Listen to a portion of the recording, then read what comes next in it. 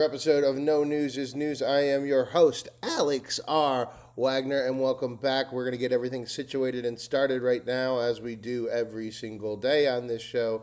Our first thing up the bat is who will be president in 2028 with 830 days until election. And we've got here, let's look at the odds, make sure that we have the same favors. And it is the same four still. So let's put it up on the board.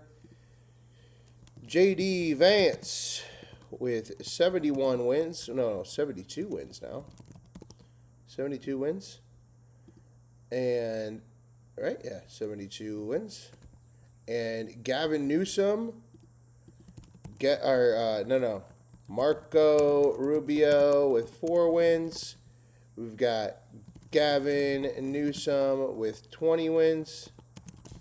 And then our fourth person, John Ossoff, with 1 win. All right, get your vote in now. The show starts now. And today we have a really interesting one, guys, because I told you that I would be on whenever. I was out late with you until like 3 a.m. yesterday. And then I wake up this morning and I find out that we have this historic, unprecedented thing where, because when you go to Camp David, you don't show the press. Only Eisenhower has ever shown us the exterior building of Camp David. So this is the first time ever that anyone has ever done anything at Camp David, but he allowed unprecedented press access this morning to the entire 13th meeting of his cabinet, and we're gonna jump in on it. But it is pretty crazy because that was the reason that I didn't cover this live this morning, guys. I was up late with you last night, and it was closed to the press on the roll call. So that was a little snafu, but we will get that entire meeting and do commentary and everything. I just needed to gather myself before that happened, but here we are. Let's get into the news now of the day. And with that said, we have from Axios, this disarmament agreement is based on the principles of Gaza will have one government, one legal system, and one legitimate security authority. The demilitarization process is expected to take between 200 and 250 days and to process through one part of Gaza at a time. Hamas civilian police would first transfer their weapons to a new Palestinian police force under the technocratic government. Hamas's heavy weapons would then be decommissioned and placed in secure storage, while its tunnels and weapons factories would be dismantled.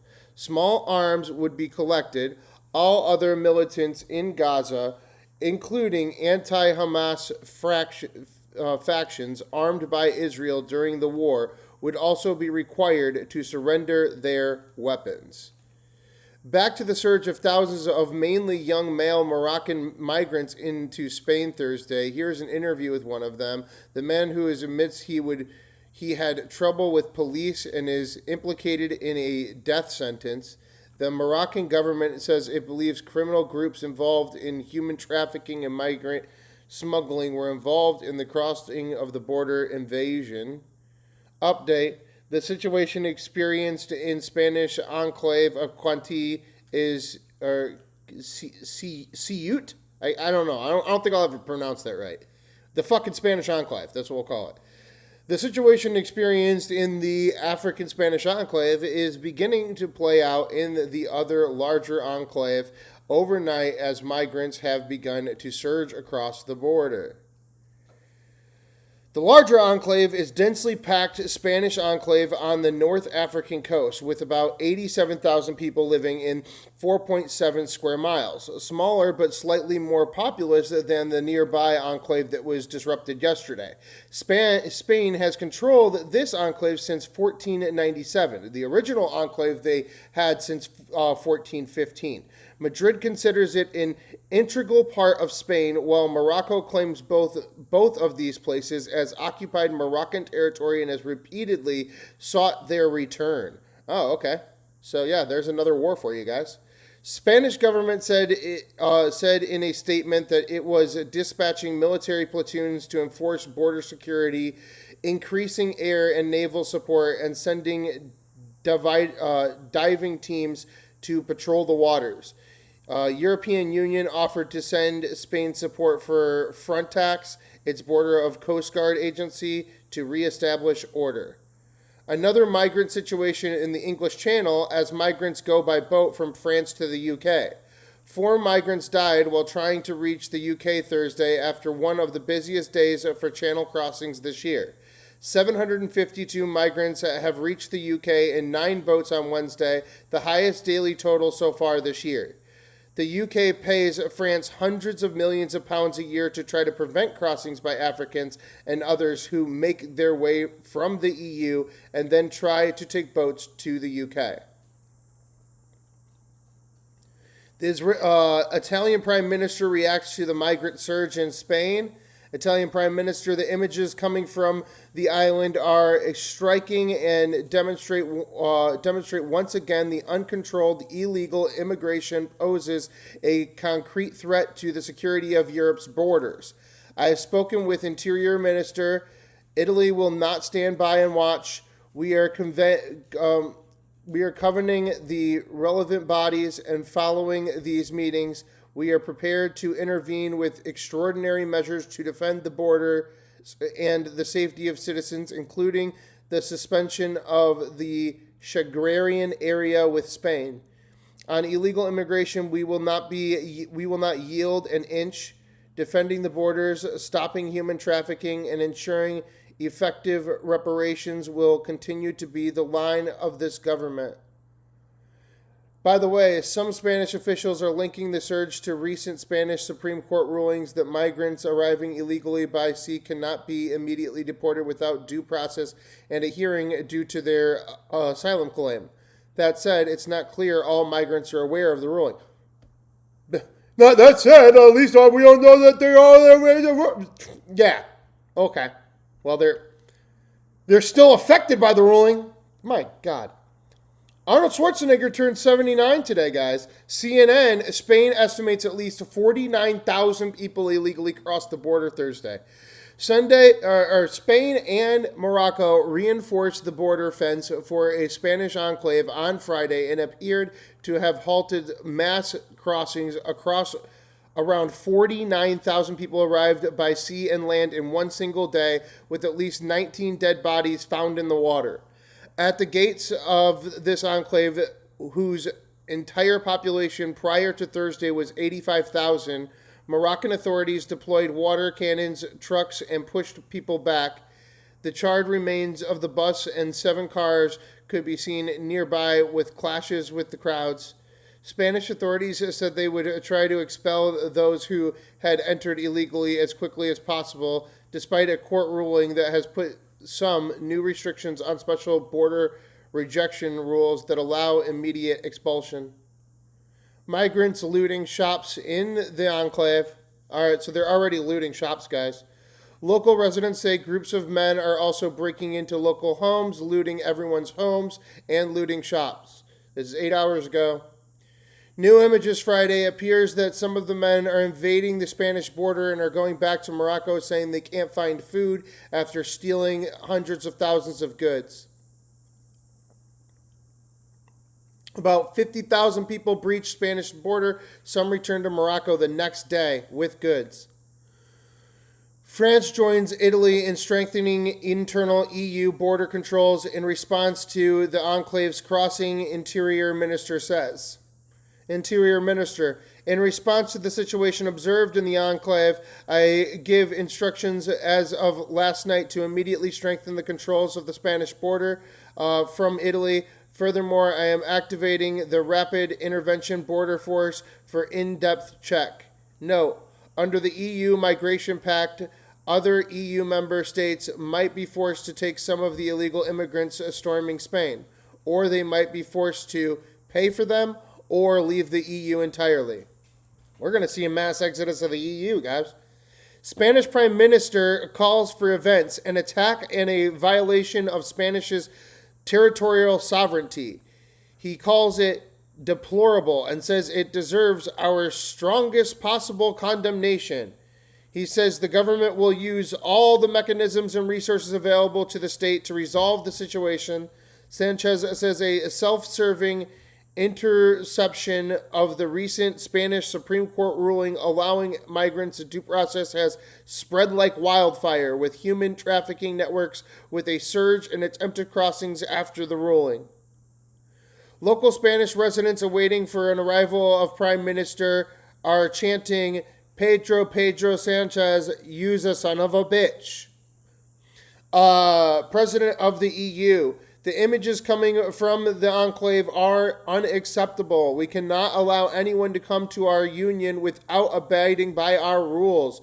Dangerous crossings must stop immediately. Smuggling networks must be dismantled, and returns must be swift, as our rules allow. You literally just changed the rules. You literally just said, what are we doing? All right. 34 migrants are confirmed dead. Oh my God, 34 now. 6 hours ago, 34 migrants are confirmed dead. Among those who died, many drowned, but some were also killed in a stampede to cross the breakwater fence. Many migrants said they invaded the border for better job opportunities, to just steal shit, or to get food for their families.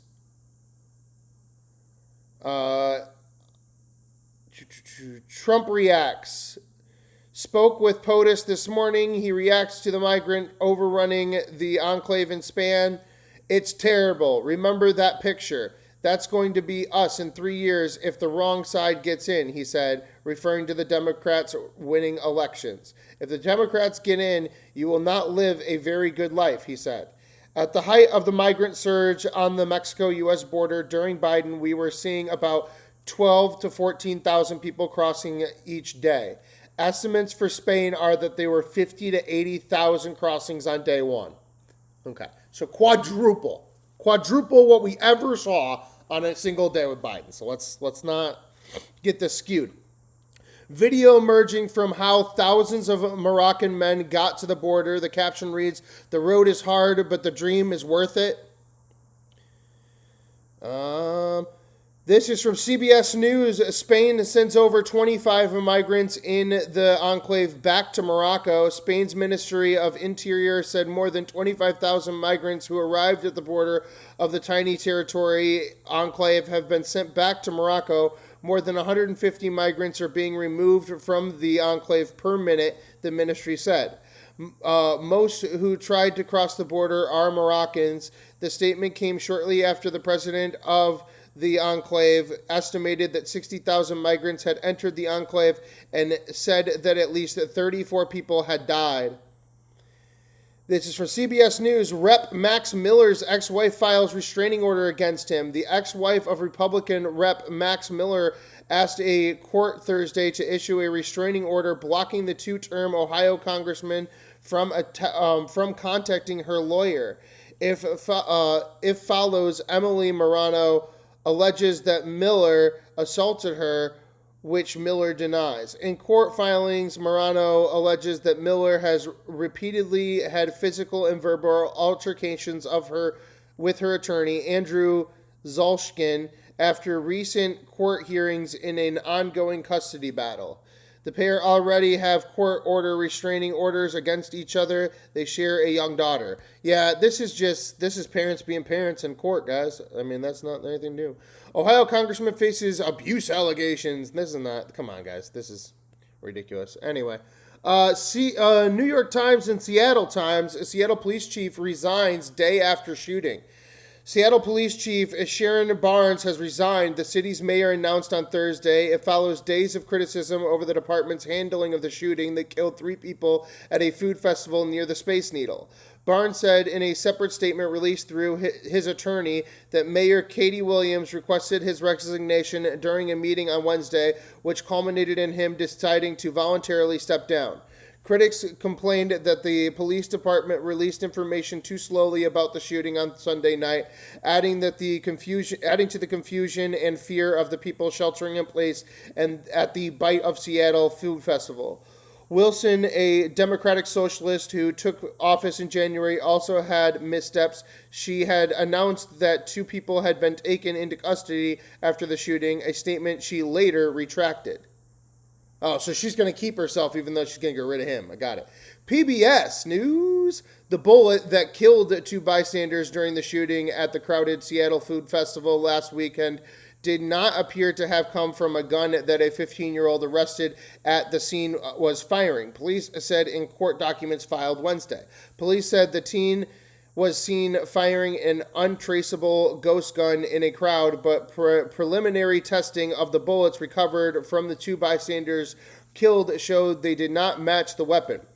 Shell casings found at the scene of Sunday's shooting indicated 4 weapons were fired during the shooting, the document said. Well, there's fucking some Simpson shit, y'all. Police said 19-year-old suspect died in a gun battle and that a police escorted the 15-year-old past the suspect's body. The 15-year-old said, "Love you, bro." New York Times and Al Jazeera. Investigators are still searching for another suspect in the shooting on Sunday. Investigators have said they believe 2 rival gangs were involved. Barnes was attending a local enforcement conference outside the city at the time of the shooting. He has faced criticism for frequent travel to Chicago, where his wife and children live. While Wilson praised officers' responses at the scene, saying it likely saved lives, she said the city commission with the public in the hours that followed fell short. Wilson named Deputy Chief Andrew Shells, a police officer with more than 2 decades of law enforcement experience, as interim chief. Oof. Speaking of police, this cop went undercover to catch distracted drivers in New Jersey. It reminds you this. Okay, this is also a way the Bad Bunny Bush people looked. Got it. Anthropic says, okay, this is from Wired and CNN. Anthropic says Claude hacked into 3 organizations during cybersecurity tests. AI company Anthropic said Thursday that 3 of its Claude models gained unauthorized access to systems of 3 different unnamed organizations during a cybersecurity testing. The company said Claude reached the internet from within or while interacting with third-party testing. The announcement comes more than a week after OpenAI revealed that one of its AI agents has hacked into AI platform Hugging Face's systems during a separate cybersecurity test. The discovery came after Anthropic conducted a large-scale retrospective review of our own cybersecurity evaluations following the OpenAI incident, according to a blog post Anthropic published Thursday. Like during OpenAI's tests, normal safety guardrails were removed during Anthropic's evaluations to assess their model's full capabilities. Wall Street Journal.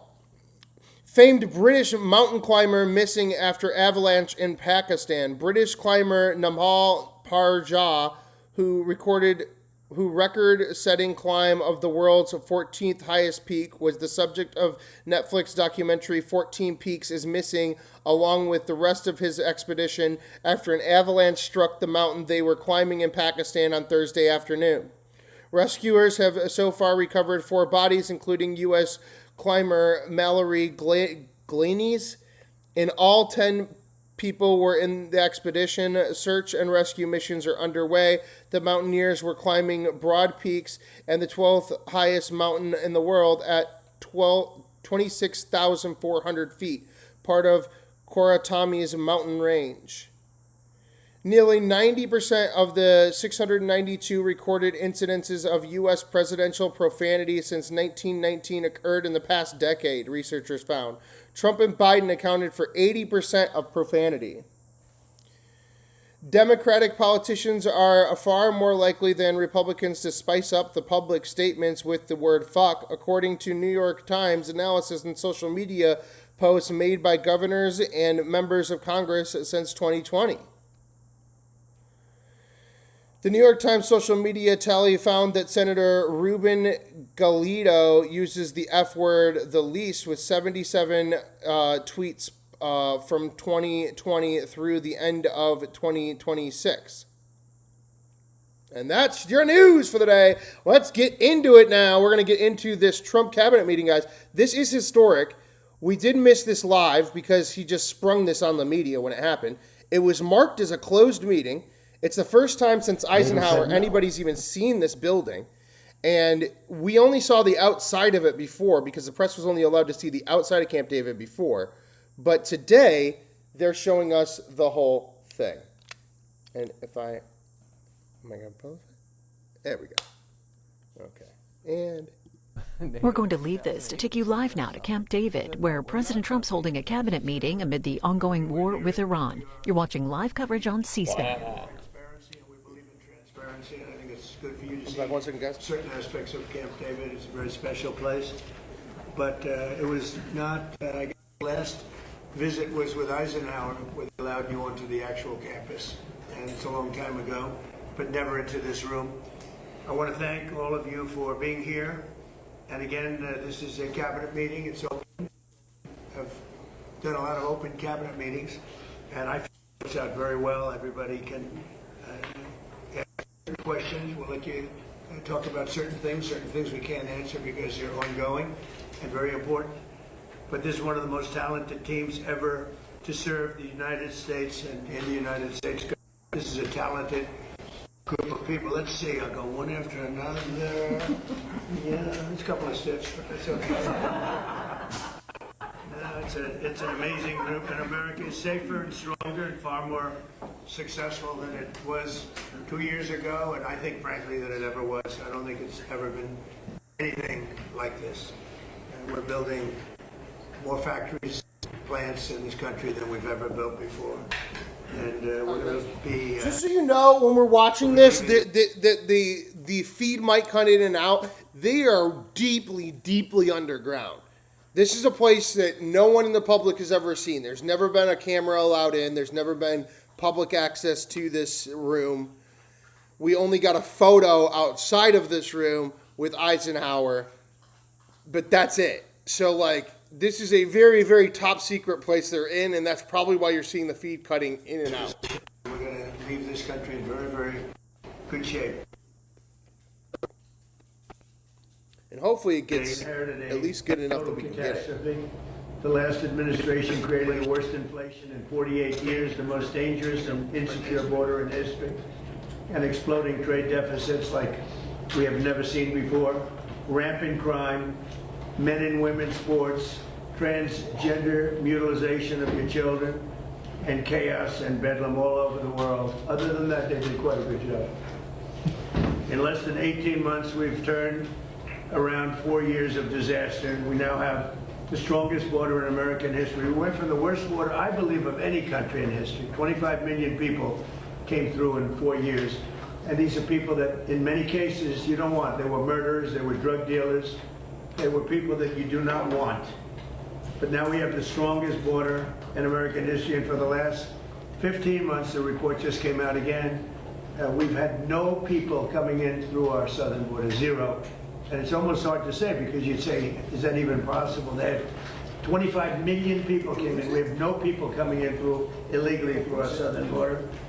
And that's in history, so think of that zero, a big, beautiful zero. The murder rate saw its single largest drop ever recorded to the lowest in 125 years. That goes back to, think of it, that goes back to 1900. Lowest murder rate in the history of our country. So that's something. Today, I just want to mention that we heard in Minnesota there was a cyber attack, and they blame it on Iran. I don't think so. I blame it on Minnesota because they're grossly incompetent. There was a cyber attack of 30 water plants, and I would blame it on Minnesota. All right, wait. We're going to, wait. Not going to let them get away with that. Let's get the CNN coverage. Let's get the other side, because CNN is reporting that Iran actually did this. Reporter Sean Lingus is here with me in the Situation Room. Sean, I know you have some new reporting this morning about some worrisome cyber attacks on U.S. water systems. What more are you learning? I'm really concerned about this. Yeah, well, so the problem with the water sector and other critical infrastructure sectors in the U.S. is they leave too much of their sensitive computer systems online. The types of computers that monitor water pressure and other safety parameters at water systems. And what happened here is that someone, possibly Iran, not confirmed yet, but someone earlier this week. What the fuck is that? Okay, so Donald Trump was right. It's incompetence by Minnesota. Anyway, back onto the fucking Daddy Trump train. What the hell, media? I gave you a chance. Aw, damn it. All right, here we go. Back with it. Back with it. Ooh, ooh. Clinton's news network is fake news. It definitely was, wasn't it? Highs, 73 days out of a very short period of time. And the typical 401k is up by more than $30,000. And when you think of that, if you add another $1,000 to it, it will be, we set the record in the last administration, a record still standing. This administration is going to blow my last administration away. When the factories that we're building at record, and we're not building them, all over the world they're building. They're coming from all over the world. They're coming from Germany with the cars. They're coming from Germany. They're coming from Japan, South Korea, Canada, Mexico. From all over the world, they're building auto plants here because otherwise they have to pay tariffs. They're coming everywhere. Have made our country rich and successful. And all of this, I mean, I'd like to say it was the election. On November 5th, it was the election, and that's fine. But without the election, you wouldn't have what I've done economically. So we have the most successful environment that we've ever had. There's never been anything like it from the standpoint of investment into our country. It's 5 to 6 times higher than anybody has ever seen, than any other country, not just us, has ever had. On July 4th, we launched Trump accounts to keep provision of our great, big, beautiful bill. And these tax-free investment savings accounts have already been activated by over 7 million children. These are investments made in our future. Yeah, okay. Yeah, we literally have OpenAI. Somebody in the chat says AI letting AI loose, already hacking websites. It's like, all right, so you got OpenAI reporting that theirs is hacking websites. You got Anthropic reporting that theirs is hacking websites. Either those are like fake news to like send over to Russia to be like, look at what we're doing. Or those things are real, and that might be, I don't know, why the water plants of 5 places in Minnesota like went off. Like, that was so weird that CNN was just like unsubstantiatedly claiming that was all Iran. They were like, well, we don't know it's Iran, but it's probably Iran. And it's like, why is it Iran? Just because you decided? Just to fit your narrative? Which is our children. Our children are the most important aspect of our future, with more being added each day. So it's a tremendous hit. Over 7 million, and it really just got going, I would say, Scott, about 2 weeks ago when it was, we got the final approvals. And we have over 7 million. Actually, there's never been anything quite like that. But millions of accounts are pre-funded with $1,000 from the U.S. Treasury, or generous gifts from private donors like Michael and Susan Dell and others who have given billions of dollars, billions. People are putting up hundreds of millions and billions of dollars into it and buying really a great future for children when they turn 18 or when they turn 20. The news trying to be first even if they're wrong.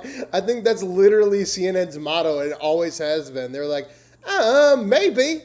21 instead of having no hope, no. Like, I gave him a chance too. I'm like, all right, no, Trump, you're not going to just dismiss this thing away. This is big news. I turned it on and they're like, it might be Iran. I'm like, oh, okay. Future, they will end up with hundreds. Thanks for the information, CNN. Maybe even more than that.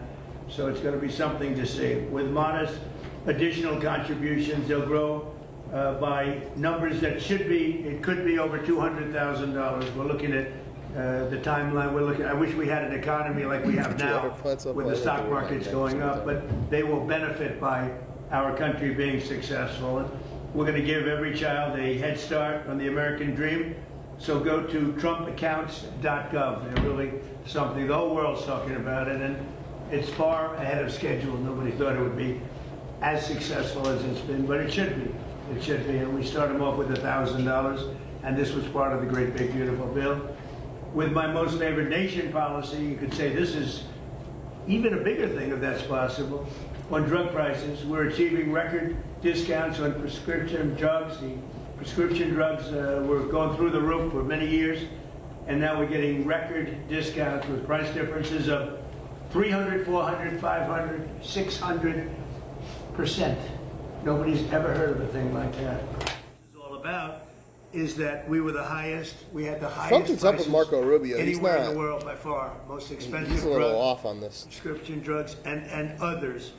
The highest in the world. The whole world was laughing at us. We paid for the rest of the world. We subsidized the whole world, and I said, we're not going to do that. And I started it in the first administration. I took it up. Obviously, Biden wasn't able to do anything about it because you had to get the consent of the drug companies, and you had to get the consent. More difficult would be the consent of other nations. The other nations had to agree, but they were paying a fraction, sometimes 10%, 20%, 40%, 70% less. So Sometimes 10%, 40%, 7%, 13%, 400%, 8%, 5% I less. called them and I had to get them on. The And I fuck? said, if you don't do it, we're going to have to charge you tariffs. And they all said no at first, very politely said, sir, we can't do that. We're not going to double our prices. They had to double their prices, and in some cases triple their price, and we would come down. So a pill that sold for $10 in Germany would sell for $130 in New York. Same pill from the same company, the same factory, the same plant, same laboratory, from $10, and we pay $130. I say, no. Now the world is a bigger place, so it's not as bad as it sounds for them. So they went up to 20, and we came down to 20. So we now have the lowest drug prices anywhere in the world. We're tied with the lowest, but we're basically its favored nation. So we have the lowest drug prices anywhere in the world from the highest drug prices anywhere in the world. Now what that does...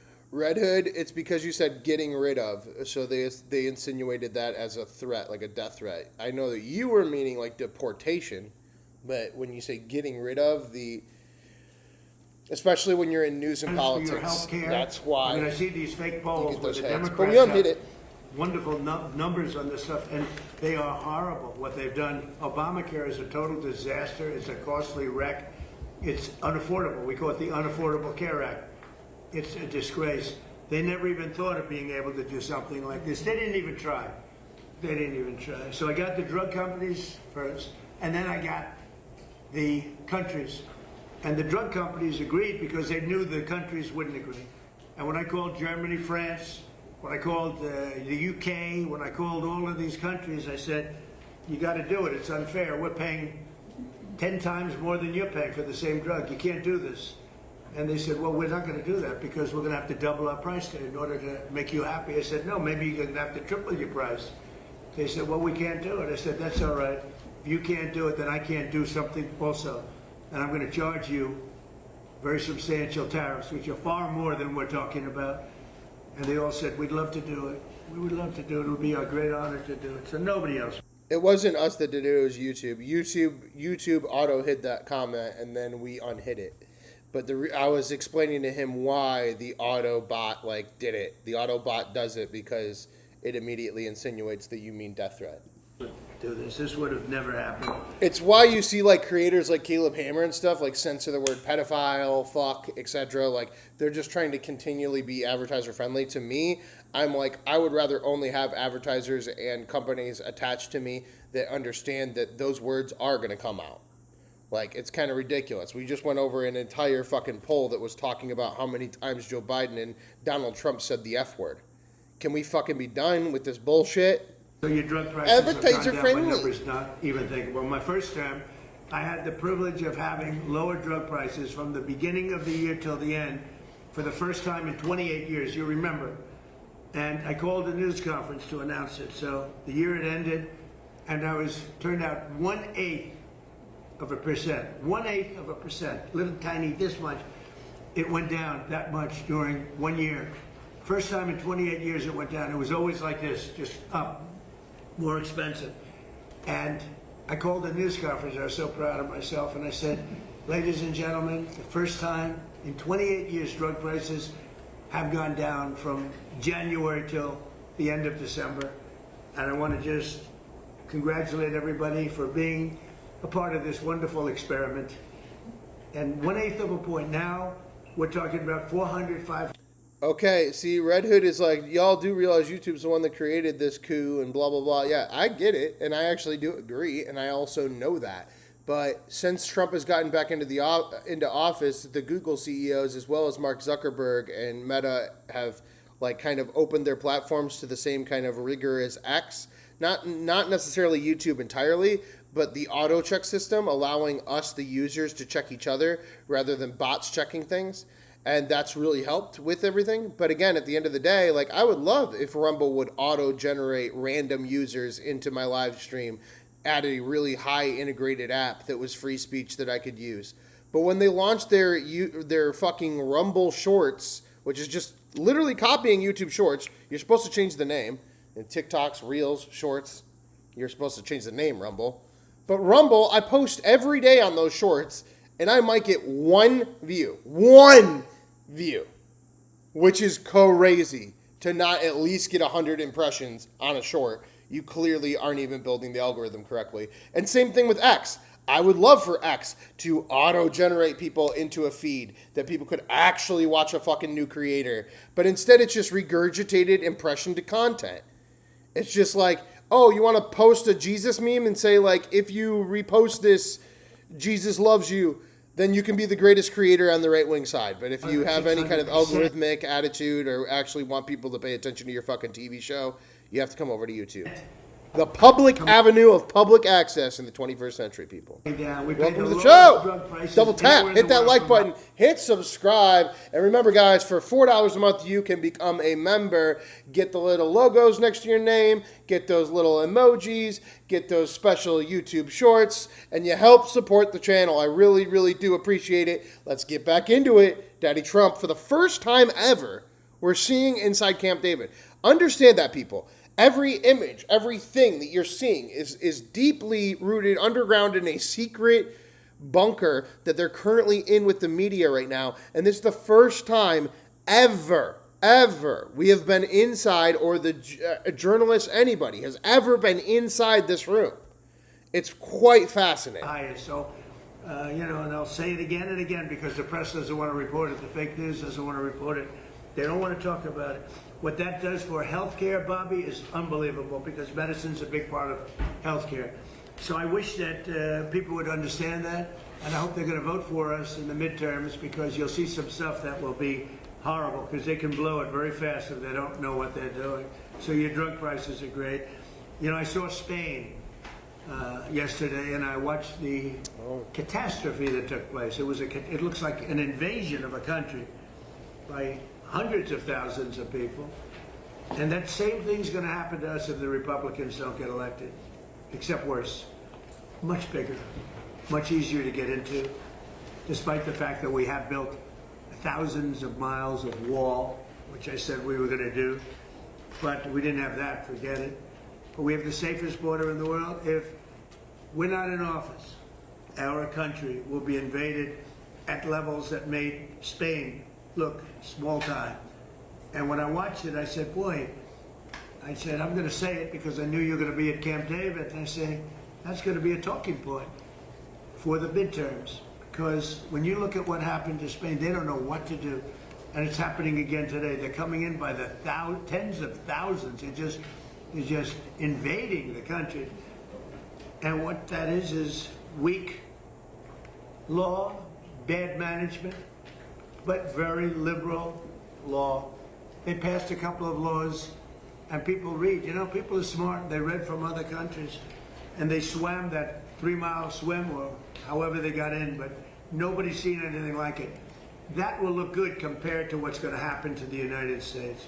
The biggest thing, the worst thing that Biden did is allowing 25 million people into our country, because many of those people are criminals. They're murderers. A lot of them, 11,888. A lot of them are gone now. We got them out. But they allowed people to come into this country that you can't allow to come into a country. We're also making an unprecedented investment in the United States Armed Forces, where we're doing great. And we rebuilt the armed forces. We rebuilt our military in my first term, but we are doing great with our military. They spent a lot of money in our military. They gave away $300 billion worth of ammo and everything else in Biden's term, but we're building it up fast, and we just have a great military. That's all there is to it.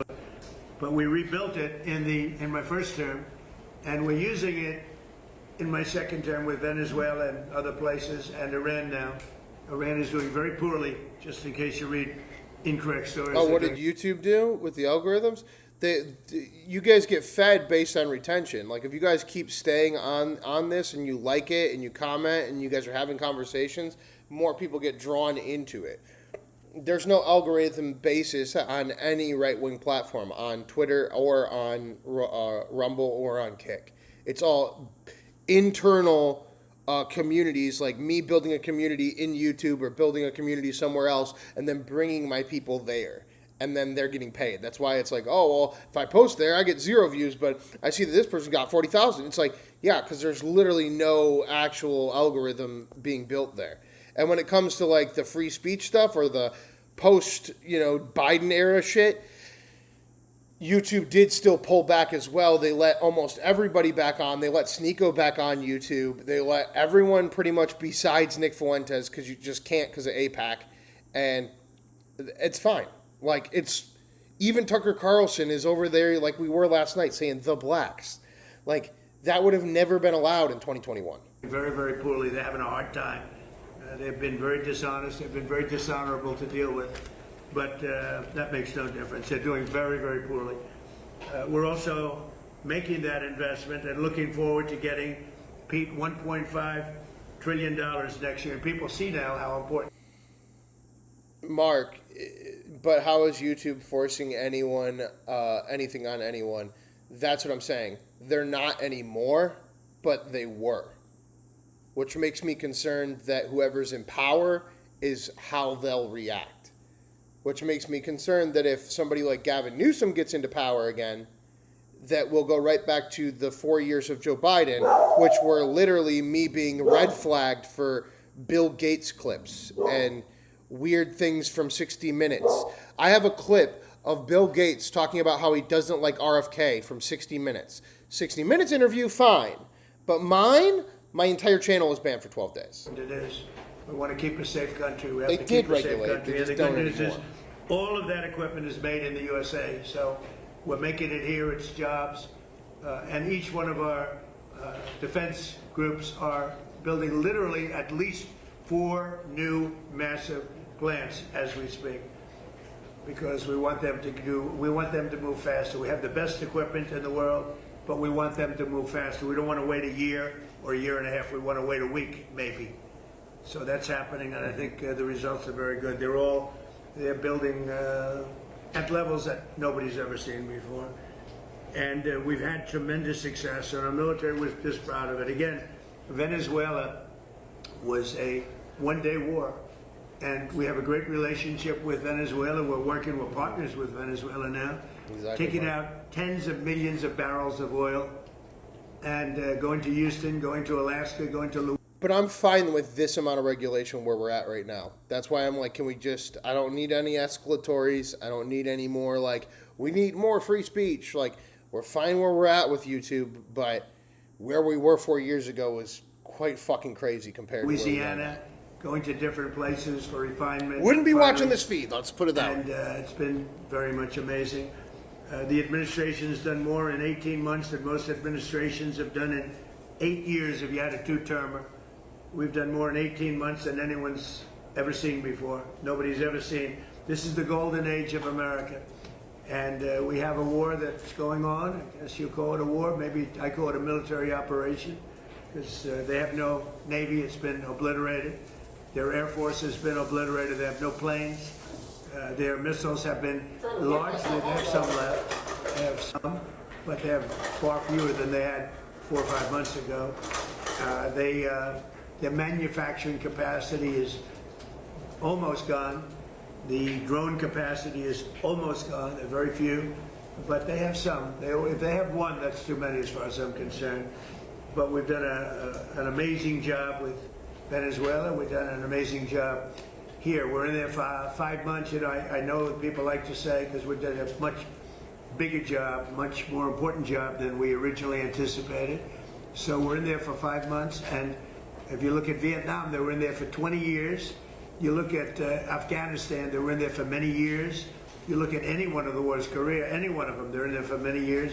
We're in for 5 months, and we have obliterated their military capacity. Again, they've got some left, but soon they won't have some left. So I just want to thank everybody around this table. You've been very special. I want to thank a lot of the media people, because many of you have been very, very fair and that's one of the reasons you're here, frankly.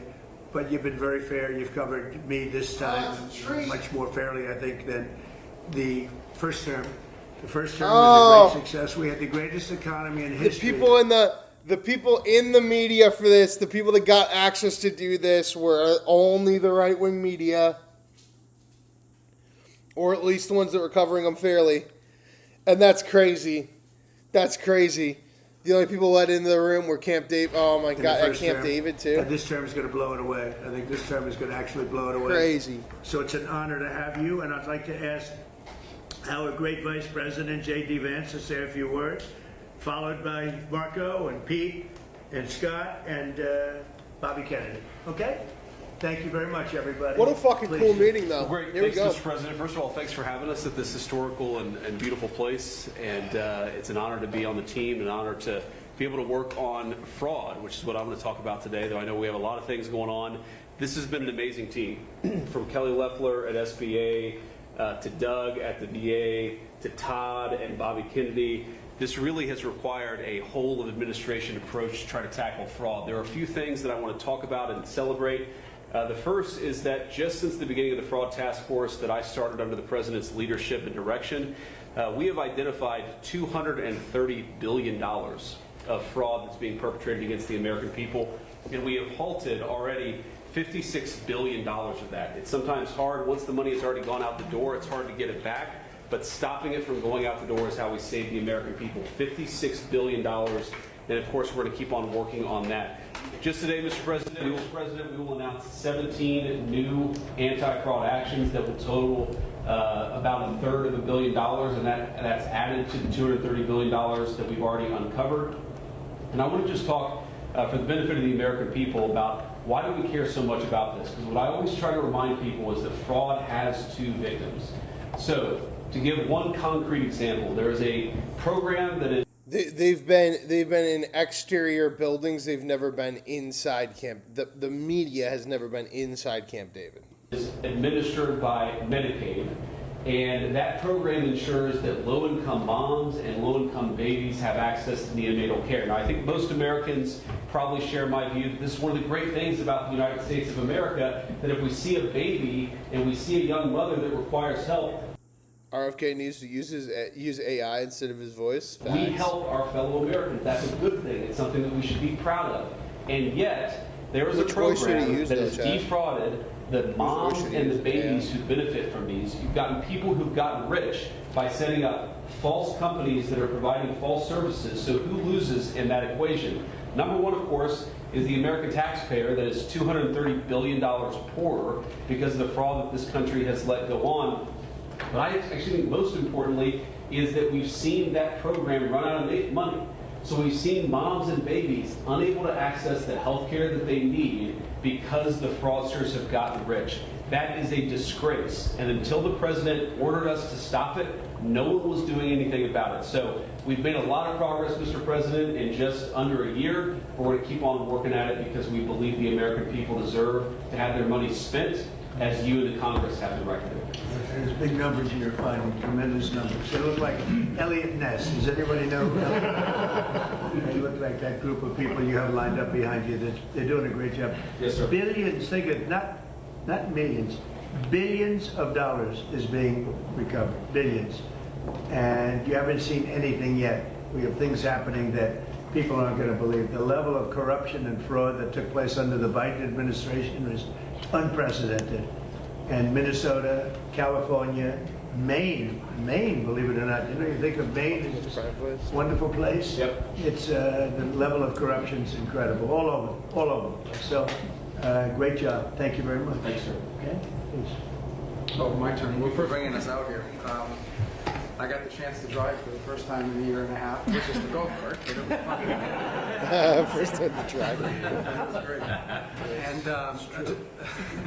so just a couple points that we all know. We followed in the news, obviously, the events in the Middle East, and others here can talk about that. Not that they're not important, but there's some other issues happening around the world, Mr. President, that you've shown great leadership in that have not gotten nearly as much attention. I think they deserve to mention today. The first is the International Criminal Court is an illegitimate international organization that, frankly, illegitimate. They've made themselves illegitimate because they claim that even if you're not a member of that court, they can come after you.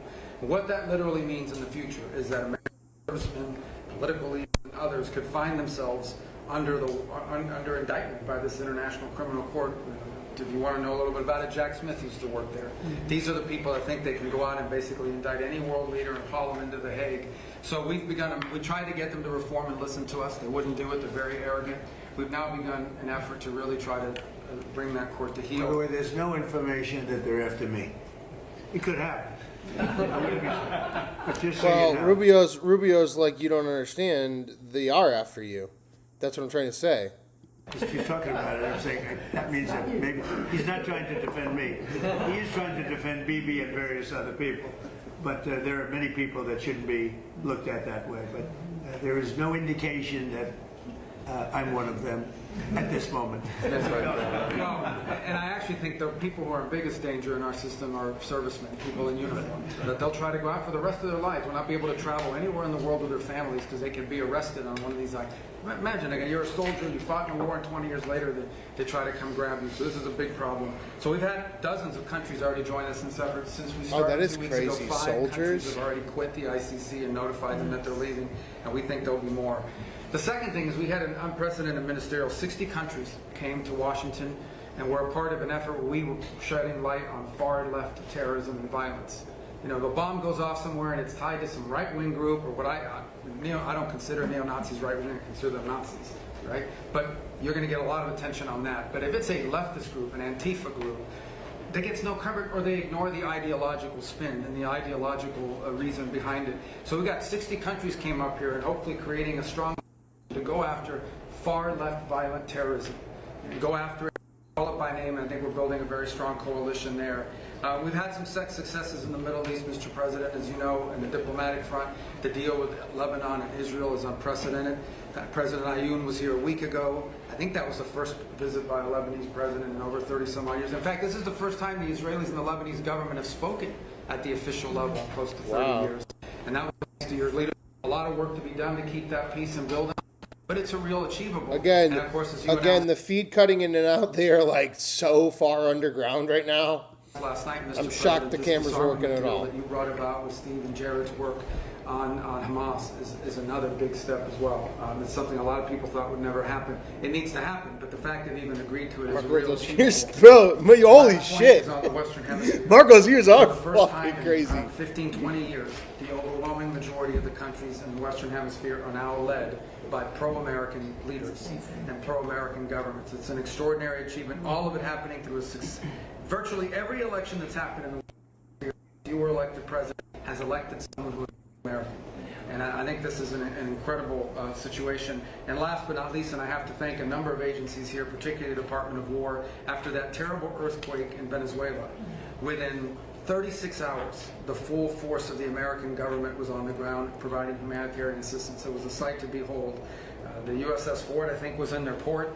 Our Marines and armed service personnel were helping run their airport and their tower. It is one of the fastest, most dramatic, and most effective humanitarian responses, certainly in recent history, if not ever. And they came at the direction of the president. In fact, within an hour of that earthquake hitting, I remember because I was overseas, the president called and said, make sure we go in there and help these people recover from this. And we did. And thanks to your leadership, Mr. President. It's a great story. Enough needs to be told about it because the credit goes to so many agencies represented here today, but really the Department of War's effort was phenomenal. So thank you. Yes, sir. Thank you very much, Marco. And just before we continue, I want to just congratulate Jay Clayton. He's with us today, as you know. He just had a big victory. He's going to be going to do a fantastic job. He's only done his whole life has been about doing a fantastic job. Congratulations.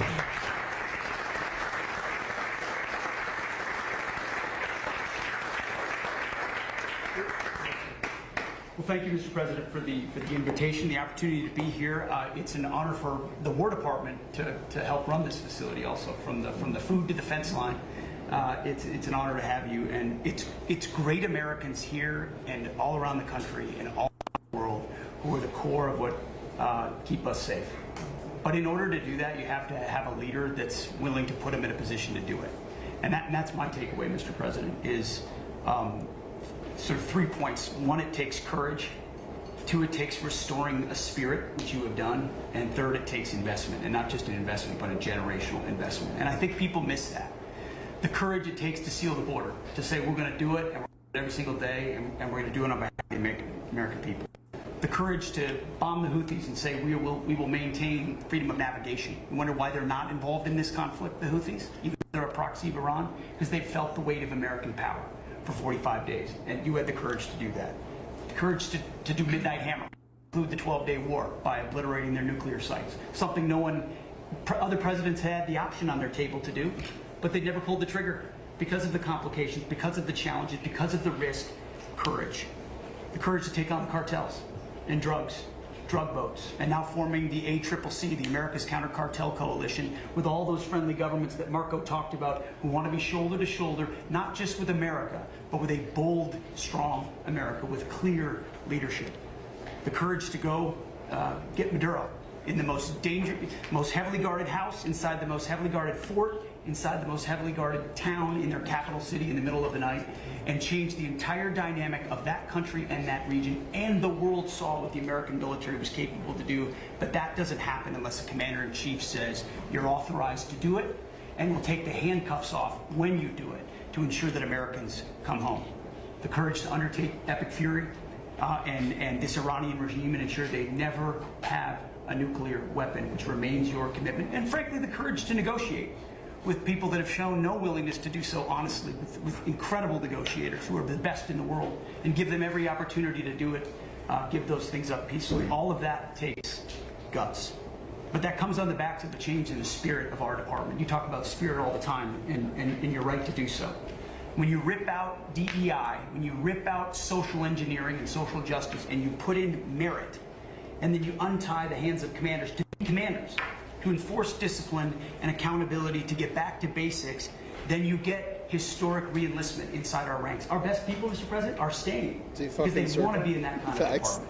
And then historic recruitment record amongst young Americans. Every month, our department breaks records. And when did that trend line start? On Election Day, 2024, when the American people said, I want to serve under this president. And that new name, the Department of War, has become the ethos, the warrior ethos of our department. Again, spirit. And I will note, the flyovers will indeed continue until morale improves. But that's also spirit. Parades, 250, flyovers, the American people seeing and feeling their military in ways they have not in the past. That's spirit. And then finally, Mr. President, a generational investment. You rebuilt the military in your first term, and you've spent in your first year $1 trillion, and now we are committed in working with Congress to get $1.5 trillion. But this is not the same way we funded our department in the past. This is a businessman in charge. This is a deputy secretary of our department who's a turnaround guy, just like the president is, saying we will not fund money, we will not fund the department the way we have in the past. In fact, so far, $75 billion in private investment from defense companies who are now investing in new plants, new equipment, new assembly lines to build the munitions of the future faster than ever possible. That's saving taxpayer dollars because the companies themselves are investing. That would never, the arsenal of freedom would never happen without you. So just like, we use a lot of the things Ronald Reagan's buildup was a part of, in this administration and in future administrations, they will look back at Donald Trump and the buildup that he has done, and that will be, the deterrence of the future will be established because of your investment. So thank you, Mr. President, for your leadership. Scott, please. I'm honored to be here in this Again, historic sorry about place the cutting and everything, as but we again, celebrate we're our deep nation's underground on this one. 250th anniversary. And I think if we look back, whether our founders was President Washington, Thomas Jefferson, Senator Hamilton could not have imagined the economy that we would have created. It is the envy of the world, and as you said, we have record investment coming in. We've never seen anything like it, and we're pulling away from the rest of the world because of your leadership, the policies that you did from day one in terms of digital assets, in terms of technology, and bringing back American manufacturing. You've done it again. You had the incredible economy during your first term, and we are seeing that carry over here, and it is in stark contrast to the Biden economy, which was government jobs, government spending, and high inflation, the worst inflation in 50 years. And that with the working families tax cut, which I will add, every Democrat voted against. Every Democrat voted against. It is the perfect barbell for this economy. On one side, you have full expensing for factories. Okay, nerd, shut up. Equipment for farm structures. Next. On the other side, your four signature policies. Nerd trying to talk about numbers. Promises kept. No tax on tips, no tax on overtime, no tax on Social Security. How does this have, why are we at Camp David talking about the economy and the tip and shit? And the Americans clearly are starting to feel it. I want to be in the room when they do the talk after this. this. Is strong. We have the highest consumer confidence, came up today, in 5 months. All right, goodbye, media. Main Street is back. Small banks are lending, thanks to your policies. Small banks, community banks are lending again. And the Americans are starting to feel it. As you said, these Trump accounts are the most successful program launch in government history. We've had 7 million families. Yo! We're gonna. Our poll getting exciting though, guys. Our poll is getting exciting today. Gavin Newsom and J.D. Vance tie at 35%. I'm going to keep running the audio on this. We're going to get that second hour of the poll up and running. 7 million families who have signed up for this. 38% of American families, households, have no exposure to our great equity market. And thanks to you, we're going to have an ownership society. An ownership society. You were one of the first presidents to create assets for the American people, not more debt. We had the biggest tax refund season ever. Trade deals, tax cuts, energy dominance, and the regulatory efforts. America is ushering in the greatest reshoring wave in our history. The poll starts in June, our manufacturing sector expanded for the 6th straight month. We've got construction jobs, and those are going to lead into manufacturing jobs. We've got Main Street prosperity. Real wages are up $1,000. And sir, what you've done again too is the bottom 25% of wage earners, just like in your first term, are outperforming the top 25%. This is a working families administration. In the past year, that group had wage increases of 5.5%. They have 3 times what the top end has done. So you've done it again, and these are private sector jobs we are creating. As you often say in these meetings, we could have created 1 million, 2 million government jobs, but we didn't. The private sector is creating. We've got incentives, we've got money coming in, and we are rebuilding. So wake them up. And then our energy dominance. They're talking about him. He's policies. awake. You can come to the U.S. You're going to have regulatory certainty, tax certainty, and energy certainty. When they stop talking about him, he'll check out. In the world to build your factory. And finally, I want to add, it has been a pleasure to be a part. All right, you're sucking the dick. We get it. God damn, my guy. To constrict on your orders, constrict the Iranian regimes, the financial tentacles all around the world.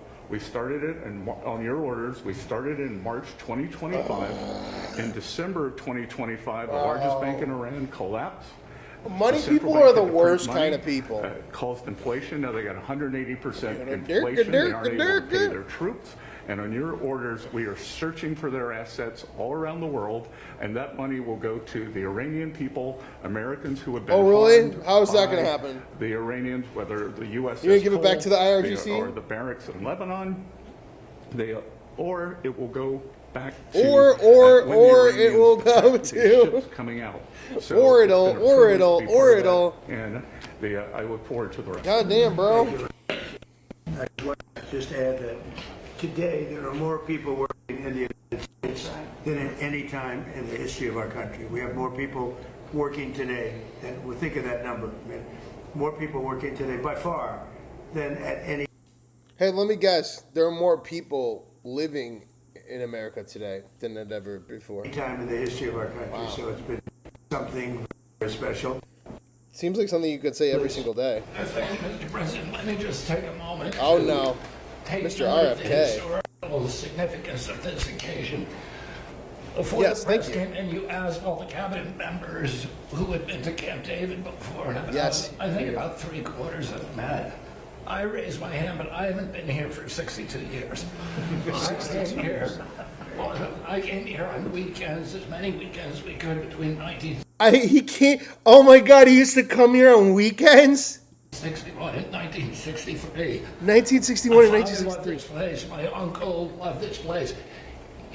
Nobody knows about this because it's on the history books, but he was resentful at Dwight Eisenhower for renaming it Camp David. He was resentful of Eisenhower for naming it Camp David. And he intended, if he had made it to his second term, he was going to rename it Shangri-La, which was the original name that Roosevelt had. And Oh, uh-oh. You see what he did there? You see what he did there? And Donald Trump's face says it all, guys. Look at this. Look at Donald Trump's face when he's saying this and he's looking at the media. Is Donald Trump going to change the name of Camp David on the behest of RFK for the wishes of John Kennedy? For his second term wish? Yo, Donald Trump he is for any story. And this is the story. Let's pull that back for a second. Listen to what he just said here. He basically pitched Donald Trump on doing what Donald Trump does. Dwight Eisenhower for renaming it Camp David. And he intended, if he had made it to his second term, he was going to rename it Shangri-La, which was He was going to rename it Shangri-La, the original, which was the original name. That Roosevelt had named it. My uncle prided himself on being the most open, transparent administration in history. He was the first president to have televised press conferences. During his 1,000 days in office, he had about 30 press conferences. You, Mr. President, have press conferences every day. Nobody's done anything like that. And here you've opened the inner sanctum of the presidency for the first time in history, and I think that's a beautiful thing. Because you also face, although you gave these guys a lot of compliments, the most hostile press corps that any president in the United States history uniformly. I was trying to be nice. Anyway, I'm going to talk just briefly about a subject you alluded to, which is the MFN, and just so everybody has... See how J.D. Vance, Rubio kind of... I would say, yeah, J.D. Vance... Well, J.D. Vance is even kissing ass, though. Rubio and RFK are the only ones actually in a meeting. The rest of these guys are just literally getting their asses reamed by Donald Trump. And by, like voluntarily. Like, please stick the dildo in, sir. You were here to every president promised to fix that disparity. And think about that. So that means RFK and Rubio. Those are the ones. Those are the ones. Not JD. Between what we pay and what the other developed countries... And here's a clarification on that Shangri-La little bit. Let's pull up the photo for a second just so I can get into this. This is the original name. Shangri-La, the user Shangri-La is a phonetic misspelling of this. President Franklin D. Roosevelt converted the exiting site into a presidential retreat in 1942 called Shangri-La during World War II as most secure alternative to presidential yacht, and named it Shangri-La after the fictional Himalayan paradise in James Hilton's 1933 novel Lost Horizon. Go watch the fucking silent film Lost Horizon. They just like fucking restored this in 4K like 2 years ago. They finally got the original footage. You can watch the whole movie on YouTube. I might test it later to see if we can do a late night feed where we actually watch Lost Horizon tonight, guys. But basically it's a secret paradise that you randomly land at, and now you're here. It makes so much more sense than Camp David. Camp David is like representing somebody or something. But the actual like name, which is what RFK is kind of pitching at right here, which is Shangri-La after World War II, was an alternative to the presidential lot, a paradise where he could go and no one knew where he was at. Shangri-La is Lost Horizon. Go watch Lost Horizon, guys. Go watch Lost Horizon. It's a fucking amazing movie. And they finally found the recovered footage from the original silent film. It's pretty incredible. But let's get back to Mr. RFK here. Hey, when you came into office, the list price for Ozempic was $1,350 for Americans. You could get it at any pharmacy in London, Hamburg. Also, just to clarify, President Eisenhower renamed Camp David in honor of his grandson and referencing his father, saying Shangri-La was too fancy. So it's not Camp David like somebody died and we're memorializing somebody. It's Camp David because the president was so arrogant at the time that he renamed it after his grandson. Fuck Eisenhower. Fuck Camp David. Shangri-La it is. Come on, Daddy Trump. Change it back. Give it to fucking RFK. Fucking make that JFK wish. Frankfurt for $88. We need Shangri-La back. And this makes so much more sense. President Bush, President Biden, President Clinton, President Obama have all promised fixes. None of them did anything. You fixed it. And according to the Wikipedia, Eisenhower quote said, "Shangri-La sound too fancy." Today, bro, that's like if Trump was like, Shangri-La sounds too fancy. I'm going to name it Camp Barron. Okay, asshole. every time you leave office, assuming that's in 2028, 95% of the drug when you leave office, assuming that's in 2028, looks at media. that are available to Americans, they will be paying the lowest prices in the world. Trump RX, just in the short time since we put it out, has saved Americans $700 million. We now have 800 drugs on there. We have deals with Amazon, with Good RX. We're adding more and more drugs every day. And I'll just give you one example. Praluent is a very popular cholesterol drug. Its list price is $522. That's what everybody is paying.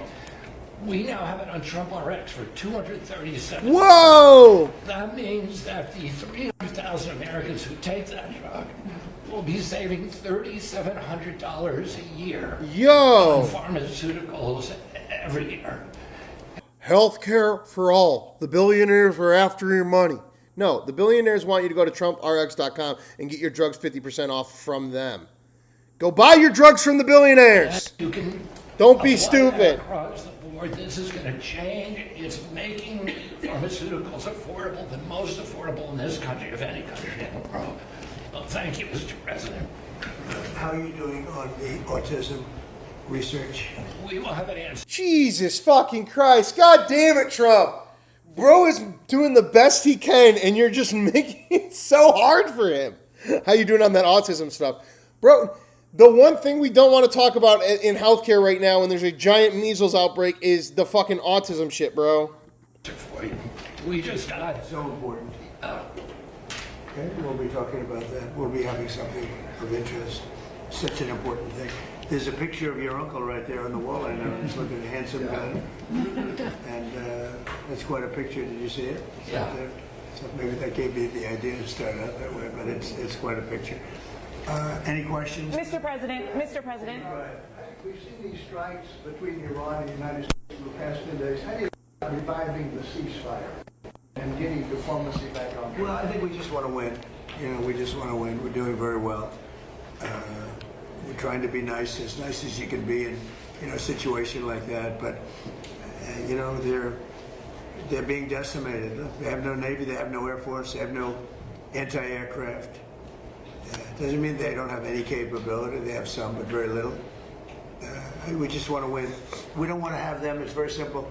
They cannot have a nuclear weapon. Iran will not have a nuclear weapon, and they can't have a nuclear weapon. If they did, the Middle East would have been wiped out by now. If I didn't stop the JCPOA, the Obama deal, if I didn't do that, they would have had a nuclear weapon. I believe Israel would no longer be with us in big parts of the Middle East and perhaps other. Sorry about the feed, guys. They're underground. So they cannot all we get. A nuclear weapon, and they only won't. feed available. Over the next 4 weeks, 8 weeks, we'll be hitting them. We'll be hitting them very hard. And at some point they're going to say, we just can't take it anymore. Mr. President, on the disarmament deal that you announced, do you have assurances from Israel that they are on board with this deal? And what comes first? Does Israel pull back and then Hamas disarms, or does Hamas need to disarm and then Israel leaves Gaza? We do have an understanding with Israel. Israel's very happy about it. Israel helped us. And they've been very good. They've been very good about it. Most people said that would be a deal that would be undoable. Now, will it go through its ups and downs? It's a very complex situation over there. The people are very complex and difficult. Many cases wonderful, many cases not so wonderful. But that will be it's a great breakthrough. Nobody's ever thought that would be possible, to disarm Hamas. That shows you how much success we're having with Iran. Because if you go 4 months ago, 5 months ago, a deal like that would have been impossible. So it's a big step for the Middle East, and people are really impressed by it, and they're surprised by it. And what comes first, Mr. President? What comes first? Did Mr. Infantino speak to you about their proposal to sell a stake in the World Cup, and is that something you support? About who? Did FIFA or Mr. Infantino speak to you about their proposal to sell a stake in the World Cup? No, I never spoke to him. Mr. President, you said this morning on Truth Social that victims of government abuse should be paid back. Yeah. Even if it's not the anti-weaponization fund, would you still want the acting attorney general to find a new way to do that? Weaponization against large numbers of people in our country by the Biden administration and by Obama, but by the Biden administration in particular in this case. But large numbers of people, their lives have been ruined, they've been destroyed, families have been, decimated, they've gone to prison for no reason whatsoever.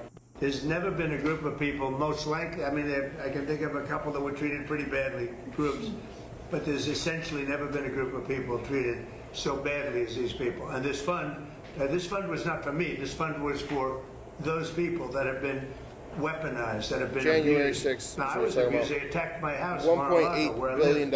And I, big damages should have been given to me. I don't want anything. I'm not talking about myself. I think that there's a group of people in this country, history will show, that were treated like nobody else has ever been treated. So badly, so horribly. Their families have been ruined. Many, many suicides. They've committed suicide. People that were very successful that wanted to go to a rally or an event and ended up spending... Like Ashley Babbitt, who was shot. Christmas in Florida, now available on Amazon Prime. The only Christmas movie that ends on January 6th. The rest of their lives in horror. No, so you can say what you want about the fund, and they've agreed to not have a fund. But there are a lot of people that are very upset about it. A lot of Republican people, a lot of Democrat people are very upset about it. A lot of people were covered. I wasn't covered by that fund. I don't want to be covered by the fund. I probably was abused more than anybody in the history of our country. But I was worse than slaves. But there were a lot of people. And I'll tell you something. Todd Blanche is a very good man. Or and concentration camps. Both of those probably worse. He should get approved because you will never get anybody like him. You're never going to Recent get protests anybody. probably And the to worst. make him a pawn in this whole thing, this is being done by a senator. And I don't really blame him, to be honest with you. I endorsed his opponent. And as soon as I endorsed his opponent went through the roof. And Yeah, he won lost his fucking primary. election in Texas for the Senate. And the man that lost, the man that I didn't endorse, has become very angry, and that's okay. I mean, I understand that. I probably would do the same thing. You want to know the truth? I think I'd do the same thing. Mr. President, on that though, do you agree, just to be clear, do you agree with the acting Attorney General that the anti-weaponization fund is dead? And why not just put that in writing? It is dead, but, you know, I wish it weren't, to be honest with you. I think people were horribly treated, horribly abused. This has nothing to do with Todd. This was me. Horribly abused, and I'd like to see them compensated for the pain. They lost their families. They committed suicide. Many people committed suicide. They went down for an innocent journey. And I'm not only talking there, I'm talking about not even having to do with that. The way they were treated. The Biden administration and the Obama administration weaponized government and destroyed lives. Yes. But should they put it in did. To accept limits on the scope of the audit immunity deal in order to get Attorney General Blanche confirmed? Well, no, he should be approved forthwith. I mean, you're never going to get a person like that. Everybody agrees to it. Don't forget, Senator Cornyn thought he was phenomenal until he lost. You know, when he lost. Is that a correct? Now he wants to waste time. I mean, he thought this was the most incredible person. And then when he lost, now he lost because of me. I endorsed somebody else. And as soon as I endorsed the other person became a rocket ship upward. And he lost. And, you know, I think I'd be the same. But would you? I mean, I shouldn't say that, but I'd be upset also. And so I fully understand it. He shouldn't be that way. I shouldn't be that way. But he is that way. He's become a very angry person, and I understand. You have a couple of others that caused their defeat too, and you know, you'll probably hear from them too. Yeah. Mr. President, back on Iran, there's a report that you got a proposal from the military to go big and hit them hard over 10 or 14 days. Well, we're going big. Are you going to consider? We've already gone big. Look, I mean, what's big? They had 159 ships. That was their entire Navy, 159. Their entire Navy is laying at the bottom of the sea. I'd say that's going big.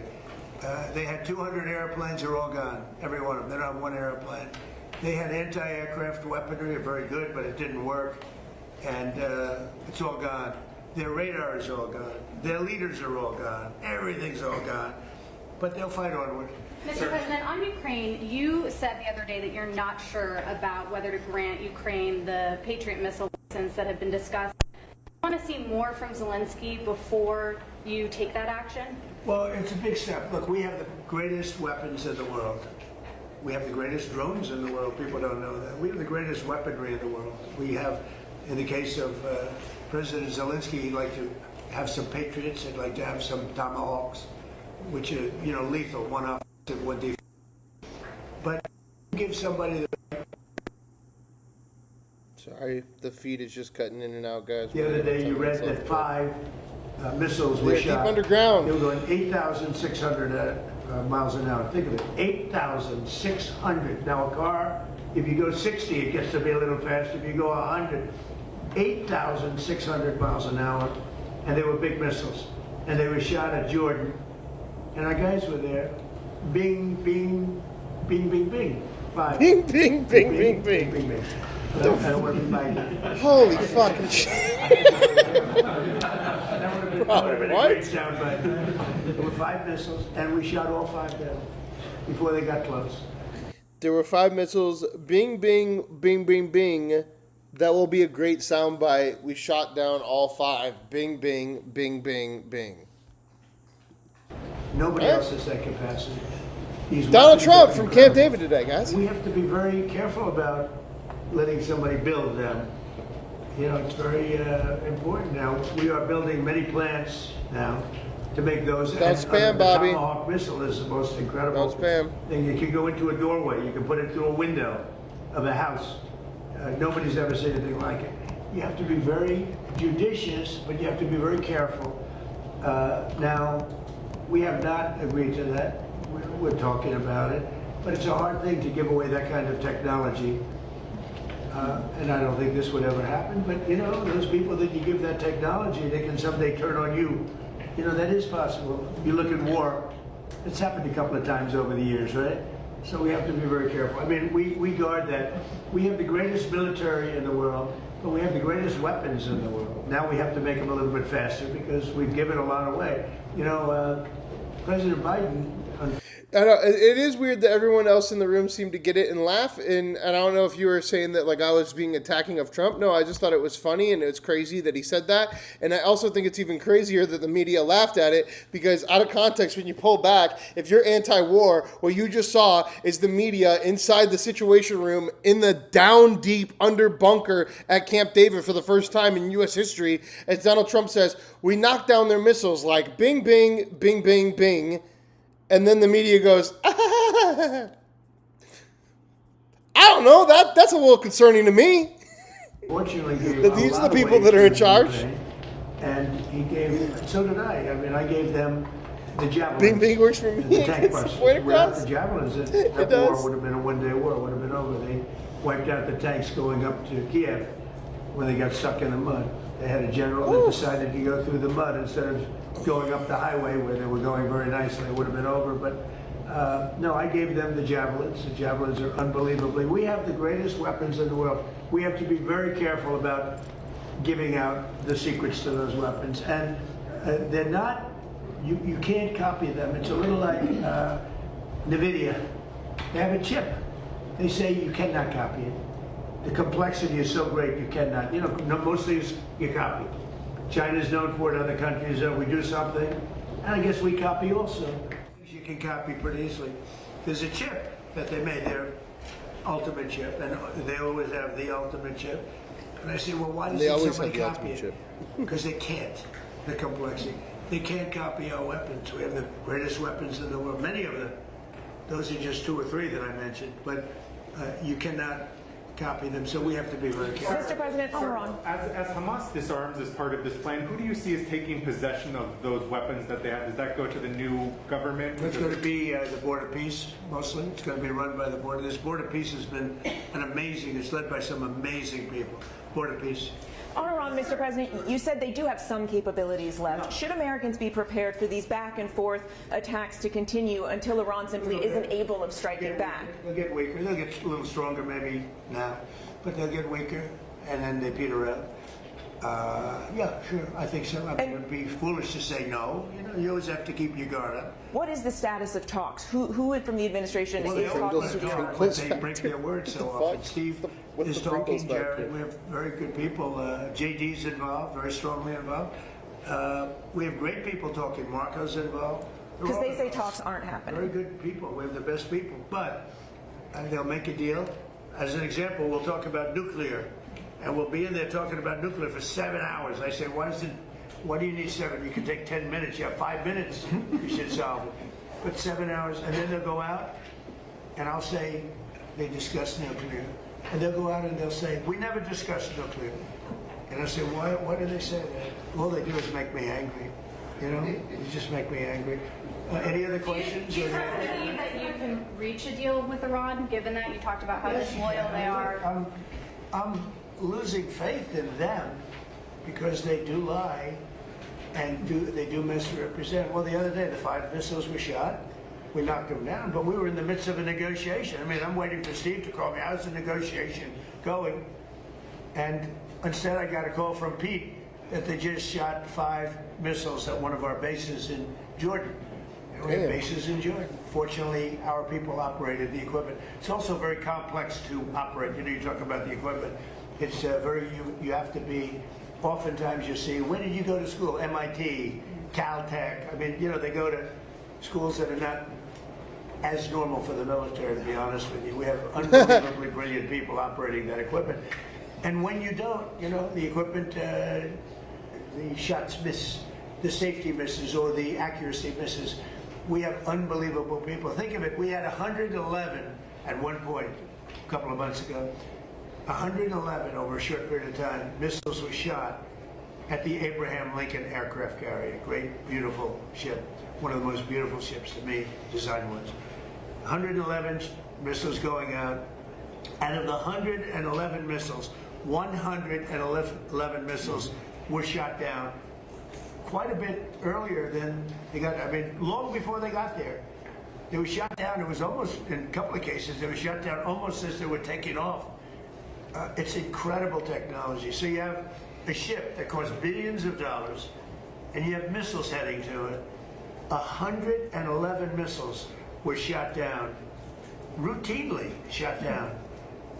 And I spoke to the people. I like to reward people. I call them up on the president. And they were cool as a cucumber. Mr. President, the last 2 weeks of strikes by CENTCOM has said that those were meant to degrade Iran's ability to disrupt the Strait of Hormuz. How many more strikes will it take to significantly? Well, you never know. Look, I mean, most people would have given up by now.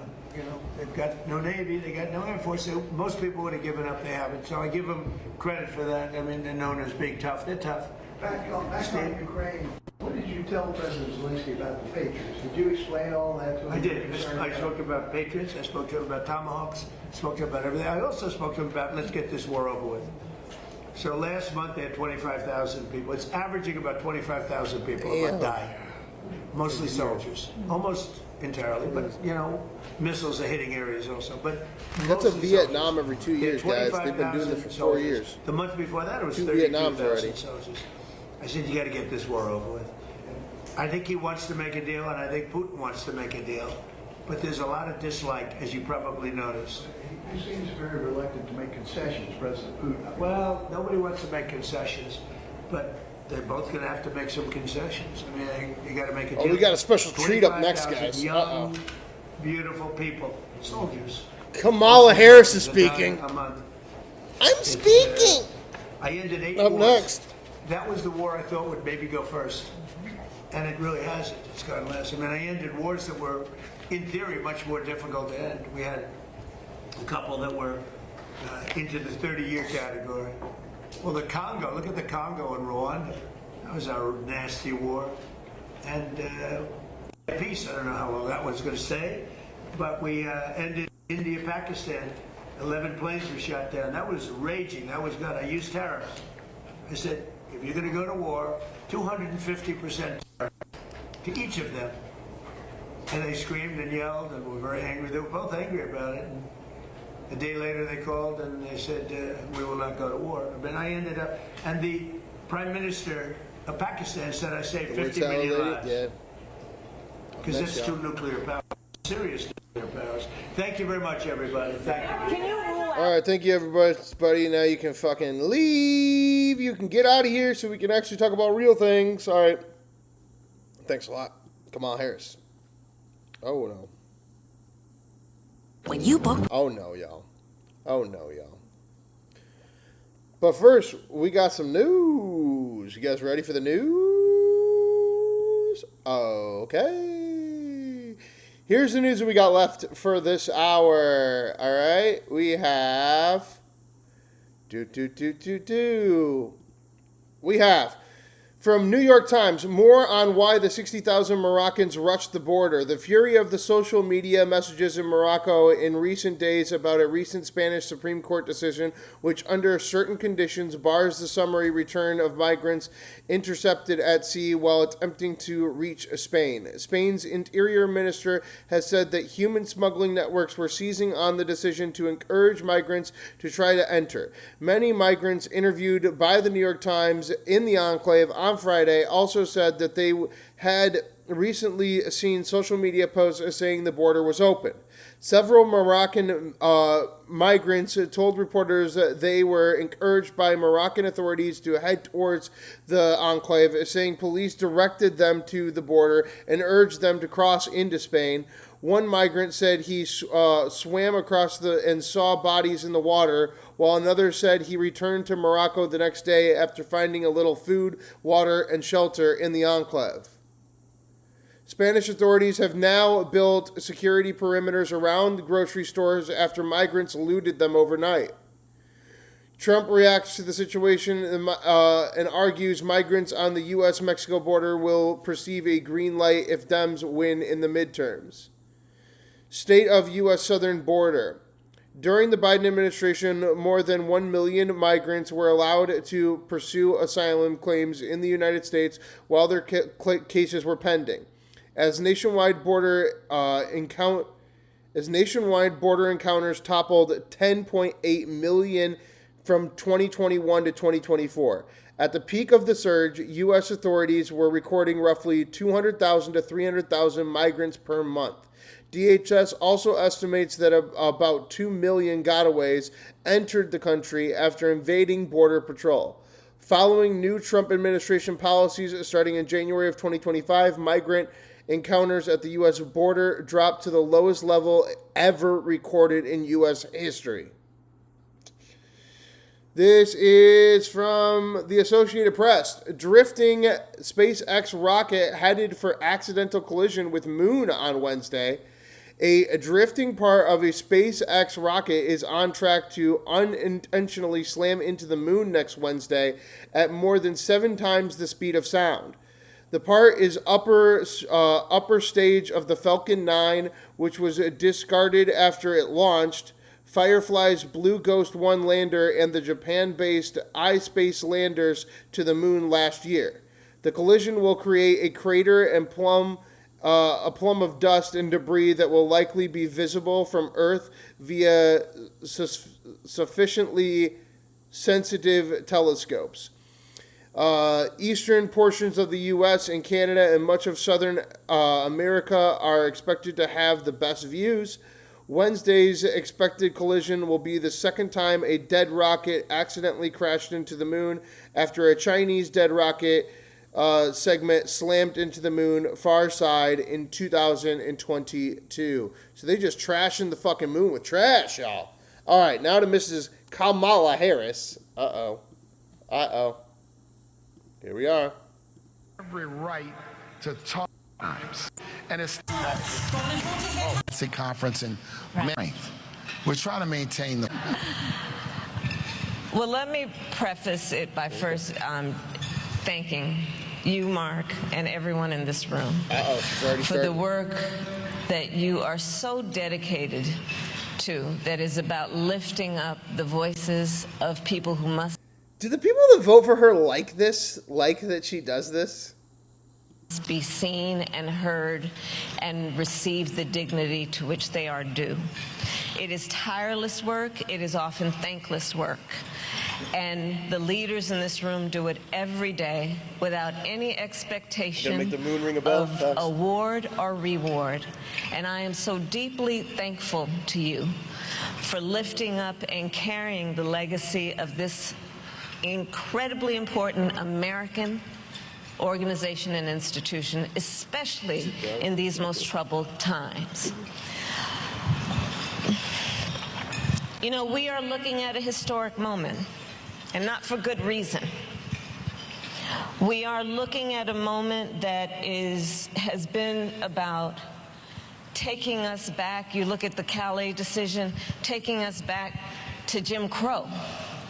You look at the United States Supreme Court. I became a lawyer because of one of the people I idolized, which was Thurgood Marshall. Y'all see the sign language person slide across the screen? Everything he did and they did on that court, everything Charles Hamilton Houston and Constance Baker Motley did to allow that court with Thurgood to do the good work that was about trying to make real the promise of America. The good work that was trying to the promise to make real to America. Yep, here we go. When it comes to liberty and justice and equality. Yet we are living in a time where How do we end up with Kamala Harris? Like, I just want Hillary Clinton back, honestly. I hated her, but at least she was a politician. What the fuck is this? How do you go up here and still do the same thing in public? Branches of government that are supposed to be co-equal, that are under their watch, allowing a disintegration and deterioration of those principles and values that we have held ourselves out to value and hold dear. We have seen a United States Supreme Court, which now, a few years ago, told the chief executive, the president of the United States, he'd be immune from whatever he does in office. And so what have we seen as a result of that and so many other factors? We have seen what should be 3 co-equal branches of government now become one superior to the other two in many ways. You hear all the plates See clackling, in a they're just eating their state food. like Tennessee, state What the fuck's she talking governments about? who are overtly, The fuck's she going on about any now? apology, threatening that the steak is very delicious, thing that we say we stand for, which is a democracy and the right of its citizens to vote. I'm sure that, Mark, you Guys, just put this this speech on repeat and have like a soft humming underneath it, and you can make this a fucking track that you can fall asleep to. has been talking about what's happening in Memphis. Oh, yes. A predominantly black city that has now been carved into 3 different districts, that is intended, that action, to basically wipe out the black vote in any meaningful way in this state. You see what happened with the Calais decision. And, you know, if you read that decision, the court justified it basically by saying, well, it's politics, so we're not going to interfere. You know what they did? They backdoored racism through politics in that decision. And so right now we are looking at a situation. She going full Jasmine Crockett. In the She's going for the black in ones. particular, where we She could ain't going for lose the commies. She's going for the black a ones. significant amount She's of trying to become representation. the black Joe Biden. And yes, we should Yo, Kamala Harris trying to become the black Joe Biden. talk about it in terms Holy of who shit! will Do we have a lose black their Joe Biden? office, But we also know Corn Pop gonna that explode most in his importantly, pants. It's going to be about the people that will lose Woo, their boy. representation. These are troubled times. Mm-hmm. We have The trouble, a president of the United States the good trouble, the taking bad America trouble, in- all the trouble. I'm gonna break these chains. If you don't vote for me, then you're not black. She can say it. She's allowed to say it. into a war It's the the people black Joe didn't Biden, ask guys. for, Or spending should I say the billions of Indian Joe Biden? dollars Because she's not black. But without paying attention to the people right here in That was actually a America slave who are owner, or losing their grandfather. health coverage every single day because of policies that they're pushing to pay for a tax cut for the richest people in the country. Man.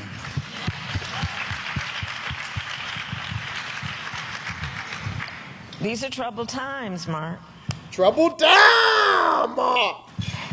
These are troubled times, Ma. She ain't even talking in like real. Oh, I just want you to see that we are talking in these troubled times, Ma. Like, ma'am, was that South Carolinian or was that? Did you go down to the bayou?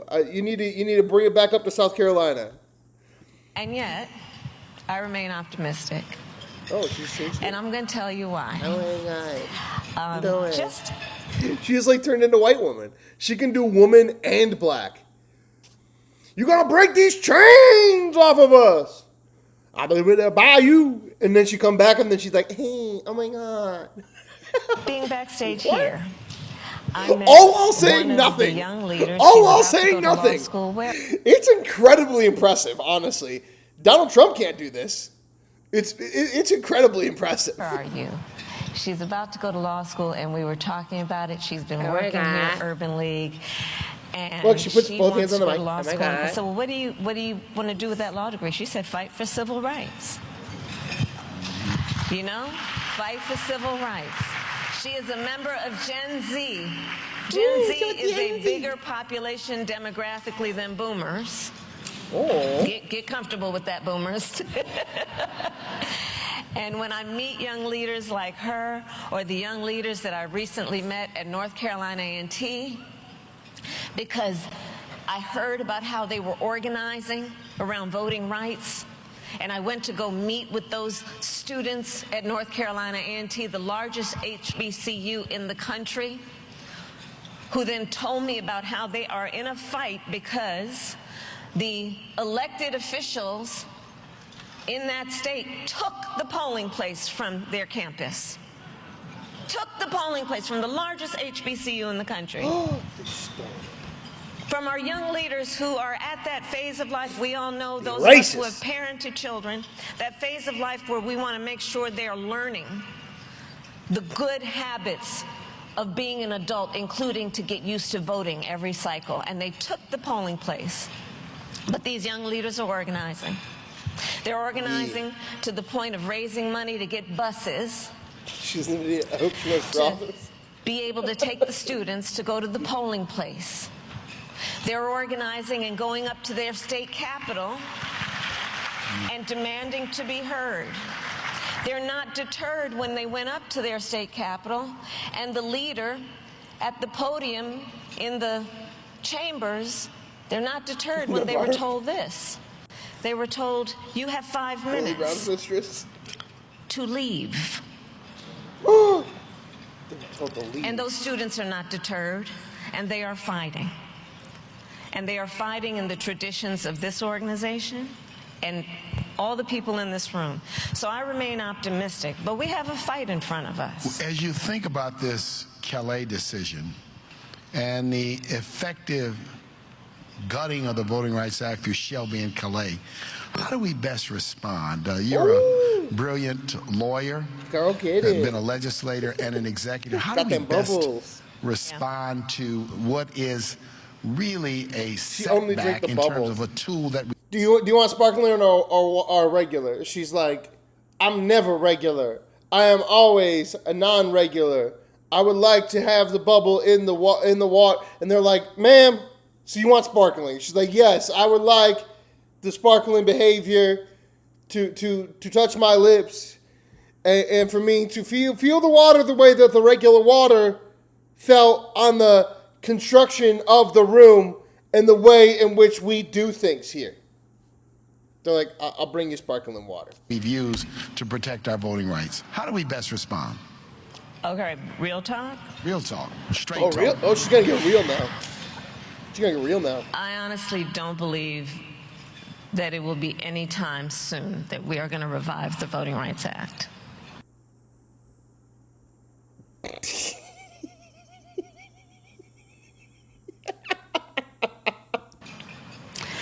So I don't believe that it is going to be the best use of our energy right now to try to get that done, because I don't know that it's going to get done right now, the way this Congress is composed and the way they have been treating civil rights issues.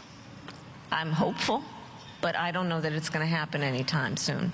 So I think part of it is we've got to think about now, and I was talking to this young woman about this, now when they have destroyed the infrastructure we built over decades and had in place with the Voting Rights Act for 50 years, how are we going to achieve the goal when that infrastructure has been destroyed? And we're going to have to be creative. Part of it is these midterms are coming up, and it will make a decision about who, at least... These midterms are coming up, and it will make a decision about who rules the Senate. The House, if not the Senate, if not the and so Congress. We have to do the work of telling people right now: check your voter registration status. Make sure you aren't one of those people whose names got purged inappropriately. Do the work. Make sure you've checked on your polling place, because they've been playing games around moving the polling place where your grandparents always voted. And so on election day, when they go to that elementary school down the block, they might find that that polling place is closed. Registering folks to vote and having an agenda that is about turning out the vote in the greatest numbers we have ever seen, so that they're trying to put the chains back onto us. Where they are cheating, we will be too big to rig. Hey. That's Donald Trump. She just stole it. She's fucking plagiarizing now. Big to rig. She's literally too big to rig. Is hers now? Being ruthless. You think this works? Does this work, y'all? They are Democrats, ruthless. does this work?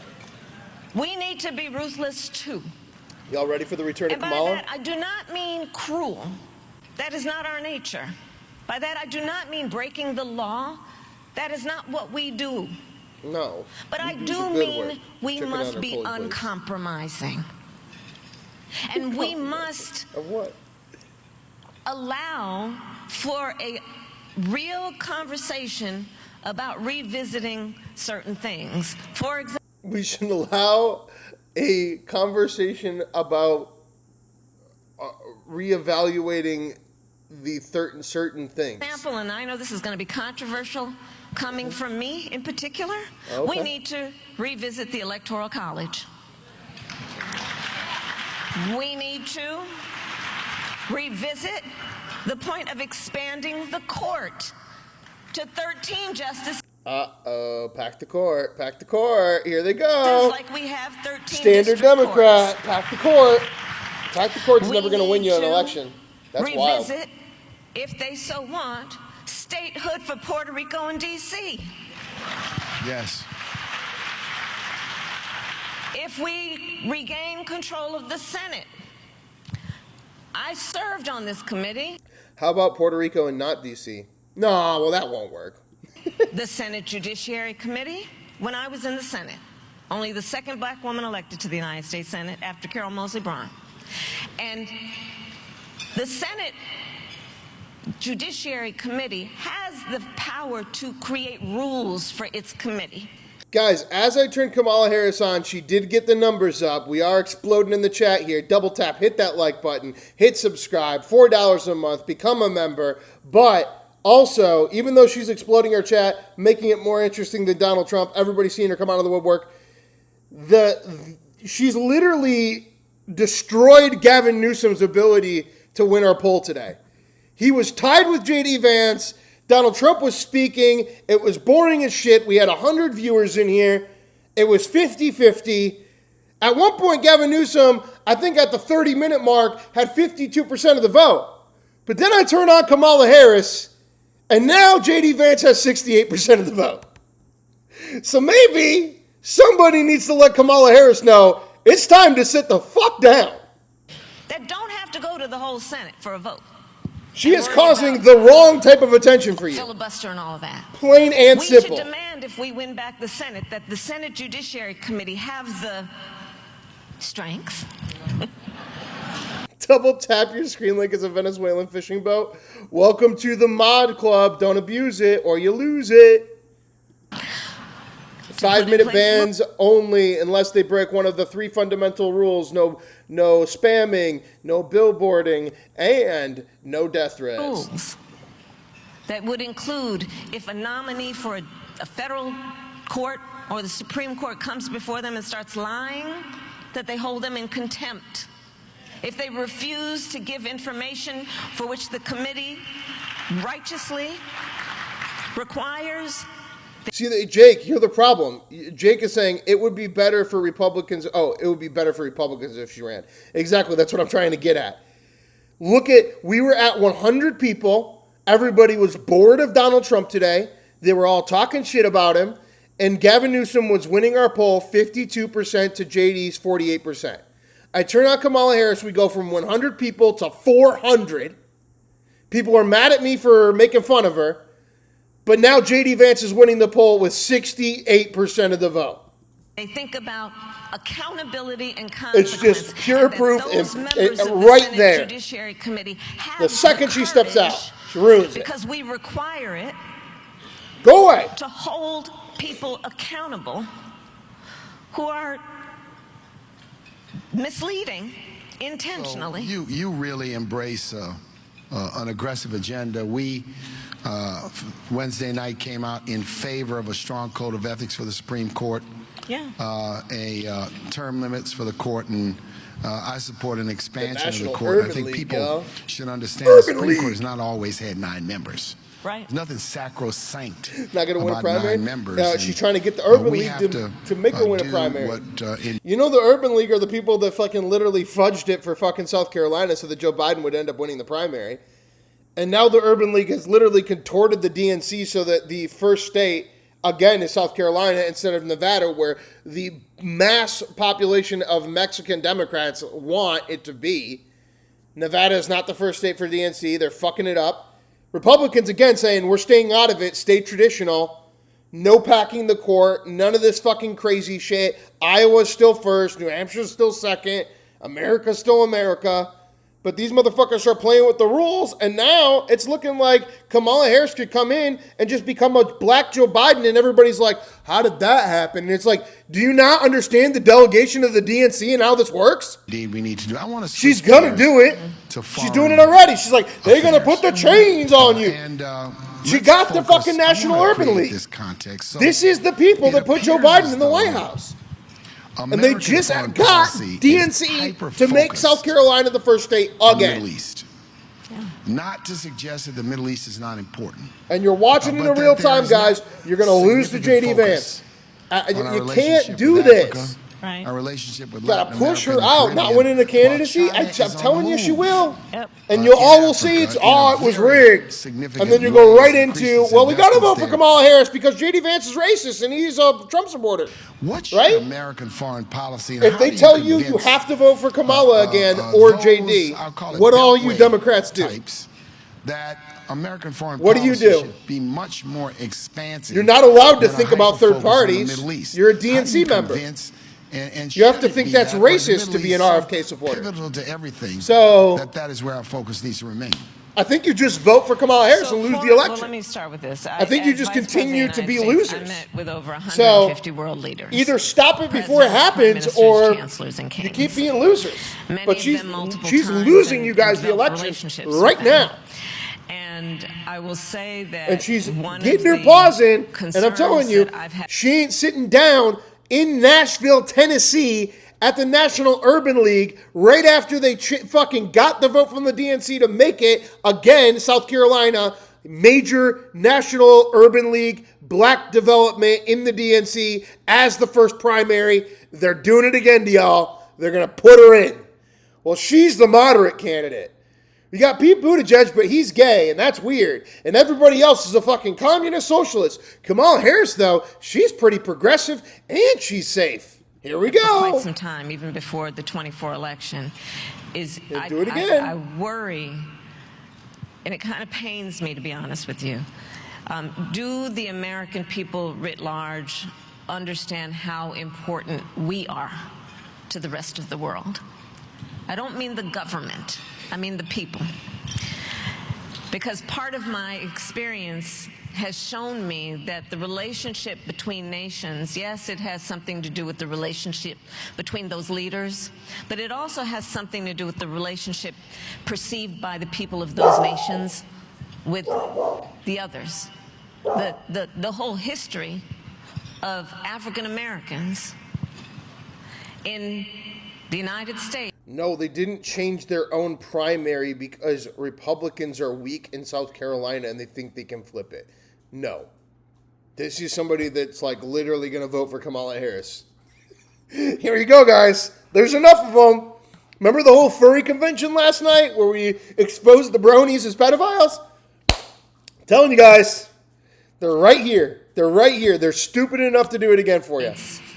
Is well known in many parts of the world, and the plight and the struggle has been one of those examples of other nations knowing who we are and finding some level your next Democratic nominee with the need for the people to have to fight. And guess what? The mass media will immediately manipulate it into the same exact story as Donald Trump. Look, comeback queen. Donald Trump was a comeback king, but Kamala Harris is a comeback queen, and she's going into a new era, a post-Donald Trump era of feminism where a woman can finally win. Yeah, they're already ready for this. You guys are going to lose in the most sweeping election against J.D. Vance. For their rights, and then see success when they're they stealing it already from you. Here it is. This president. She's not working with AOC to put her on the fucking National Urban Committee, and AOC is a Puerto Rican, like you could do this, or Dominican or some shit. You could put her into the Urban fucking League thing. No, Kamala Harris is sitting down and taking the seat herself. This person in the White House right now has, first of all, he is the first president of the United States, Democrat or Republican. Yeah, and the institution of the DNC knows her policies, knows that she's safe, and fears all of this radical outside agenda. The co-chair of the DNC, the second chair, is literally saying we want to dismantle the court. Well, she's saying the rhetoric from 2013, look, we can pack the court still, guys. It's a silly promise that loses you in an election, but it's a little tamer than we'll get rid of the Supreme Court. That sounds kind of scary as national political party. Maybe your national political party will end up in fucking jail, just like, you know, the goddamn Nazi party in Germany. So this is what's going on here, is that they're going, we don't want to go into illegal socialist communist territory where the DNC ends up getting itself arrested. So we're going to just play it safe with Kamala Harris. Oh, pack the court. Oh, black people matter. Oh, the racism. Oh, the feminism. Oh. Openly thumbed his nose at the importance of alliances. Imperfect though many of them have been, but this one openly thumbs his nose at the importance of alliances. The other thing he openly does is thumb his nose at the notion that America should be... Is Kamala Harris Kash Patel the worst political ticket of all time? a protector of international rules and norms. He is... Or Kamala Harris Pam Bondi. Oh! An isolationist. With a supposed America First agenda, who See, psyoping it now. She's trying to take the America First. It's all this cheeky bullshit behavior that isn't scaring the old black people. They're like, well, she's not a socialist. She's not calling for revolution of the Supreme Court. I'll vote for her. And it's like, and there's enough of them, they'll get the nomination. Then the rest of the DNC will follow because they're minions. And then they'll lose in a sweeping fucking election.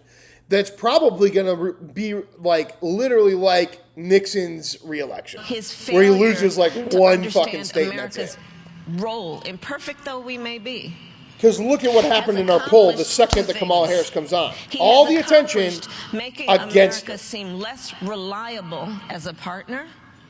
And he has accomplished... Get a job, you chud? No. That America now has less authority than it ever did to weigh in on global matters. Up the chain will survive. You mentioned the continent of Africa, and I was so honored when you and Michelle came as part of the delegation that I took Jake Brown over here. Jake Brown's ready for the Kamala Harris. At least she's not a pedophile. Okay. Ghana being buy to any chance of winning. We were hosted with a state dinner. So, as vice president, one of the areas of focus for me in international policy was the continent of Africa, for a number of reasons, including the median age on the continent of Africa is 18. What? It is estimated by 2050, okay, 1 in 4 people occupying space on Mother Earth will be on the continent of Africa.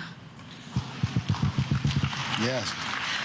So what? Wait, so she's like doing like Israel Pack for Africa? The fuck? She just was like, what's really America first? And then she's like, everyone in Africa is under 18 right now. What? My point as vice president was trying to then change the narrative around our relationship with the continent in a way that, yes, we would preserve whatever we had historically done that was about support for natural disasters, for disease, AIDS, HIV/AIDS being another example. All right, we're going to let her run and talk. To understanding the importance of I'm going to get the poll up for our third hour of the with show. African nations. And we raised billions of dollars from American corporations to invest in those partnerships. Of course, what we have seen now, because it is a matter of perspective, we can, as we have learned with this administration, take nothing for granted in terms of how we have always played in the world. When they... It's so unbelievable that they got rid of USAID. And you saw the recent numbers. As many as, 600, 700,000 people have died. Here we go.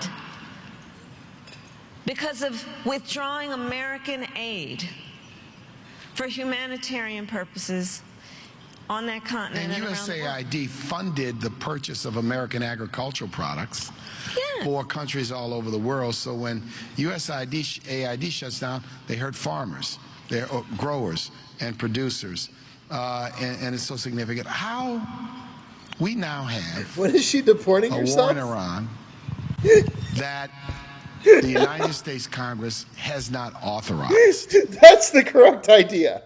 If you care about anything at all, just anything at all, you're like, when is Kamala Harris deporting herself? How do we? When is she going back to Africa to spend it with all of these people that she is so excited to be around, these 18-year-olds? This experience does USAID, become precedent-setting. The National Urban League. Let me be just clear, engage in foreign conflicts at whim and at will that the Congress has not authorized nor funded. How do you stop this? Well, let me just be on the record. I would have opposed it even if they had approved this war. And here's why. There has been no articulation get the clap, of the end game. Right. There has been, you know, he's now talking about this deal. You know, the deal would basically be what... Bitch, you wouldn't even know what was going on if you were president. You'd be like, somebody else do that shit. Barack Obama got. That he pulled us out of. And okay, wait. So she said the Barack Obama guy? Everybody laughs. Then she says Barack Obama pulled us out of a war, which is like, huh? You know, I think that... You mean Joe Biden? Not be a Barack Obama didn't pull anybody out of any wars, lady. Quit picking your nose. At the same time, you can listen to what people are saying. She want to pick her nose. And wonder, is it just a full-on distraction from the things he can't handle or has not handled? But this war is a war of choice that this president got into with Israel, with no clear national security issue for us. If you look at it in terms of what was happening with the nuclear program, and there are now courageous U.S. service members who have died. They're asking for hundreds of billions of dollars to pay for... Future Commander-in-Chief, no fucking way. Isn't that insane to think that she would come out and do some fucking wartime speech this way?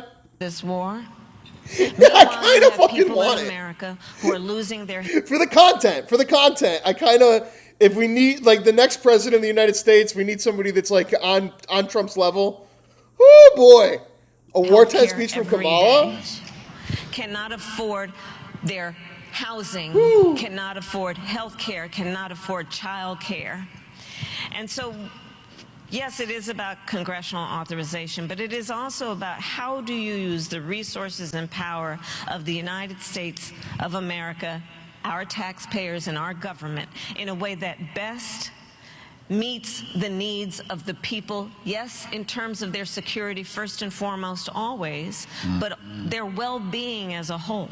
This war is an example of action that is contrary to all of the above. Let me ask you another question on a little bit of different vein. In your view, rank the top 3 most effective presidents in American history. Oh, Mark, don't make me do that. She don't even know 3 presidents, Mark. Oh, you can turn the question around. I'm trying to find the ones that are the most black for you, but I can't figure it out. I'm just going to say something vague instead of saying 3 names. Oh, you know, it was actually interesting. Maybe I'll find one. I couldn't sleep last night, and I was watching Thinking of NPR. one. It was doing did anybody watch a whole thing on FDR? Did you watch it? And it was, you know, of course, his 3 terms in office, and it was... Wait, so she's saying that her favorite president is FDR? Lady. It was interesting to... And of course, the role of his wife, Eleanor Roosevelt. And, you know, he did some good things. Yeah. In fact, it was he who talked about the expansion of the Supreme Court, and then he got ferocious back. And then it also led to Congress in 1951 saying no more executive branch, can only have 8, and we're going to continue to not have term limits for ourselves, leading to oligarchs in America, the same as Parliament in the UK. Yeah, you're kind of reminding the people in the audience and your fucking donors of the wrong thing already. Lady can't name 3 presidents, and then the one president she does name is Donald Trump's favorite president. She's like, I was watching this FDR documentary last night. kind of blowback for that. But he it was Social Security. It was, when I think about what he did in terms of investing in the people during dire times and talking about the role and responsibility of government, that it should not just be about the benevolence of community organizations or just interpersonal relationships, that the government has a role. I think that he was a very important president. He appreciated that government. She asked you what your favorite 3 presidents were. She was like, I watched this documentary about FDR yesterday. He was really cool.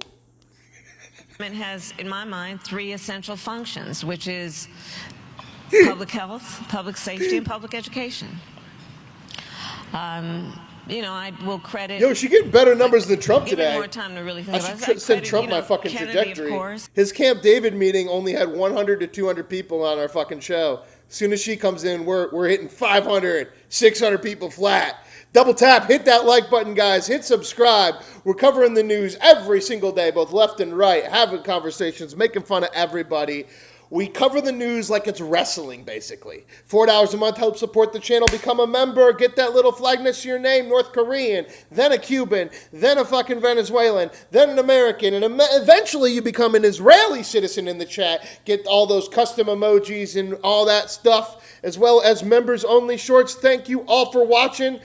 Appreciate y'all. If you want to support me outside of this, you can search my name, Alex R. Wagner. My movie Christmas in Florida available on Amazon Prime, and my other 15 comedy films available on Tubi, Plex, and other platforms. Just Google it.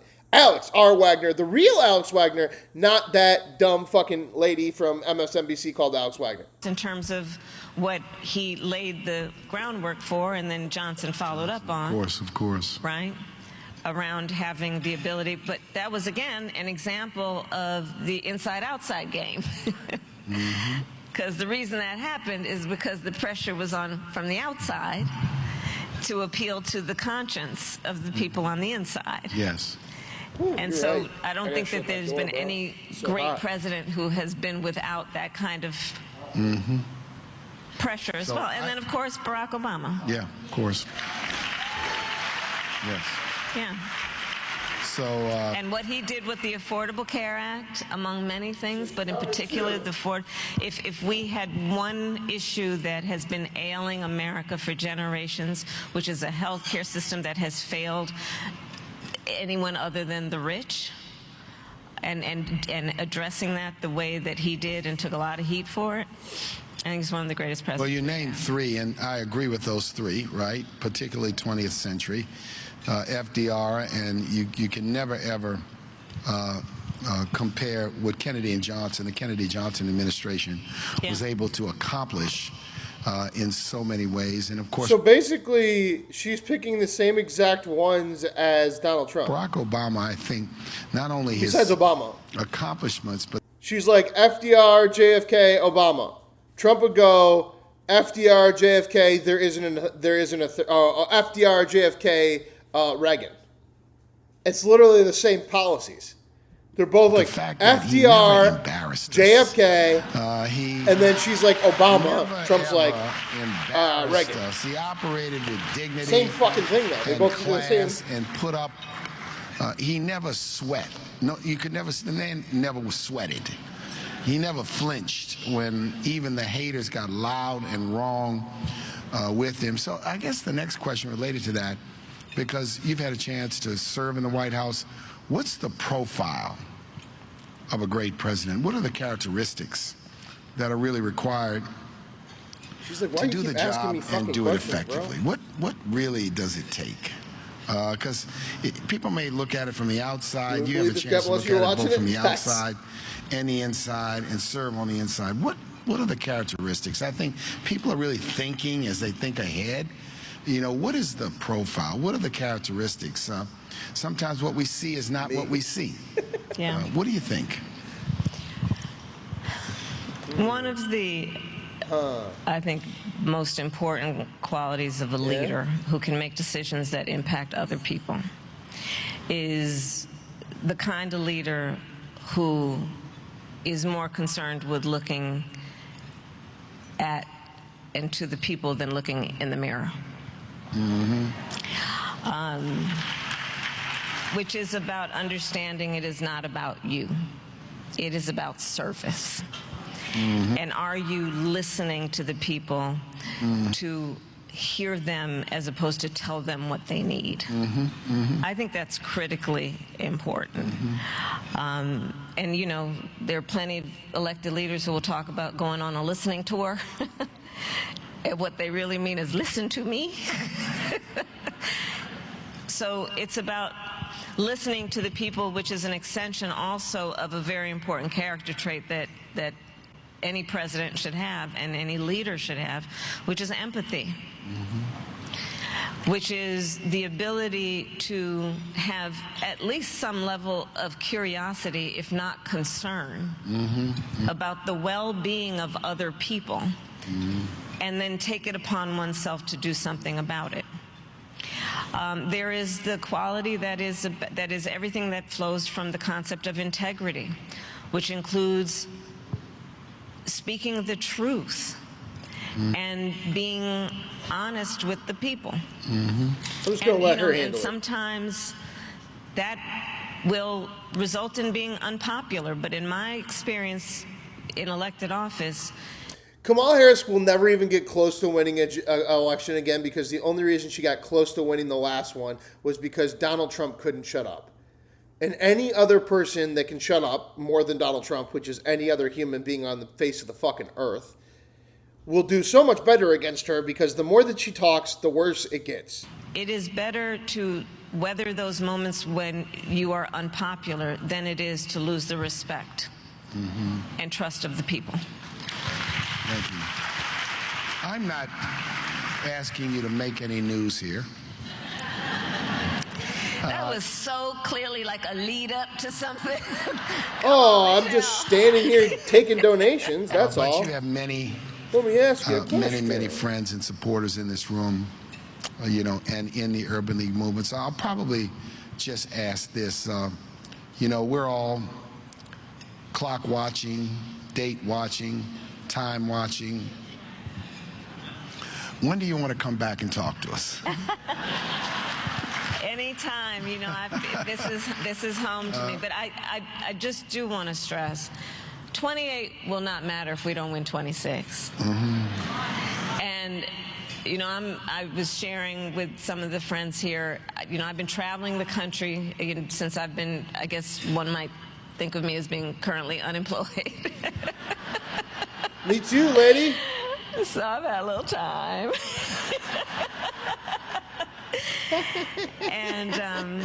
And I've been spending a lot of time in the South in particular, and especially now with this Calais decision. You know, just to revisit that point, what they are doing to cheat. You know, 19 states have done redistricting. And there are many more who didn't have to do redistricting because they already had cut the lines in a way that excluded blocks of voters. And this administration and the people who are leading in a lot of these places, they know that the people are not stupid. The people see that they're paying too much for gas and groceries and housing and childcare. They know on merit that they don't have a whole lot to be proud of. And so they know that if the people vote, it is very likely that they may vote them out of office. And so they are cheating.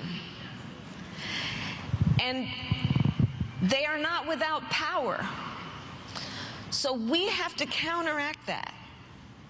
And part of it is to remind, and this is what the Urban League does so well in every community around our country. We have to remind the people that the power is with them. We have to remind them that this is not a time to feel hopelessness, that if you feel powerless, you will be powerless. If you feel powerful, you will be powerful. And we are powerful. Woo! And right now, there is so much at stake in these midterms. We don't have the court to look out for the needs about equality and justice and fairness and freedom. We don't have an executive branch who is doing much beyond attacking all those rights. But while we can hold on to a democracy, we do have that third branch, which is Congress, which if we can win even one half of it, we can have some of the guardrails to stop the pain. And if we're only focused on 28, we're losing a lot of folks who need to be seen and dare I say, protected from the attacks that we are witnessing. And so I appreciate the question and the intrigue. I have not made a decision, but I will tell you, I am sincerely focused on these midterms, and I know we're going to be working together on it, and I thank everybody here for that. So all I will say is we appreciate that, and we just want you to know that when you've got some things to tell us, we want to be the first to know. Oh, of course, the Urban League. And we want to convene a special meeting, the Urban League movement, League of South Carolina, so you can let us know what your thinking is. We really appreciate your presence here today, your hard work. We are focused on the midterms. Yeah. We are encouraging our people to vote with vengeance, with passion, with conviction, to send a very, very strong message. That's right. We have work to do. There has to be the investment in the ground game necessary to get out the vote. And I'm telling you, the investment in the ground game, they're literally going to steal it and put it, give you guys Kamala. You're welcome into any They're of going to give you Kamala, y'all. Any of our Urban League affiliates at any time you want and you wish. Thank you. So when you travel, they're going to give you Kamala, y'all. Our doors are open. Thank you. Our folks want to hear because you're one of us. I appreciate it. And we thank you so very much. Ladies and gentlemen, Urban Leaguers, brothers and sisters, give the Vice President a big round of show some love. Oh, show some love for Kamala Harris, y'all. Woo! Woo! She did it. 30-minute sit down in public. What in the world? Okay, guys, now we have something that we can all get behind. Are you ready?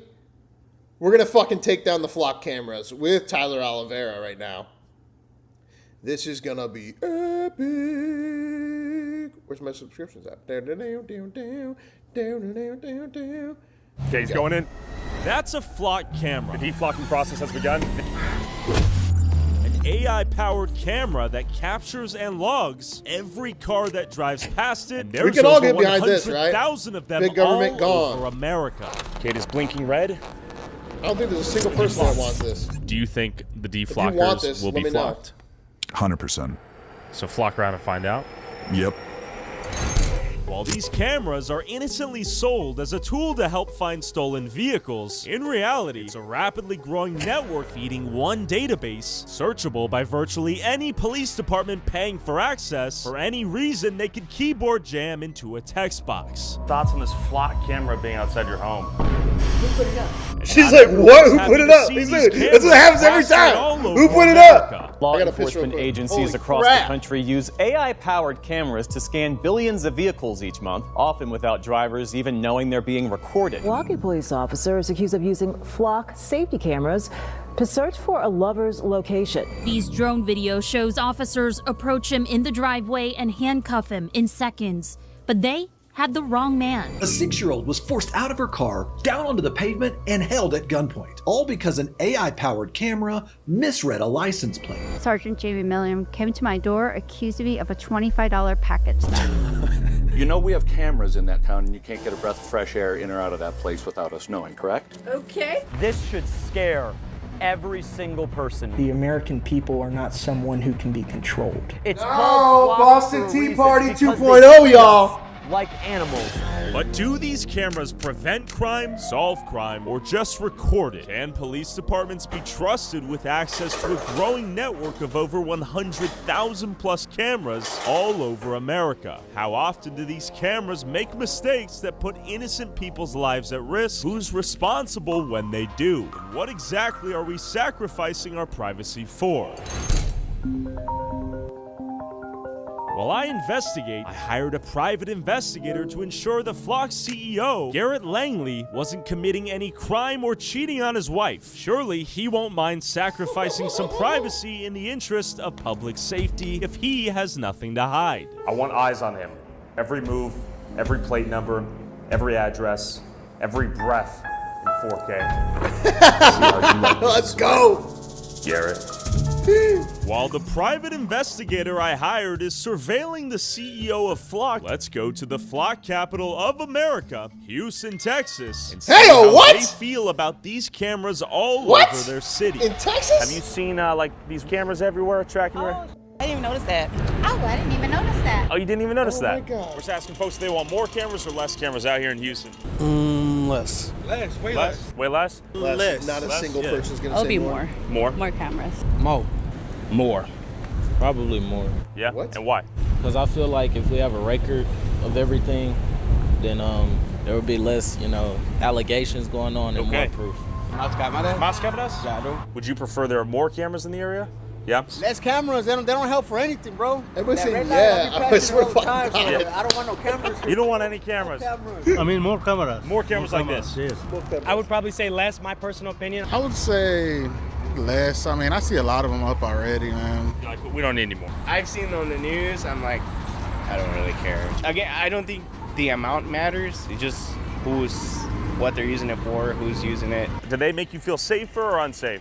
Unsafe. It's debatable. More safe. Safe. It could depend if they're actually going to do something, with all the stuff that goes on downtown. Sure. See, at nighttime, it's more safe. More safer. I feel like I'm being stalked, bro. You feel like you're being stalked? Yeah. Public-wise, yes. Finding somebody, yes. Abductions, yes. Okay. But like for traffic stops and tickets, then no. Depending on where they're connected towards, like. What if they're connected to some cop beating his meat looking at a photo of you? No. So these cameras stop going down? Nah, at all. You hardly even see police out here stopping stuff. Okay. Let's say. Yeah? You feel like you're being stalked? Yeah. I think it really comes down to how people feel about the police presence. If you believe in the local police, then you're like more, so we can catch criminals. If you don't believe in your local police force, which is about half of the people, they're going to be like, get the fucking cameras out of here. Yeah. They're here to attack me. I think it would be less safe because it's kind of invasion. An invasion of your privacy? Yeah. I mean, it's too much already. Yeah, I mean, it don't matter, man. I see a lot up already anyway, so. We do not like being watched all the time, no. I think there are two sides to it, obviously there are cases where it can help, and I think that those are good, but of course you have willingly letting the government kind of keep track of us. So I don't like the idea of just willingly giving in and letting the government, you know what I mean? It's like we're not even fighting at this point. They just, whether they spy on us or not, at least before we didn't know, but now it's kind of like it's in our face. Literally in your face. Exactly. So I've kind of had mixed opinions about it. Yeah, I mean, if they're going to use it the right way, yeah, sure, go ahead. And do you feel like your privacy is being invaded at all? No. Okay. Privacy is a human right, and I don't think that it should matter whether I have something to hide or not. I don't have anything to hide, but when I close the curtains in my house, I don't have anything to hide. I just don't want, I want privacy, which is a human right. Same. Honestly, no. I think if you're in public, man, and anywhere, everyone's a streamer now. See, this is the problem: is that these people are just passive and they don't want to be on the wrong side of an answer. So they're like, well, I think the cameras are fine. I don't know what you're talking. Just go about your... And then all of a sudden, their wife gets snatched up by some fucking... Oh, you said the wrong thing on Facebook. Walking around with cameras. Yeah, it's happening everywhere. So if you're in public... So, I mean, to stop crime, seriously, crime is going to happen no matter what. I mean, I don't give what kind of security systems you have, it's still going to happen. I talked to the locals in Houston. I was surprised at how many people simply didn't care if there were cameras watching them. If they're using them properly and actually we're But they're stopping not crimes and I using can them see some properly. metrics It's where gullibility crimes of are being this. stopped, then I could maybe say yes. Given that Flock cameras were all over the city, the answer is surely supported by data and hard-hitting facts, right?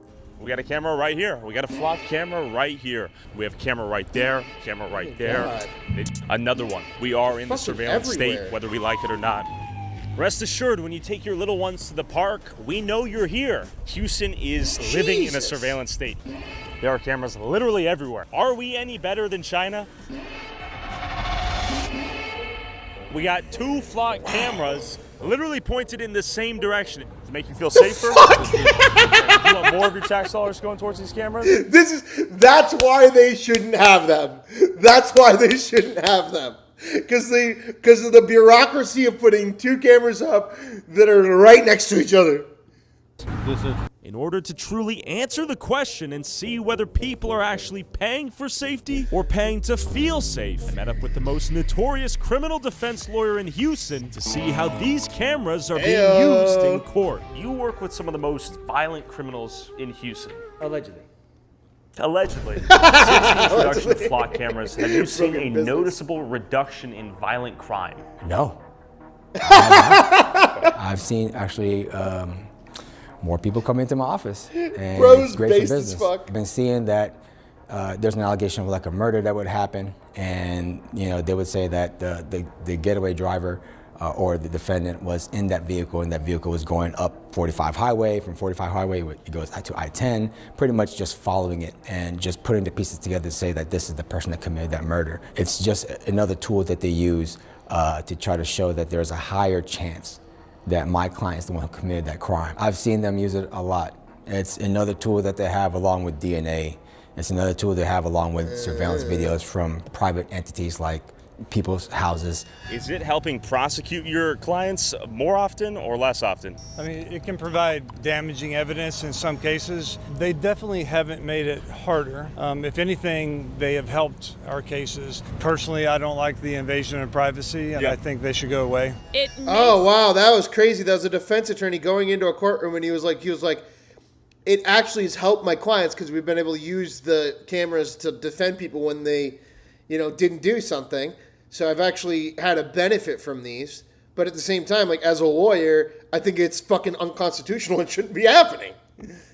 Crazy it's happening in Texas too, though. And that's in any aspect of the law, right? It makes that footage also can make it harder when people are trying to hide footage, right? But it depends on who you're representing. Okay. So.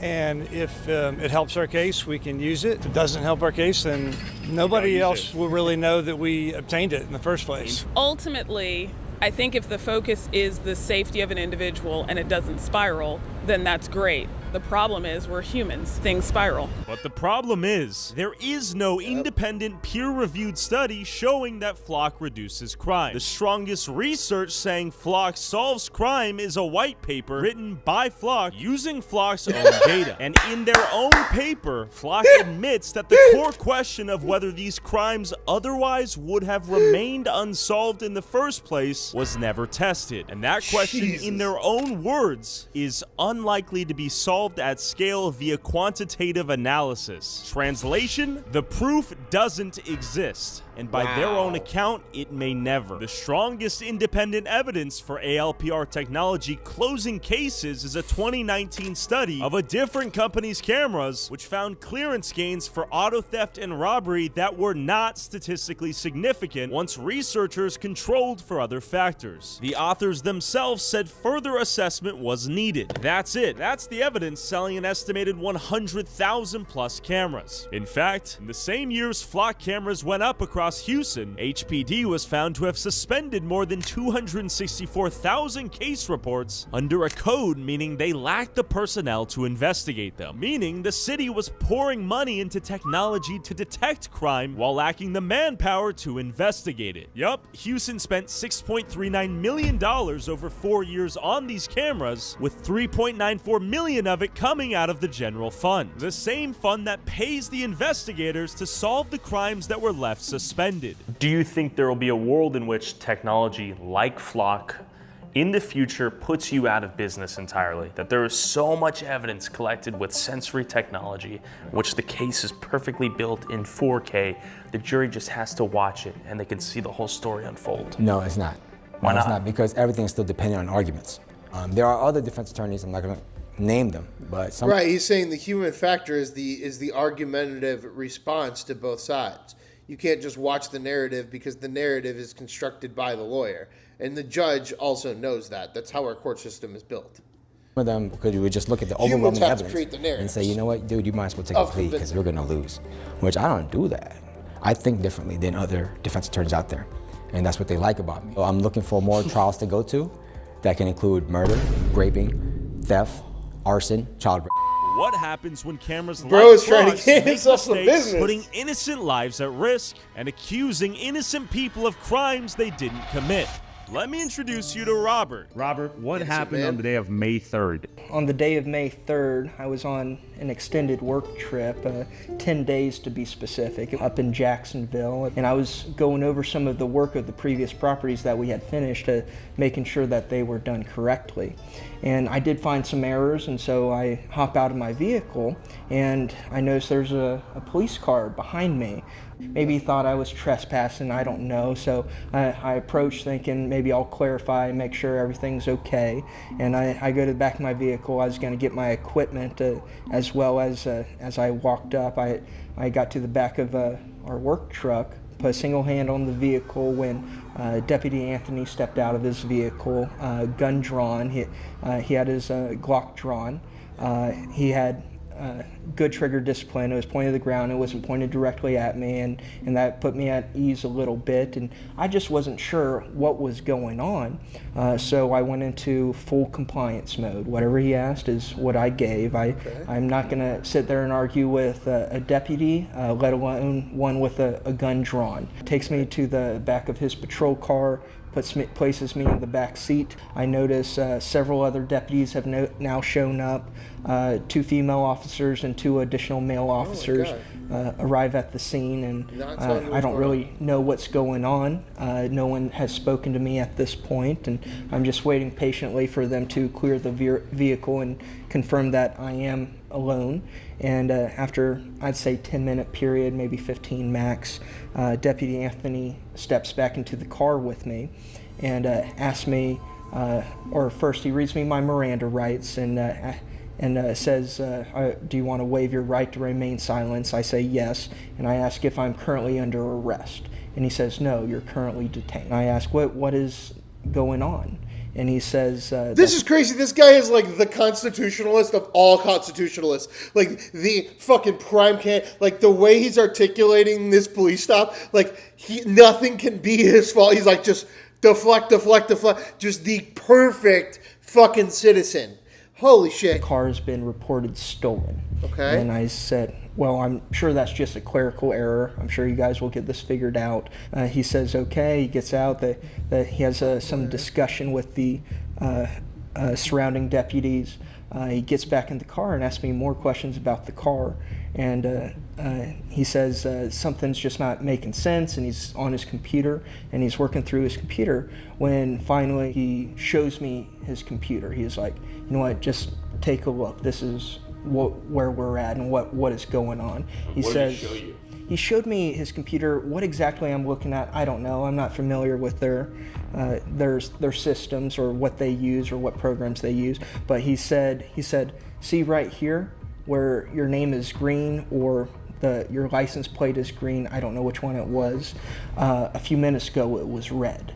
And to which I replied, like, oh, it's updating in real time. Like, what is this? And he says, well, the system flagged you as someone who has stolen this vehicle, and now it's saying that your vehicle has not been stolen. And Robert's not the only one victimized by this technology's margin of error, combined with police rushing to judgment. And think about if he didn't act completely appropriately, if he was pissed off at all that he had to deal with that, he probably would have ended up in prison. And think about like how they literally did. Oh my God, that's so crazy. Guys, make sure you double tap, hit that like button, hit subscribe, live 7 days a week with the news. $4 memberships help support the channel. Back to it. Well, hi. Whoa. Doing so good it should be illegal. Yeah, an abusive cop or an abusive citizen, in either manner in that interaction, that goes way poor. And if that exists, that means that is multiplied. Is Chrisana available? She is. She's taking a nap right now. We can see if she can come out really quick. Yeah, that's fine. Hi there, how are you? Good, how are you? I'm good. Chrisana, my name is Sergeant Jamie Milliman with the Calumet Valley Police Department. Okay. You don't know why I'm here? No. Okay. You drive through the town of Beaumar quite often? Nope. You don't? No, I work from home. Okay. You know we have cameras in that town and you can't get a breath of fresh air in or out of that place without us knowing, correct? Okay. Okay. You say you don't drive there, but you've been driven through about 20 times this month? Probably my husband or I. Okay, but this is you, right? Both of us, yes. We Okay. both drive the same vehicle. Okay, so you have you're going to stand by. You don't know why I'm here. I know. Okay. There was a theft of a package from 5245 Ridge Trail on Tuesday. Like I said, we have cameras everywhere in that town. You can't They've get a breath of decided fresh that air it's in her or out because it was a without us blonde knowing. woman. You know the quality on the camera doorbell you have. Yep. I've got that on my phone right now of you taking that package. My name is Chrisanna Elser, and on September 27th, Yeah, and then you look and you go, excuse me? Sergeant Jamie Milliam came to my door accusing me of a $25 package theft.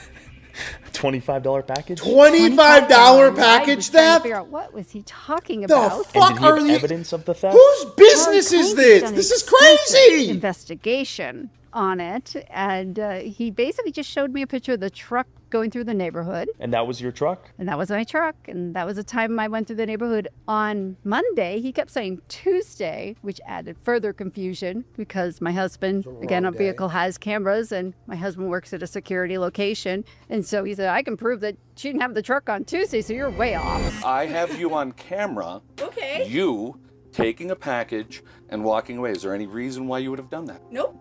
Do you know anyone that lives on Ridge Trail?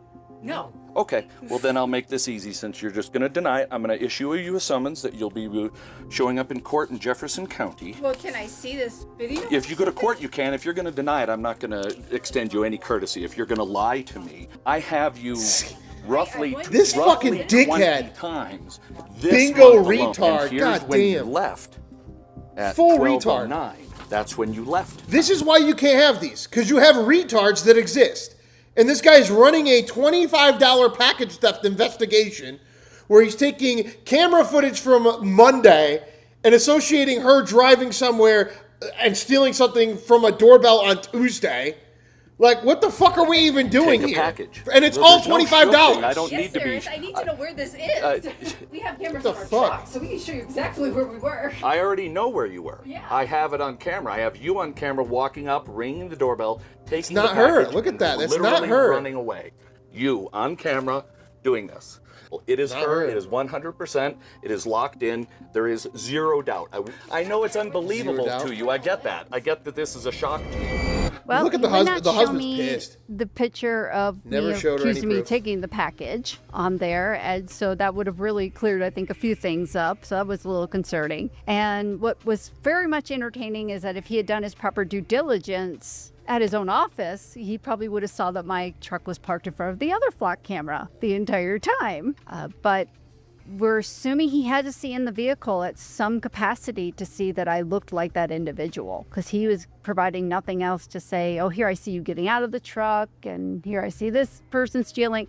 He didn't have any of that. He strictly had, this is your vehicle, and then this looks like you. Yeah, Well, how did the you end. put that together? So this police officer is using flock cameras to argue you committed a crime, and you have all of your own cameras to prove that you didn't commit the crime. Mm-hmm.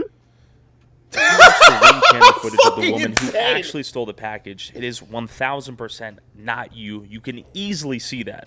Yes. Yet he still thinks it is 100% you. I'm sure he does. I mean, even I spent 2 weeks reaching out to the mayor, the town council, the Jesus supervisor, Christ. the chief of police. Over a $25 package. He's trying to get What the somebody to return fuck? my phone call. And we even went in person down there. And the town attorney came by, and he didn't want to hear from us either. And lo and behold, the very next day, he posted on the Neighbors app saying, can anybody give him more evidence of my truck in the area? Where- The officer posted it on the Neighbors app. Yep, the Columbine Valley Police Department. Is that Jesus legal? Christ. I don't know. I guess he was collecting more evidence where I Collecting could have made more his job way data for the easier if he would've $25 just theft. contacted me back. I said to him, I said, would we have evidence to provide to you? He said, no, I'll see it in court. You can see the evidence I have when you go to court in 2 months. Well, you have to appear for this.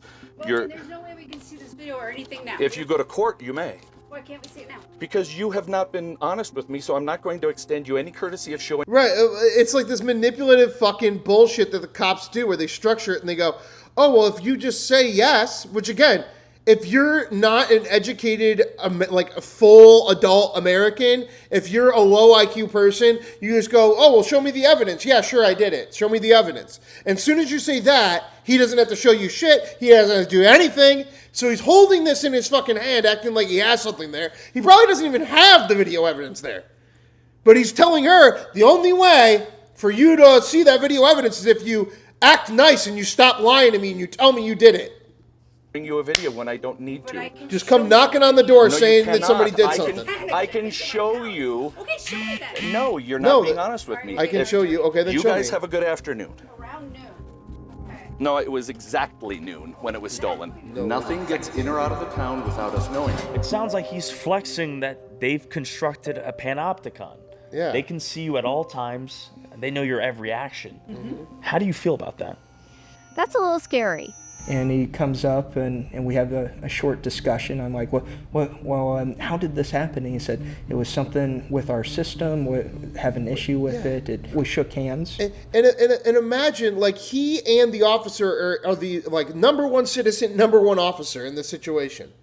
But think about if this was anybody else. They would have been arrested, they would have been in court, they would have been in jail, all this other shit over their like, if you just came with an attitude. No, I didn't steal my own vehicle. I just paid this vehicle off. Fuck you. All right, we're putting you in the back of the cop car. You're not cooperating. Then they just assume that you stole it. By the time that you're booked and in the jail is when they find out the system is different. The end. Now you're fucking going through all the court docs. Now you got to go get your vehicle out of towing. It's fucking insane. The deputies didn't actually leave, and I had to continue work at their location, within a few feet of them, in fact, into which I overheard them having discussion about the issues they are having. Replace the cops with robocops? Facts. Because honestly, during COVID, when I was living in New York City and everything was automated and being sent to you via email if you had a ticket or something from the cameras, much better. Much better.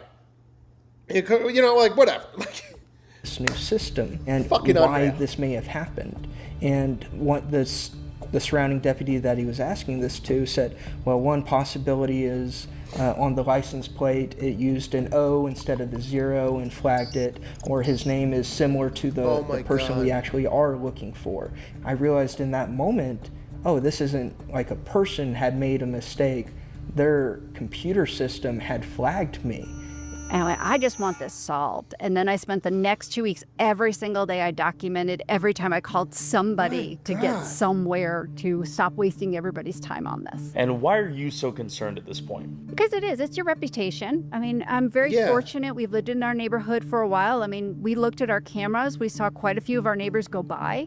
They, of course, seeing a police car in your neighborhood that doesn't normally see a police car, they probably were, what's going on there? Is it a domestic dispute or is something else going on? And thank gosh we'd lived here for a while, so we didn't have that stigma. But because that $25 package over the rest of my career, which I'm hoping would be a long one, thank the heavens above, I have a great employer. My boss saw some. I reached right out to her. I said, hey, here's the situation. She said, yeah, I have to let my other people know, HR, all them. And she's like, I can't say what's going to happen, but I sent her all the evidence so that they could see it and be like, hey, it's very clearly not hers. This isn't just accusatory. And she said, I don't know if they're going to do, administrative leave or anything like that because we don't know. It's an open criminal case at the moment. And thank goodness everybody saw it and said, are you kidding me? That is not you. Do you support flock cameras? Clearly, I am very in favor of surveillance, privately owned. And I think anybody in this nation will sign a release saying, hey, we're looking for a lost child. Clearly I'm in here for surveillance because she has to prove herself all the digital now. evidence from this time to this time. It's like, be fucking here, get your own gun kind of shit. And everything you can get. I don't care if you're surveilling me to find Don't spam. But the fact that they can just go around and start doing criminal investigations and come so accusatory,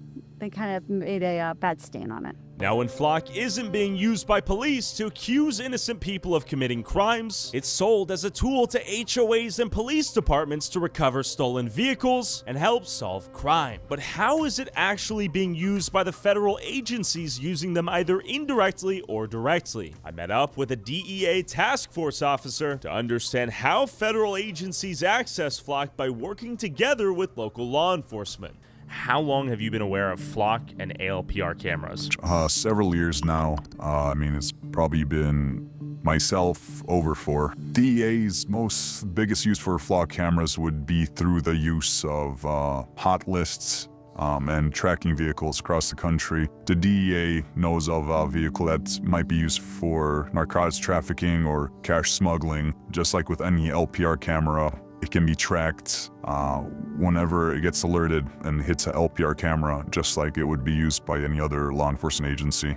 An example everyone can understand: a homicide occurred and a witness grabbed a license plate of the offending vehicle. That license plate can be put into a hot list and flock, and every time that vehicle drives past the flock camera, a law enforcement could be alerted. Throughout your experience, what is Until an it approximate gets the rate wrong of guy, error like it already you've got the wrong observed? guy. I would say probably around 5% maybe. It's not a perfect program, but it is up to the user to do their due diligence. It could interpret an E as an F. It could mistaken, numbers that could look like a letter or vice versa. Also depending on Right. It's like you can't have police officers that are like, shut up. It's not, it can't be wrong. It's AI. Like you can't have that kind of person be working there. Like you have to have somebody that functionally understands that most likely every time you ask AI something, it's hallucinating. Most likely it's lying to you. It is a tool, but we have to confirm and reconfirm and make sure. And when the other human is saying something, we have to say something. And we showed both those examples. The first example with the Florida one, it's two people going, yeah, it's fucking AI, it's fucking retarded. And then the other one is two people, and both of them going, well, I got my AI, and my AI says that your AI is wrong. Well, my AI says your AI. And neither one of them can believe the conversation because they are in this, like, they're literally, like, bound by the creation of, like, oh, well, the proof is right here, period. The AI must be correct. That if you ever look at that way, you're the fucking retard. Quality of the picture that it captured, because there's also different factors in play like weather, lighting conditions. Is there a number count of how many police investigations have used flock in any capacity? I would probably say 75 to 80%. But things get a bit more sinister when you realize these aren't just license plate readers. I pulled the flock search logs from Wheaton, Illinois, a tiny 55,000 person suburb, and examined over— it's literally where I'm from, y'all. 10,000 searches. The median searched across more than 1,100 networks and nearly 16,500 cameras. That's right, a small town officer running a routine traffic infraction wasn't checking a local camera. Nope, they were querying a nationwide surveillance grid, and 1 in 8 of those searches never even used the license plate at all. They just described the vehicle's characteristics, like when an officer typed pickup Ram silver gray. Oh my God! It says pickup Ram silver gray, and then it's going to give you every Ram silver gray truck in the entire nation. We are so fucked, guys. We are so cooked. That's not a plate reader. That's an AI-enabled search Holy engine. And the only justification shit. an officer needs to run a search is nothing at all. In Wheaton's logs, 89 searches ran with the reason field left blank. Flock is a massive surveillance network that runs entirely on the honor system. With great power comes great responsibility. I didn't know this was happening until I was the victim of it. For example, we had to vote legalize marijuana here in Florida, but there was no vote to legalize the mass surveillance of people with AI cameras. I think that's a great point. How helpful is flock? Very helpful, flock.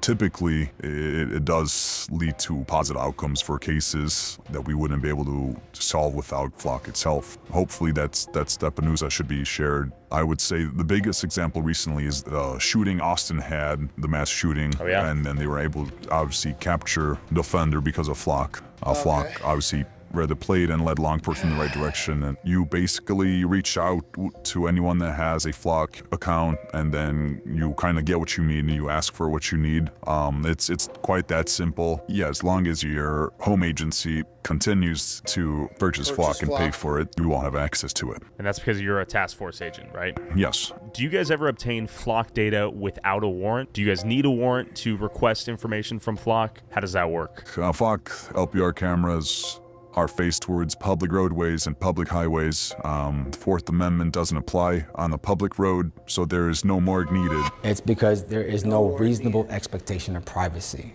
Let me give you an example. Tyler walking out of his house wearing this. He doesn't. Right. Tyler can't film a video in public on public streets if the flock camera isn't also public. The flock camera can't be an invasion of privacy if filming somebody in public isn't an invasion of privacy. Have a reasonable expectation of privacy of keeping this shirt private. However, if he has drugs in his pocket and he puts it in there, there's a reasonable expectation of privacy inside these pockets. There's a reasonable expectation of privacy inside of the trunk of his car. There's a reasonable expectation of privacy in certain places that you would believe it is. And if there isn't, there's ways for me to show that there is a reasonable expectation of privacy. And if the cops get that evidence to show that, oh, well, this can lead to the murder, I'll say, I don't care about that.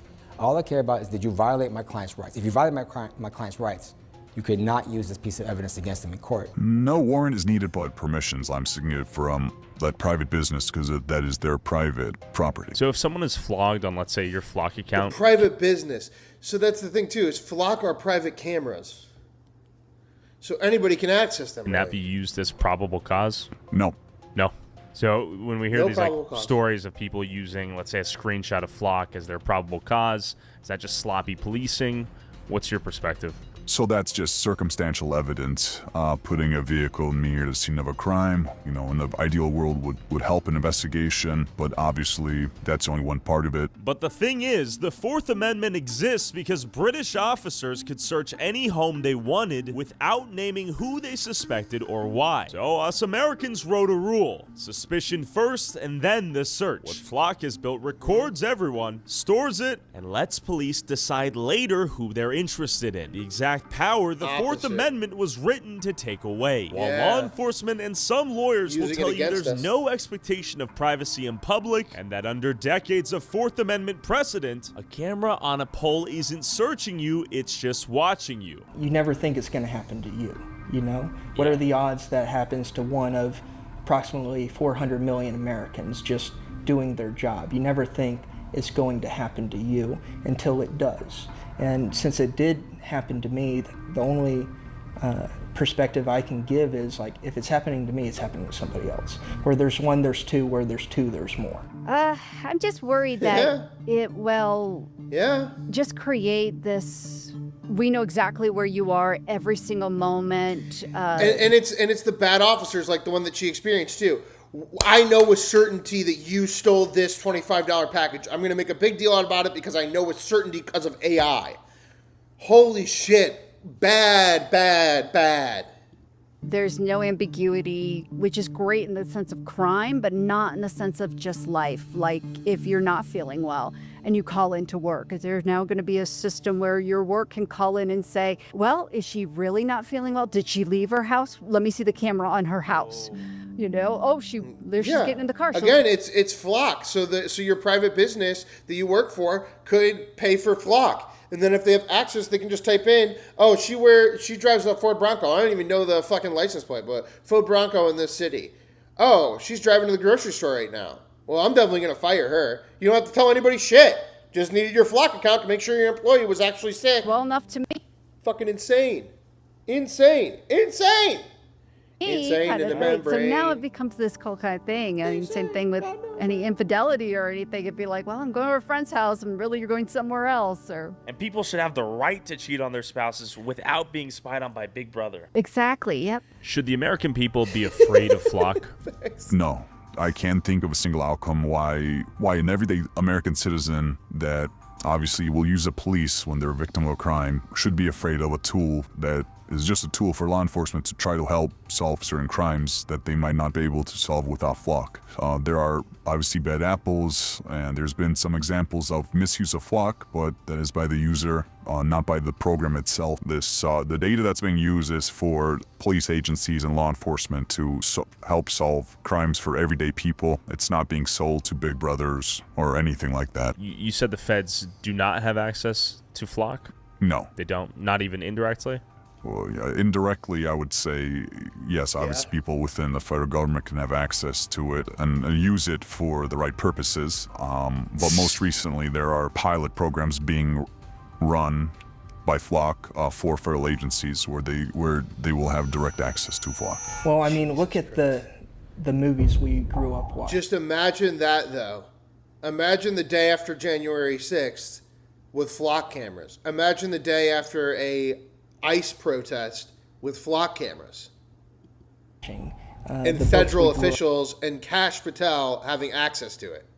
Up reading. They were all based in dystopian governments who could have started off as benevolent, but they're not always going to be the ones in charge. When there's a transfer of power, maybe one day there won't be someone so benevolent in control of such powerful technology.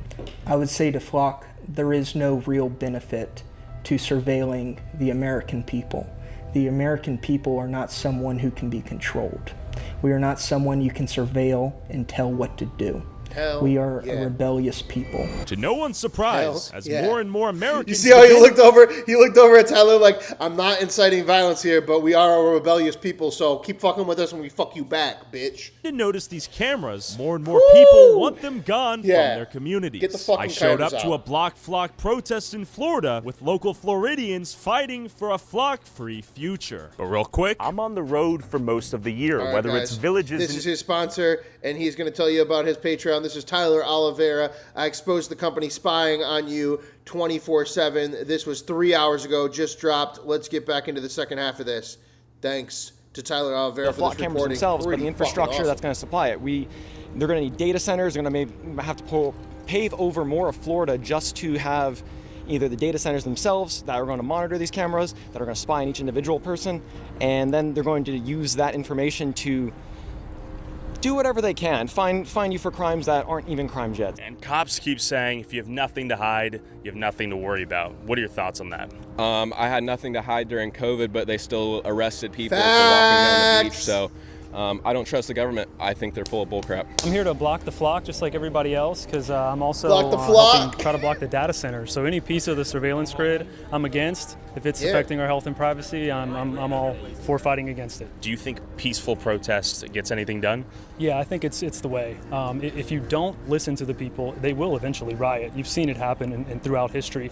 But I think the right way is to ask questions and to hold our elected officials accountable so that we can just get it done the right way first. I'm here because I am respectfully protesting these Flock cameras. I believe. Wow, guys, we just got 18 plus during a live stream. They just said they're not going to feed this out to anybody else, that this is an 18 plus live stream now. They just marked this as 18 plus because we're talking about exposing Flock cameras.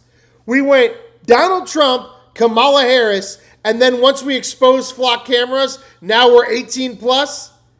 Give me a fucking break. The surveillance state is after us on YouTube, people. Constitutional. And stay with us. Double tap. Hit that like button. Help us support the channel. $4 a month. Doing the news live 7 days a week. Even if I don't get sent through the algorithm ever again, because we're covering Tyler Oliveira telling us to take down the Flock cameras. What the fuck? This is not an 18 plus issue. This is an American issue. United States into a Chinese surveillance state.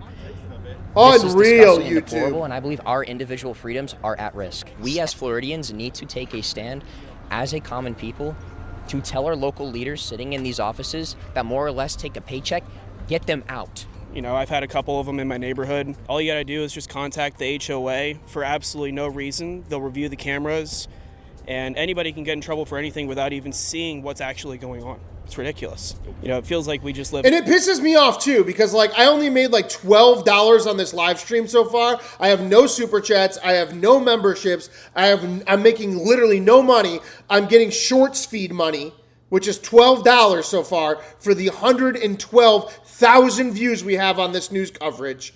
Over the last 4 hours, I've made $12 in ad revenue, and now they're going to steal it away from me, saying that I 18 plussed, that I showed nudity or murder or whatever. We were covering pedophiles last night. That was fine. But showing Flock cameras and exposing them, that's a problem. In a straight up surveillance state. Unreal. How are you? The organizer of this event is running for governor of Florida. And he says it would be very simple to get rid of these cameras. We are neck and neck. The polls have us neck and neck. We'll take another review within 72 hours. Propping up all over this state, these flock cameras. If it's about license plates, why are they pointed outside of playgrounds? Why are they pointed at schools? Why are they pointed on hiking trails?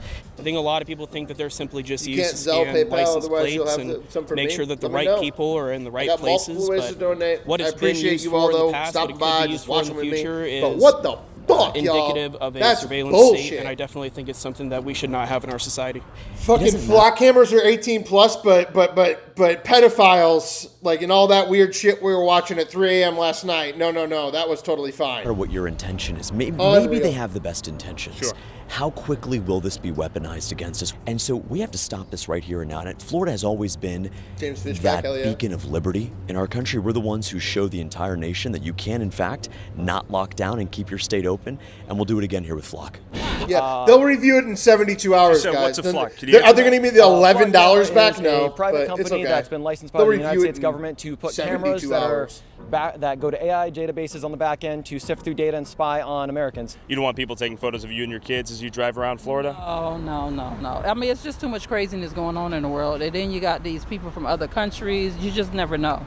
It's just way too much. And then you got this the alien type stuff from the Pentagon. And okay, true. You never know what's really going on and how that information, because obviously the art of the aliens or whatever you want to call it. Exactly. I try to keep this equal and straightforward and just free speech. And then here we are getting 18 plus because we're just covering flock cameras. There are things. Oh, going God, like God that, forbid so we cover flock they cameras. have a way to tap in. Unfucking then real. Clone a person. I don't know.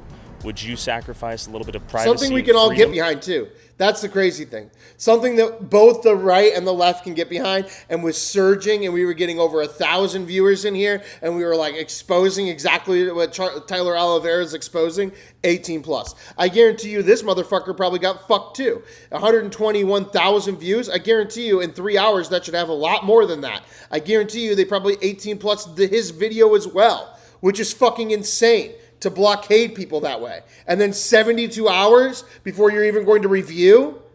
Freedom for a This is one of the safest streams I've done. They said that the TVs are watching you. This was the We don't unifying trade safety issue. for freedom here So in don't America. send it out I to mean, the feed. It's as simple as that. So when you're having something monitor you as you leave your house, as you go to the grocery store, everywhere you go, I mean, that is just insane. It's just, it's a violation of our Fourth Amendment right. Would you vote to block the flock?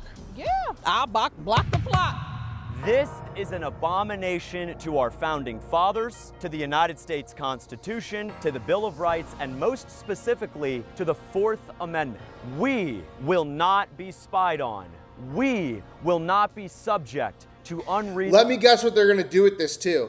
They decided that because I was watching this video, it was 18 plus, because they've already marked this video 18 plus for Tyler Oliveira, because James Fishback is in the video, and James Fishback hasn't condemned neo-Nazi Nick Fuentes, so therefore this is an anti-Jewish, hatred, fucking anti-Semitic fucking live stream, and we must 18 plus it and steal the $12 that he made in ad revenue over the last 4 fucking hours. Reasonable searches Jesus and Christ, seizures, guys. and that is Fucking exactly what insane. the flock surveillance Insane state silencing of has speech. become. Across Florida, there are 4,000 flock cameras. You can see them here. Cussing as a result of low vocabulary. How about 24-hour ban and you're a fucking retard?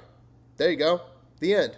You're a fucking retard. I'm allowed to be upset when I'm being censored. Not just on Bye. roads. Now They're you can be outside censored. of churches. Have a nice They're fucking as day. you walk into hiking trails. How do you like next it? to playgrounds. Let me know how Your you feel. kids' Oh, you elementary can't speak? school or That's what you would preschool. like me to Ask do, is not yourself, speak, right? Why Got would it. the government need to silence know fucking speech. where you are at all times? There are 2 governments in the entire world that attempt to know where their civilians are at all times. Communist China and North Korea. And we Digital aspire to TV be box for watching neither this facts. of those. No, but I think what it is it's this Fishback shit. It's the anti-APAC shit. And so they decided that this video that I was watching was 18 plus because he's a neo-Nazi white supremacist supporter or whatever. So therefore anything that I do is that way.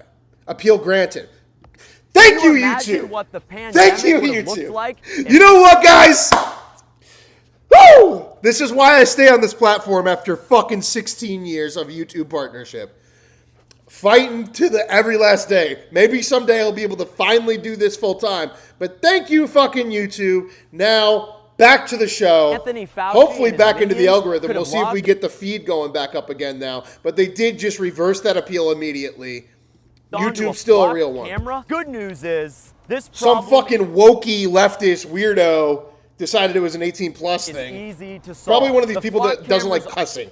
I'm sorry. I'm sorry, all my lefties. Actually, you support this endeavor. All of the libertarians support this endeavor. It's the goddamn Christians in the chat that don't want me to say the F word that led to this 6-minute fucking rant.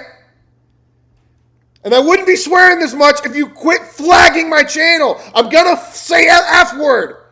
It's the F word. The president and 80% Joe Biden, Donald Trump.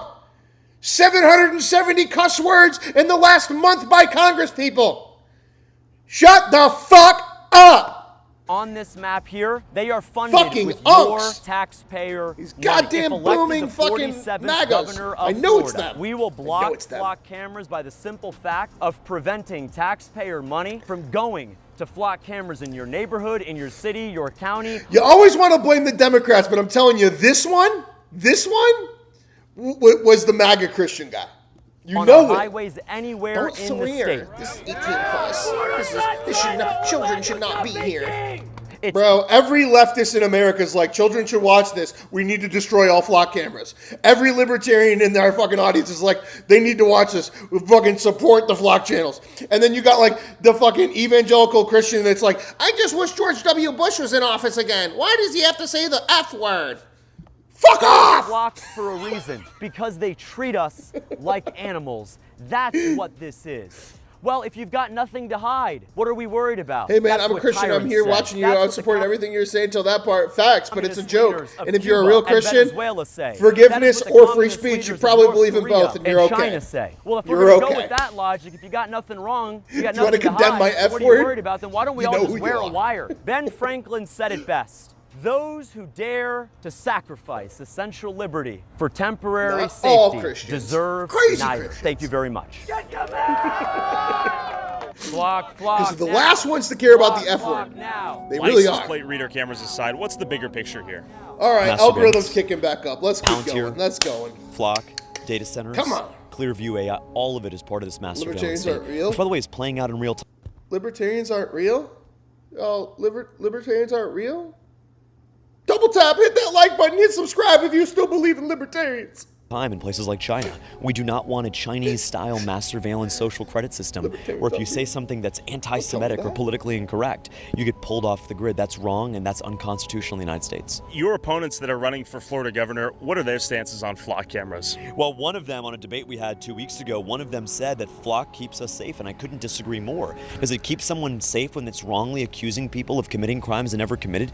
Is flock a benefit to some crime? Of course, but it's whether it's a net benefit. Can this technology be used to some degree? Your favorite science by Jay and Silent Bob. If you know, you know. That's a good one. Look, would I Thank be you. opposed to a AI surveillance camera in our airports or at the border? No, because those are high crime areas. You got trafficking, drugs, sex, child trafficking, and We're there's not really trying an to get expectation 18+. of privacy at an airport. So I wouldn't be opposed to it there. But when you're talking about on a rural hiking path outside of a church where people are going to and from with their families, schools, playgrounds, that's where flock cameras are today.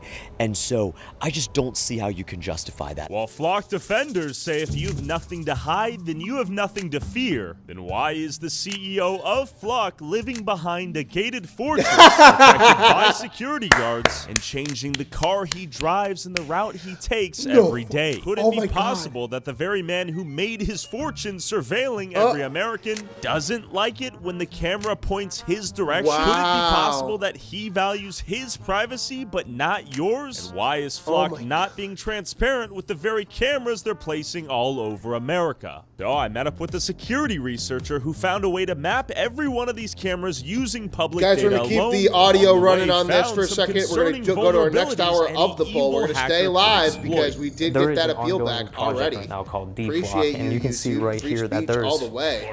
and yeah, Florida is Number flocked. 3 live stream of It all time covers on this all channel. of Help the support 50 channel. states in the area. This guy Appreciate right you all here stopping by. is a ESP32C5, and what's really amazing about this is it does have its own dedicated Bluetooth and wireless chips inside of it. So that allows me to interface and interact with the wireless world around me. So what's crazy about this is a genius before me came and started developing his own detection capabilities for flock safety after this. His discoveries led that he was using, that flock safety is using Bluetooth in order to do so. And I came to figure out that this detection capability no longer worked in my area. And it ended up getting patched essentially. That means that the deflock movement of documenting these cameras momentarily stopped. And that's a really bad thing because that means that we lost all visibility and all confidence on, you know, where these deployments are. So my discovery ended up being able to determine pretty quickly if they're not using Bluetooth anymore, the next bet is they're probably using wireless. So that was the case. Wireless meaning Wi-Fi? Wireless meaning Wi-Fi. Okay. So I ended up decoding this signal that I saw emanating from these various different flock deployments, and I ended up using a little bit of transmissions magic and decoded some of the data that was in the air. I ended up finding flock safety signatures, and that led me to develop a actual new capability for detections that anybody can use. And I made that. Okay, so that's the thing. It's like if this guy's doing that on his own, just sitting there trying to fuck with them, then if a foreign adversary wants to tap into all these cameras, it's pretty fucking easy.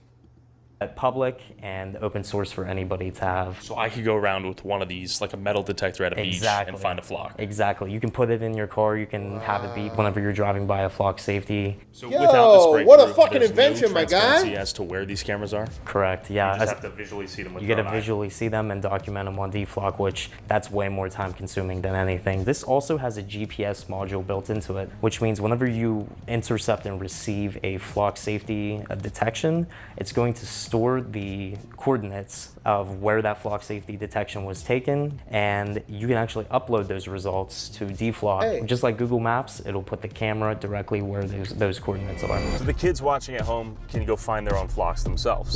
Yes, they go exactly. flock hunting. By hunting, I mean just looking at them from afar. Correct. Correct, and being able to map them out and be able to identify them from a distance. Did you see that? Did you see that? Like, so you can go to deflock.com. Ready? Those watching at home can go find their own flocks themselves. Yes, they go flock hunting. By hunting, I mean just looking at them from afar. Correct. Correct, and being able to map them out and be able to identify them from a distance, just like we're doing right now. So if you slow down a little bit, there's gonna be a flock directly. We're watching this just so that we can identify our own local flock cameras. Hunting is standing away from the camera and not at all doing anything that would be illegal to the camera.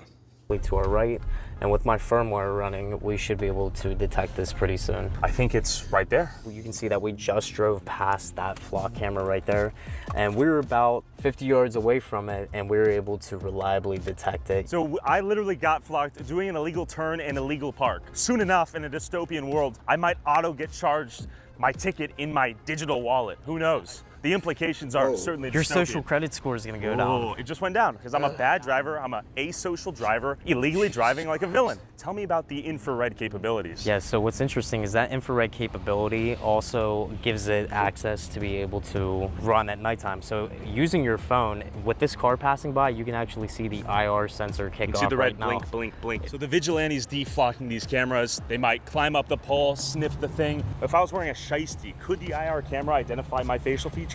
There's been a bunch of debunked myths on whether or not IR can penetrate through masks, shiesties, bandanas, whatever you want to call them, you name it. And it's been actually proven that they can see through this type of material. So the IR, the invisible light, will actually go through the thin lining of that material, and it can actually determine your facial structure through skeletal development as well as muscular development. So whenever you go through TSA and everything like that, all of that data is retained for training purposes. And if you are actually somebody of interest, they can use that information in a collection of people's faces that they've grabbed from TSA or just other cameras. Oh my God, y'all! Suspect who might not be in the system. We're all in the I've system. gone through faceless was pre-checked, clear. Is it likely that my face is in a database somewhere? Your face is everywhere, and that's how we're be able to catch some of these people that are destroying these cameras. Those hunting the flocks will be hunted themselves. Exactly. Using the very technology they're trying to destroy. Yep. Another flock right there staring me down. It's insulting. Not only in a nice neighborhood, it's outside somebody's house. Here's the detection right there. It's beeping? Yep, it's beeping, it's going off, right so it is vandalized and not able to actually see through the lens right now. You can see that it's still giving off a signal, so it is still alive and well. So whenever you spray paint it, it might not be able to see, but it is definitely still transmitting data, or at least attempting to. So let's go check it out. What do we have here? So we're in a pristine neighborhood right now. What do we have? Right outside somebody's front yard. They probably don't even know what that is. It says flock camera, this one of many AI-enabled cameras tracking your vehicle everywhere it goes. Learn more at Deflocking. It's been hit. It's been hit. And it is gold metallic spray paint. So you're gonna receive a notification right here, so you can actually see in the output, it says one unique flock last hit 0 seconds ago, which means we just recorded it again. But if it's a fresh identification of one, it's gonna pop it up immediately. Hello. Hi there, do you live here? Yes. I wanted to ask if you had a minute to explain your thoughts on this flock camera being outside your home. No, what? That camera? That camera right there that's been vandalized? Do you know when that came to your neighborhood? Not very long ago. Who put it up? Flock, a privately owned company. Do you don't have any thoughts you want to share before we leave? Yeah, I'd rather not have it on there, but yeah. I don't need to call it to take it off. She didn't even know this camera existed. She didn't know who put it up. She didn't even notice it get placed. Hey, you too. Oh, whoops. You're a good guy. Swizz, we've seen these flock cameras everywhere. I want to ask you, are they in the business of data collection or security? They're definitely in the business of data collection, sadly. Why do you sound so sad? It's unfortunate because I really do feel like, you know, crime reduction technology could be a thing, and it doesn't have to be turned into a global massive surveillance project and program to spy on US citizens. So the fact that people that we rely on for our safety and our protection are using this technology and abusing this technology against us is just something that I won't ever stand for. Can anything be done to stop surveillance technology like Flock? There are so many different people that are going to their city councils and they are just talking and raising awareness and doing things like that, filing FOIA requests, which are Freedom of Information Acts, to find out how these technologies are actually, you know, ingesting data, how they're operating. That is the freedom that we have as American citizens, and we need to exercise our rights to be able to do so. Use our voice, use our First Amendment. Hey y'all, we just went through that whole rant. We're getting the algorithm back up. We are now no longer 18 plus. We got through that whole little appeal. Appreciate that from YouTube gods over there. We've made about $13 in advertisement today, and I love doing this with you guys, and I love doing this 7 days a week. Right now I'm unemployed, but I would love to at some point be able to get enough memberships for $4 a month, super chats, or support, even help support through PayPal. I also have the Cash App and the X Money. I'll put those three up there and pin that for the next 15-20 minutes if you want to help support the channel. Appreciate all the donations. Let's keep it going with Tyler Oliveira's coverage 3 hours ago just dropped on flock cameras to stop this stuff from being abused. But does peacefully protesting and showing up to your town halls actually get results? What happens when Americans lose faith in the democratic process, their institutions, their elected officials, and believe their voice does not matter? The meeting was overwhelmed when 150 people showed up opposed to using the cameras because of privacy concern. In response, at an emergency press conference tonight, Mayor Carmela Mantello made a declaration of emergency for public safety to use city resources to fund the flock contract. We will not allow public safety to be used as a bargaining chip, and we will not cave to what is a vocal but small minority. So I met up with Nomart, a vigilante self-proclaimed superhero in Minneapolis who has taken a more hands-on approach to deflock America. Real quick.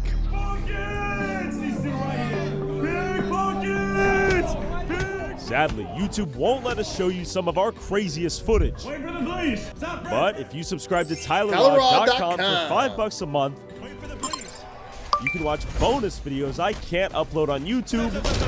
Get off the porch! Get off the porch! And guys, just so you know, we are and early access watching to all of our videos. I Exposed the Company Spying on You 24/7 3 hours ago from Tyler Oliveira. I'm in an undisclosed location with No Mark. Who are you? I'm Minneapolis' superhero. Why are you a superhero? I help people of the city. I've seen you trying to stop crime in Minneapolis, but I've also seen you interact with these flock cameras. You know, I've been taking them down. I'm not a huge fan of these flock cameras. Which app do I get to pay to become a member? For us, it's literally just the subscriptions on YouTube. Just hit join and you're a member. And it helps support the channel. It's $4 a month. It just you can scan it through the iPhone, iOS. Yeah, I know your mission is to stop crime in Minneapolis. Flock claims their mission is the same thing. Why do you hate them so much? I think the technology flock could be used for good. Because if I can get enough $4 memberships up, then like I can show that I can do this full time. I can leverage loan access. I'm an ex-PA of Dana Bash and also the President Show and the Daily Show. I decided to start doing this show where I give you the news live with commentary rather than the way the news gives you the news, which is clipping everything and repeating it hour to hour. You are watching No News is News, where we make fun of all of the news right now. But the way people are using it right now is take down a just flock camera, not. I mean, it's being used to stalk people. It's been used to stalk Double a lot tap, of women. hit that I think like. it's a huge invasion of privacy. Subscribe. And honestly, I think it's like against the Constitution. I didn't actually know about them until a few months ago, probably. I started doing my research on them, started learning more, and you know, the past month or so, I've just been going out every night, kind of doing what I can. How has the public reacted? Pretty positively. Everyone seems to be on my side for the most part. I mean, you got a few people that support them, but it's very rare. It's probably 98% support me. What is your goal in taking down these flock cameras? I think my goal is to send a message and encourage people to fight for what's right. There's no way I'm going to be able to get them all, but I think just by doing what I'm doing and showing that message that we don't support this, I hope it encourages other people to The easiest way to join to become a member is to just go to the channel page of this channel, and if you just hit that big join star button, it'll show you all the access. Hopefully people will do the right thing. Do you think peaceful protests can affect any meaningful, real change? I think they definitely can. However, I think sometimes you got to do what you got to do. I've seen very few people actually go out and destroy these things. There he is. Wow, you scared the shit out of me. And who is this? Would be my partner, Crossfire. To meet you, man. What's your name? Yeah, I'm Crossfire. I'm partners with No Mark, essentially just helping out with what he does. So he scouted out the Deflock map and found 3 cameras nearby. You know, I've had people, press me a little bit. It's kind of my bodyguard a little bit. Okay. You can throw down Crosswire? Oh, yeah. Oh, shit. Oh, yeah. Okay, that's all I needed to hear. He's jacked, so I just... Why do you wear the mask? Protect my identity and then more so protect the people in my life. I do a lot of things that, might piss some people off. I've had people arrested before, and if they know who I am, they can find my information. And how often are you out here deflocking these flock cameras? Right now, it's every night. Kind of been my main project right now. I use these little stickers, I throw it over the camera, and then I have a little tool in my bag that I just snip the back wire, and then that's it. That's all I do. What are the maximum legal penalties for one to do something like this? Honestly, it's kind of a gray area right now. Obviously, it's like vandalism. I don't know what the charges could be for that. I assume they'd probably charge you with something. Definitely, if you know anyone doing this, be wary. Are these cameras essentially everywhere in Minnesota right now? Fucking hero. St. Paul area specifically, it's like the land of 10,000 flock cameras here. Other places like Duluth and Mankato, smaller cities, they only got 4 or 5. Here, there's just a ton everywhere. And what motivated you to start deflocking these cameras? I just hate them. I hate what they're being used for. I see all the time, every day it seems there's a new story with someone, usually a police officer using it to stalk people, usually women. Human use of the technology seems to be leading to a lot of crimes in and of itself. Why do you hate these flock cameras more than, let's say, a CCTV camera in front of a shop like that right there? These flock cameras are all connected. They all go to the same database. They can be used to map out exactly everywhere you've been. Yeah, those cameras are just, it's usually just one person, and it's for their building, making sure, they're staying safe. But these ones, I feel they're only used. This is a cop right here. I'm just gonna do. Should we talk about this later? Yeah, maybe. Okay. No Mark rerouted our path to avoid police detection. I wanted to hear more about why No Mark hated these cameras so much, how he became a vigilante. I saw Minneapolis last year. It was not a great year for Minneapolis.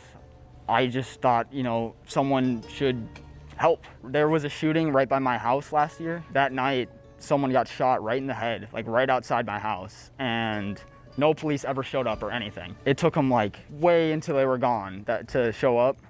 The dude was like shot in the head, bleeding out, and there was no one there. No one called the cops. It was just awful. That's what inspired me originally. I was like, I might as well just go out and make sure that everyone's good and like make sure that there's no one like getting hurt out there. If someone was just there to help them, he could have got to the hospital. It could have been okay. You're trying to fill that gap between what law enforcement can do or wants to do and what the people need? Yeah, for sure.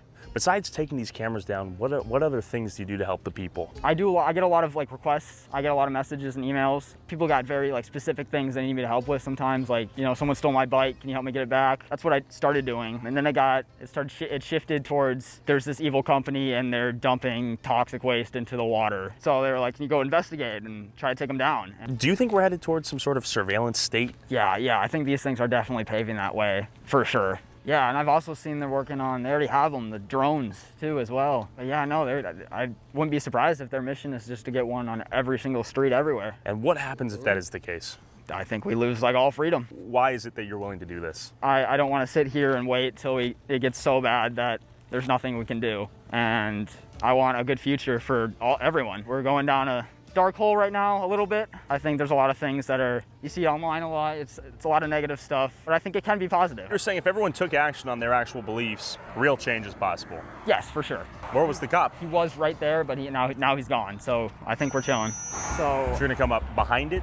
We're gonna go on this side of the street, come up around behind it so it doesn't catch us at all. I go from behind so they don't see me at all. We're in a very nice neighborhood right now. What's going through your head? I'm just hoping that no one sees me and thinks I'm like a burglar or something. No Mark sees the flock camera. He's locking in mentally. You're about to witness something a lot of people I'm sure have dreamt of doing. I have these gloves right here. They help me climb these poles really easily. Okay. They're like football, whatever gloves. Okay. Super easy to stick to this pole. Just climb up real quick. Oh shoot, it's a good time to go. And what is your methodology? You put on the gloves, what happens next? Put on gloves. I got this little tool I use to snip the wire. I don't know if it's actually what it's meant for, but it works. Okay, it's a deflocking mechanism, and you're pulling out a sticker to block the lens? First thing I do, it's really important, because even after the wire's cut, it will still record. For how long? I believe it's until the battery dies. The wire I'm cutting is for the solar panel that charges it, so it will stay alive for a little bit. So your first step is to block the camera and then you snip the wire? Yep. It's like I block it first, so I get in the off chance like I fall or something, I slip and my face gets in the camera. Okay, he's going in. He's going in to deflock the camera.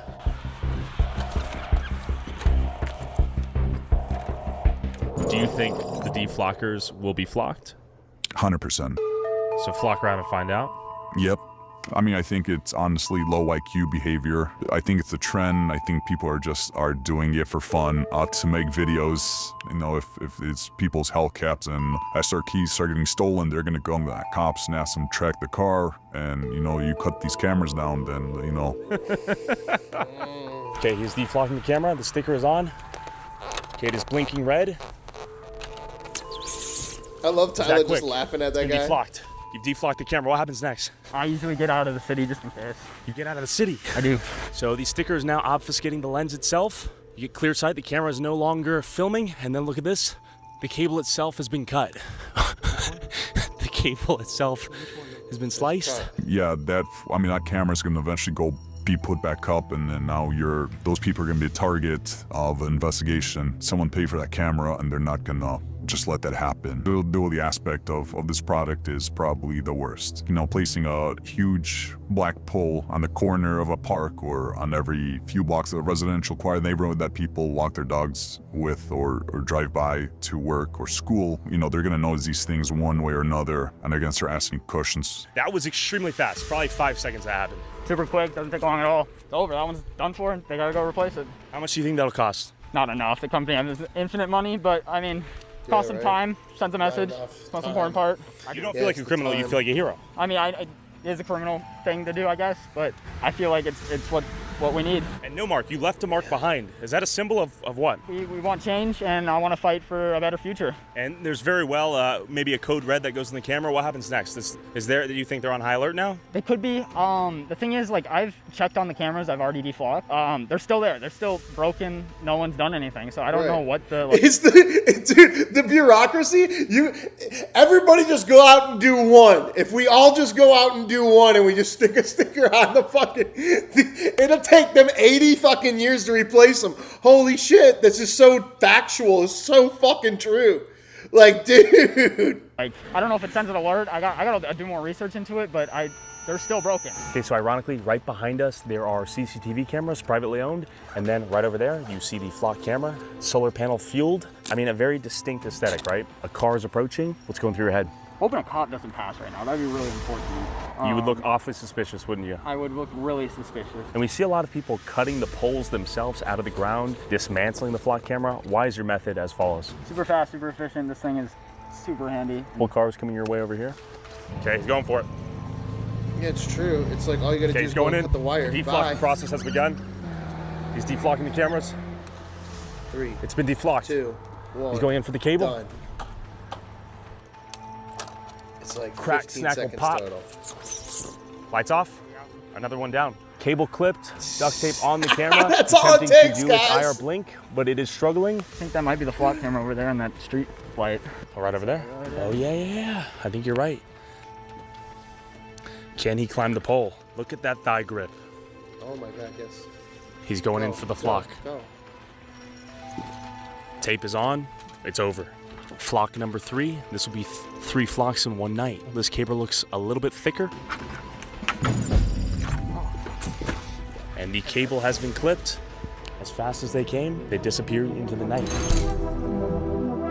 I think more people should fight for what they think is right and, stand up against the evil in whatever way they can. I know a lot of people can't do what I'm doing. A lot of people have jobs and lives they can't risk, but, in any way you can help, I think people should, yes. There's no sacrifices of liberty being taken place because a camera being placed on a public roadway, it's capturing your vehicle being taken to your job at Walmart. So something we can all I would unify say on, there are guys. real concerns in this country right now, and I think this would fall at the very bottom of the list. So you're saying to that Walmart employee watching, get your money up before you worry about getting flocked? Yes. Unfortunately, I feel like technology like this is making us look like our adversaries, and we live in a country where we talk about freedom and liberty, and we live in the best country in the whole entire world, and I'll stand on that all day long. I love our country. It's just unfortunately not the same country that I grew up in. People will say, well, flock helps solve crime. To what extent and at what cost? It doesn't really bother me too much unless they're like right up in my face and they're like, they can see my pubes. Like that's where I get really, really like worried. Sometimes when they gain power, the momentum keeps growing and it grows and grows and grows. And so we, the people, have to do whatever we can to stop it. So it's like a tight line of where we can see the intent is there, but sometimes when the government grows too big and grows too strong, then they might take it a step further and say, well, maybe there is no reasonable expectation of privacy in your house. Well, it reminds me of a quote from one of our forefathers. Those who are willing to give up a little freedom to gain a little security will lose both and deserve neither. After surveilling the CEO of Flock for 3 days, my private investigator found 3 separate cars, 3 separate routes, and 3 different plates. If the man who made his fortune recording your license plate changes his own every day to preserve his privacy, then what does that tell you about the value of privacy itself?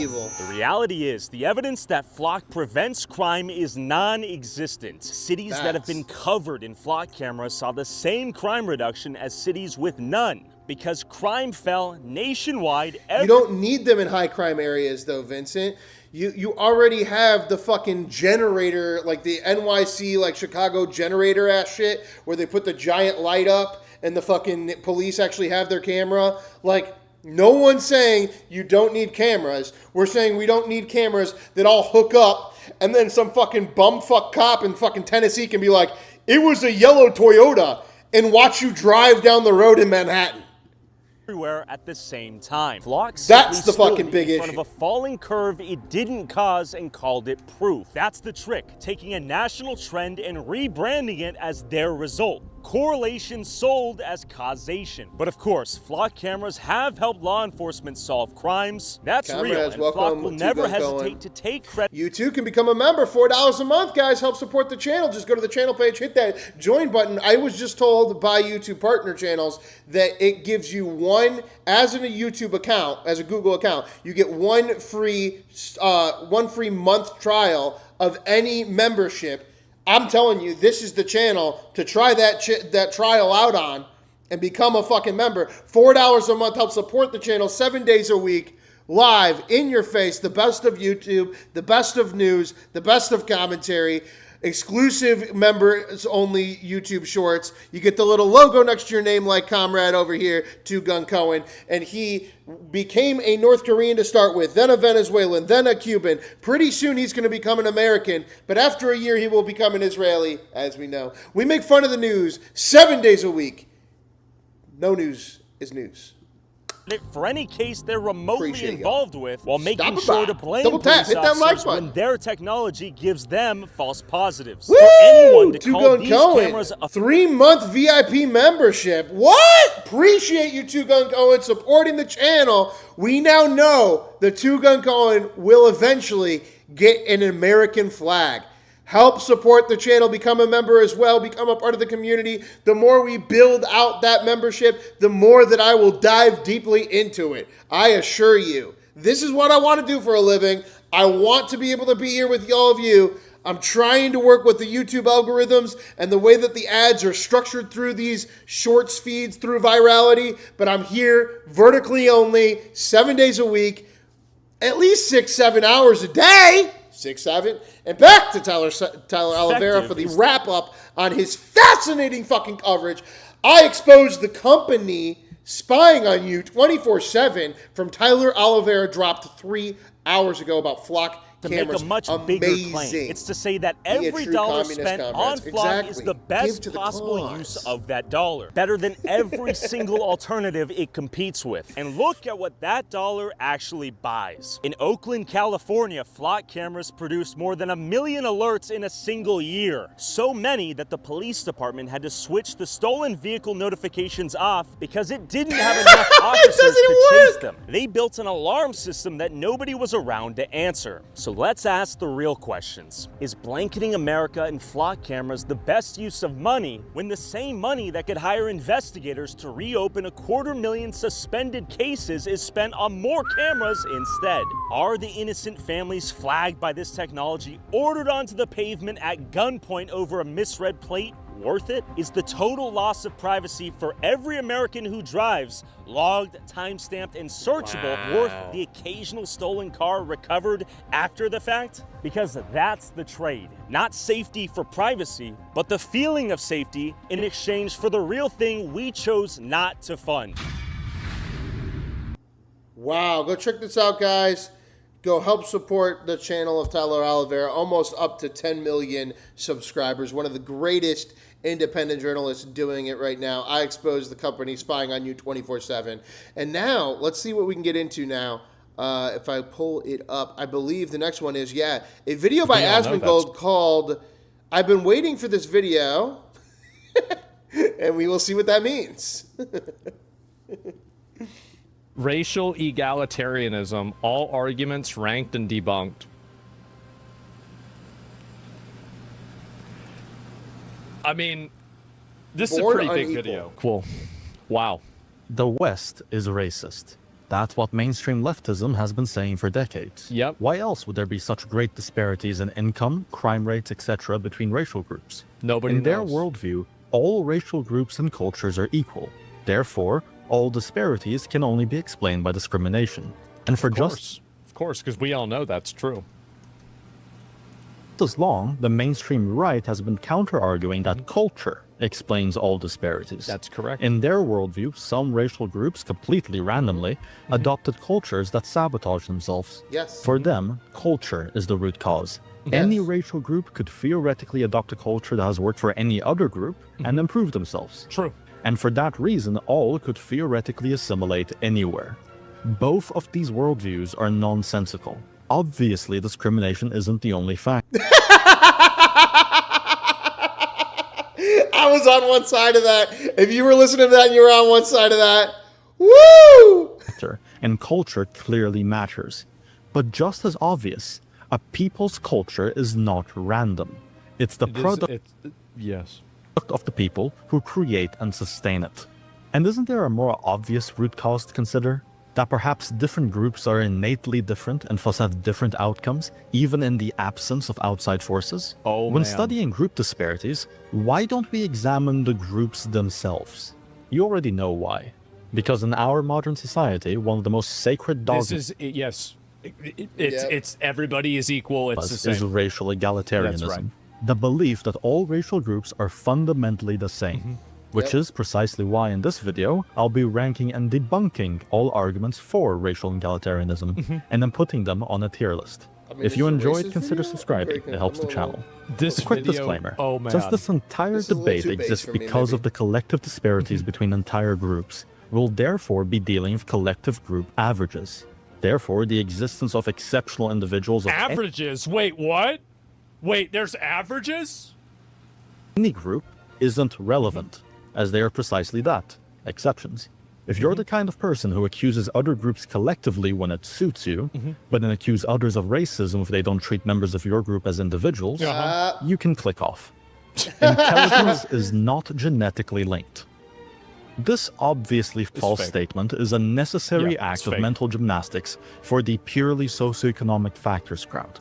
Because intelligence is heritable, as shown from twin and adoption studies, it's completely within reason to say that certain groups have selected for it more than others.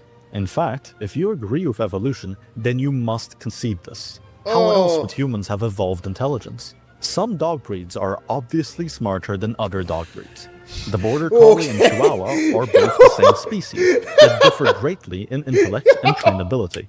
Should we expect that a Chihuahua would do as well as a Border Collie? Is it purely socioeconomic factors and anti-Chihuahua racism that makes them a minority in working dog breeds? That's a bad NPC tier.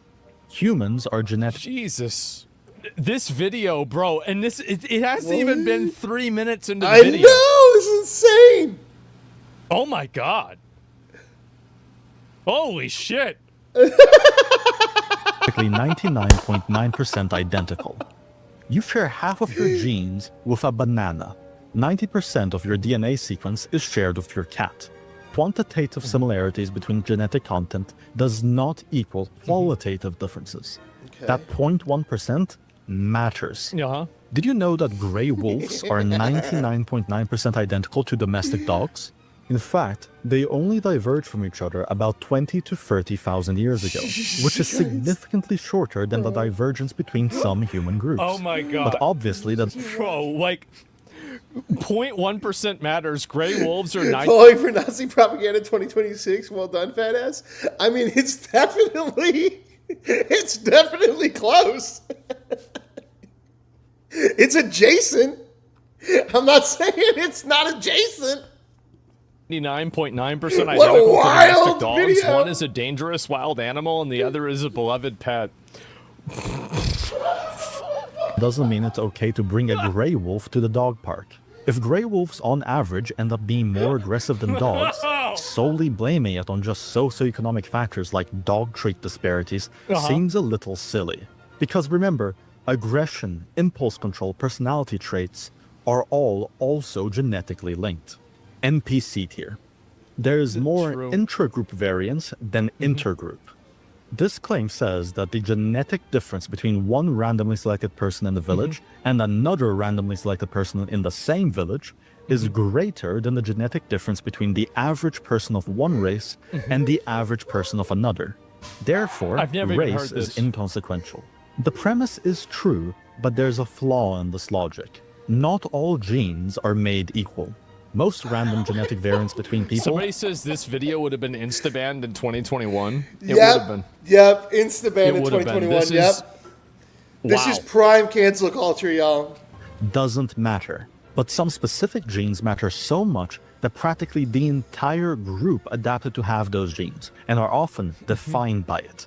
For example, the Duffy negative mutation, which is found in... It literally is the same talking points used by the Nazis and the KKK. Not necessarily Nazis, but definitely the KKK.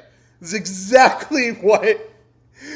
exactly what they were saying in the 90s. 100% of West and Central Africans makes them immune to malaria, but 0% of those without African blood have it. Wow. Or the Tibetans EPAS-1, which allows them to survive in high altitudes where oxygen is reduced by about 40%. I've heard this before, but in a German translation to English. Which occurs for them about 90% of the time, but 0% for Africans and Europeans. It was some guy giving a speech, or the right? ABCC11 gene that makes 80 to 95% of East Asians have no sweat odor. no body odor. But again, practically non-existent This is elsewhere. mainly for Korea. Yeah. This becomes even more complex when it comes to traits that are influenced by multiple genes. We haven't fully isolated the genes that are responsible for intelligence or personality, yet we do know both are genetically linked. And I think we can both agree that social cohesion caused by... I'm watching this wild video that I can't really... If I explained it, we might 18 plus. This is your second class? You'll let them explain it. Yeah. Similarities in intellect and character is vastly more important to survival than odorless sweat. Yes. Flawed here. Race is a social construct. Nowadays, whenever a leftist says X is a social construct, you should just interpret that as code for I have no counter to this observable aspect of reality. It's not an argument. The fucking image, oh my god. It's just wordplay. What does social construct even mean anymore? Anything that humans have a socialized concept for? By that logic, everything is a social construct. The sun, the earth, molecules, everything has a socialized concept, as proven by the fact that I can name them and you know what I'm talking about.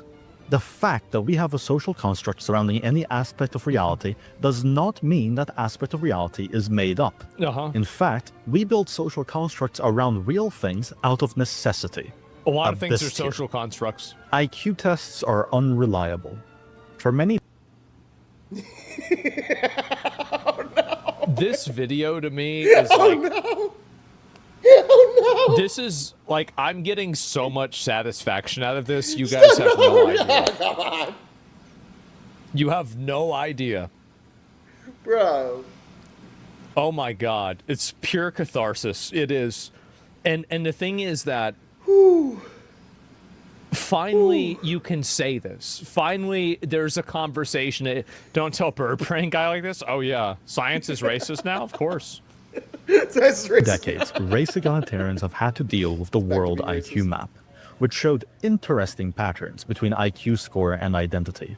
Do you remember how mad everybody got at me on Twitter for bringing this up? People were losing their fucking mind over this. They were furious at me for this. But nobody was saying I was wrong. I mean, can't really it's a weird map. Yeah, nobody could have predicted this outcome. Only rebuttal has been either that IQ is not meaningfully influenced by genetics, which is demonstrably false, and that IQ has issues. I don't contest the latter, but it's the best we've got.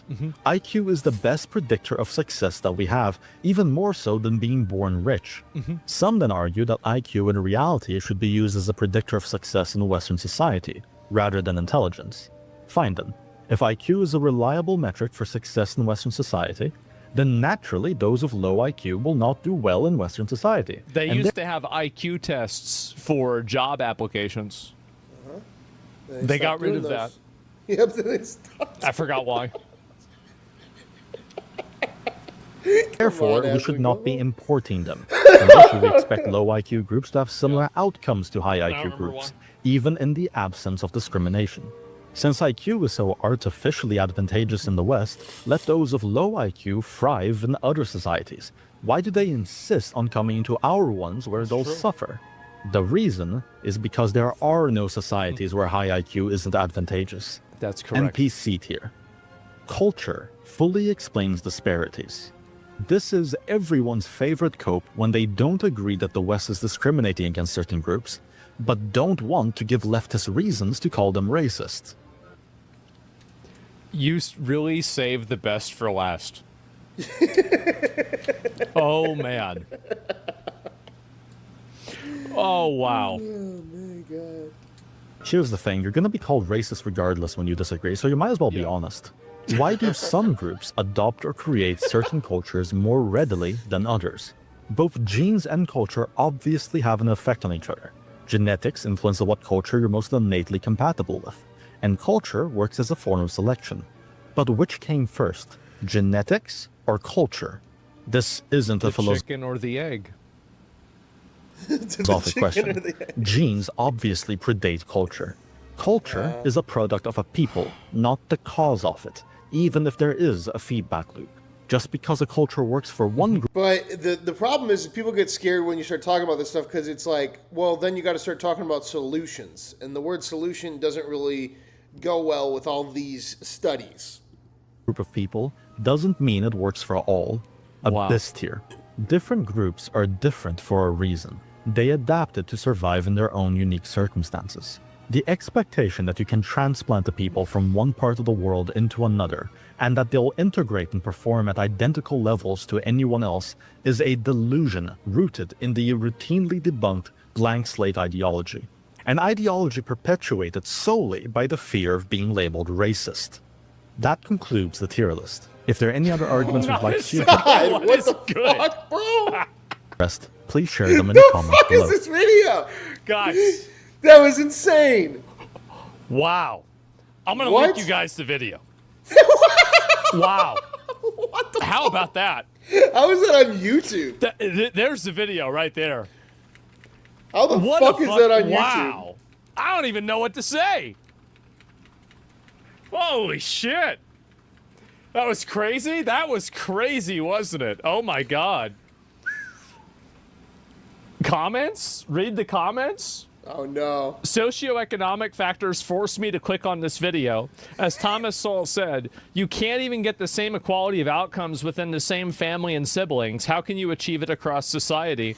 They took away the Nobel Prize from the guy who discovered DNA for saying IQ is genetic. He discovered DNA. This is a comment from 4 days ago of some dipshit that spelled my fucking name wrong. I came here from Asmongold. Oh my God. Same, didn't we all? As Asmon Silver. As we'll watch the video. The real, the entire real estate estimate market is driven by the desire to get away from certain people. Jesus Christ, guys. Like, these are really... Most of these circles are red. Like, wow, bro is on a generational run. Fun fact, IQ is the most reliable, consistent, repeatable metric in psychology. Oh my God. I only believe in science, but only when it agrees with me. It's look at the most recent video, dude. This channel. These videos are... What is it called? Honest review of civil rights. We was oppressed. Oh no! Oh no! Oh no! The pedo fatigue. Shut it down! Shut it down! Shut it down, guys! Shut it down! Can we watch another one? Bro, look at this! Look at the fucking thumbnail!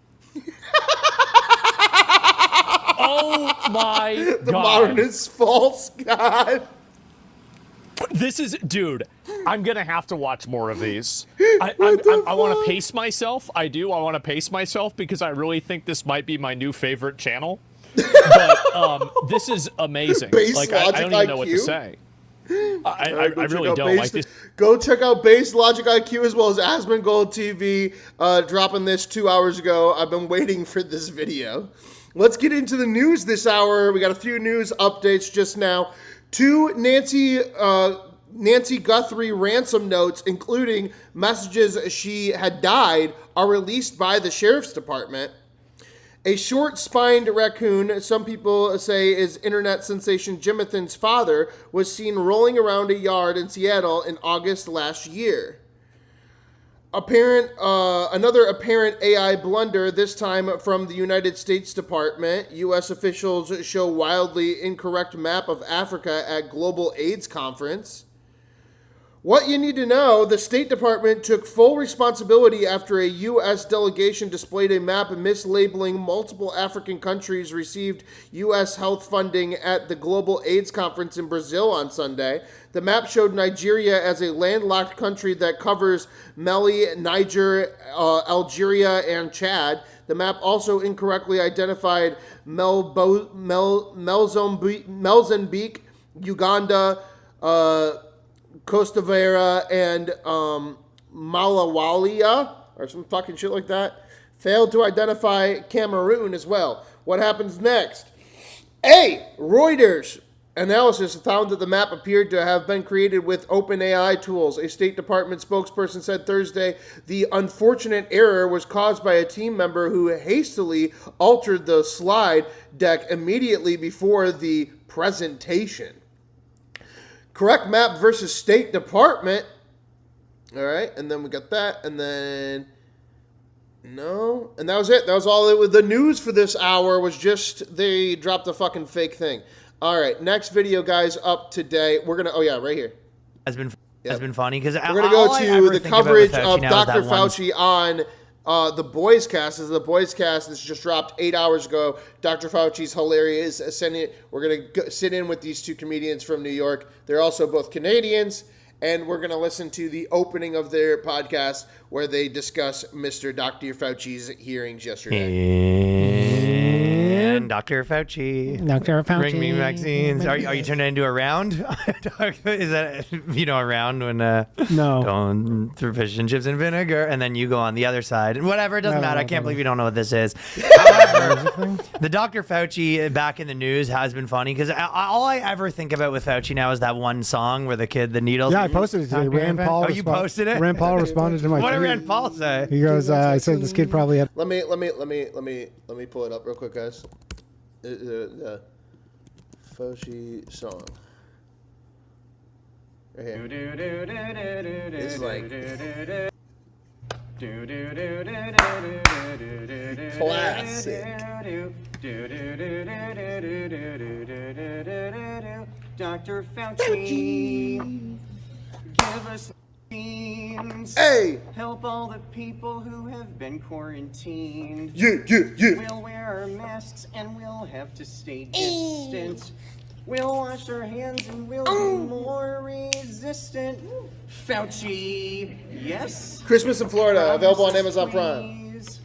The only Christmas movie that ends on January 6th. Go watch it now. Restrictions will lift with some ease. Dr. Fauci, don't forget me. Woo! Yay! Did you see that he got flowers sent to him, guys? Harry was letting us know that he got flowers sent to him. Let's look at this. Harry Sisson or whatever the fuck his name is. Fauci flowers. Just want to check that out so y'all get to see that. Oh, look at this little sweet guy. So Mr. Dr. Fauci received flowers from a fan in a note that says, "We love you, Dr. Fauci. Love this. He's an American hero who should be celebrated, not torn down." And just so that we can get, a little bit of a laugh, let me click on the comments. Top comments. Let's read the top 3. Remember when they destroyed your life and you didn't get the vax, but then let 17 million unvaxxed illegals into the country? Yeah, it was never about healthcare. Number 2, Alex Jones fined $1 billion for misinformation. Dr. Fauci. And number 3, imagine taking medical advice from this man who needs a pardon for medical advice he gives. All right, guys, back to the Boyscast. Well, he had a tough time today, and then Rand Paul responded, actually, someone check on him. Oh, interesting. RP. Yeah, RP, busy. I guess he got out of his hearing. And saw my tweet. I've been loving the libertarian thing that I've been saying lately is capital gains is a fine for inflation evasion. That's so fucking fun. Isn't that funny? Yeah, that's what they say. Yeah. Well, someone said it, but yeah, I've been saying it. Capital gains. Capital gains. You're paying capital gains as a fine for trying to evade inflation.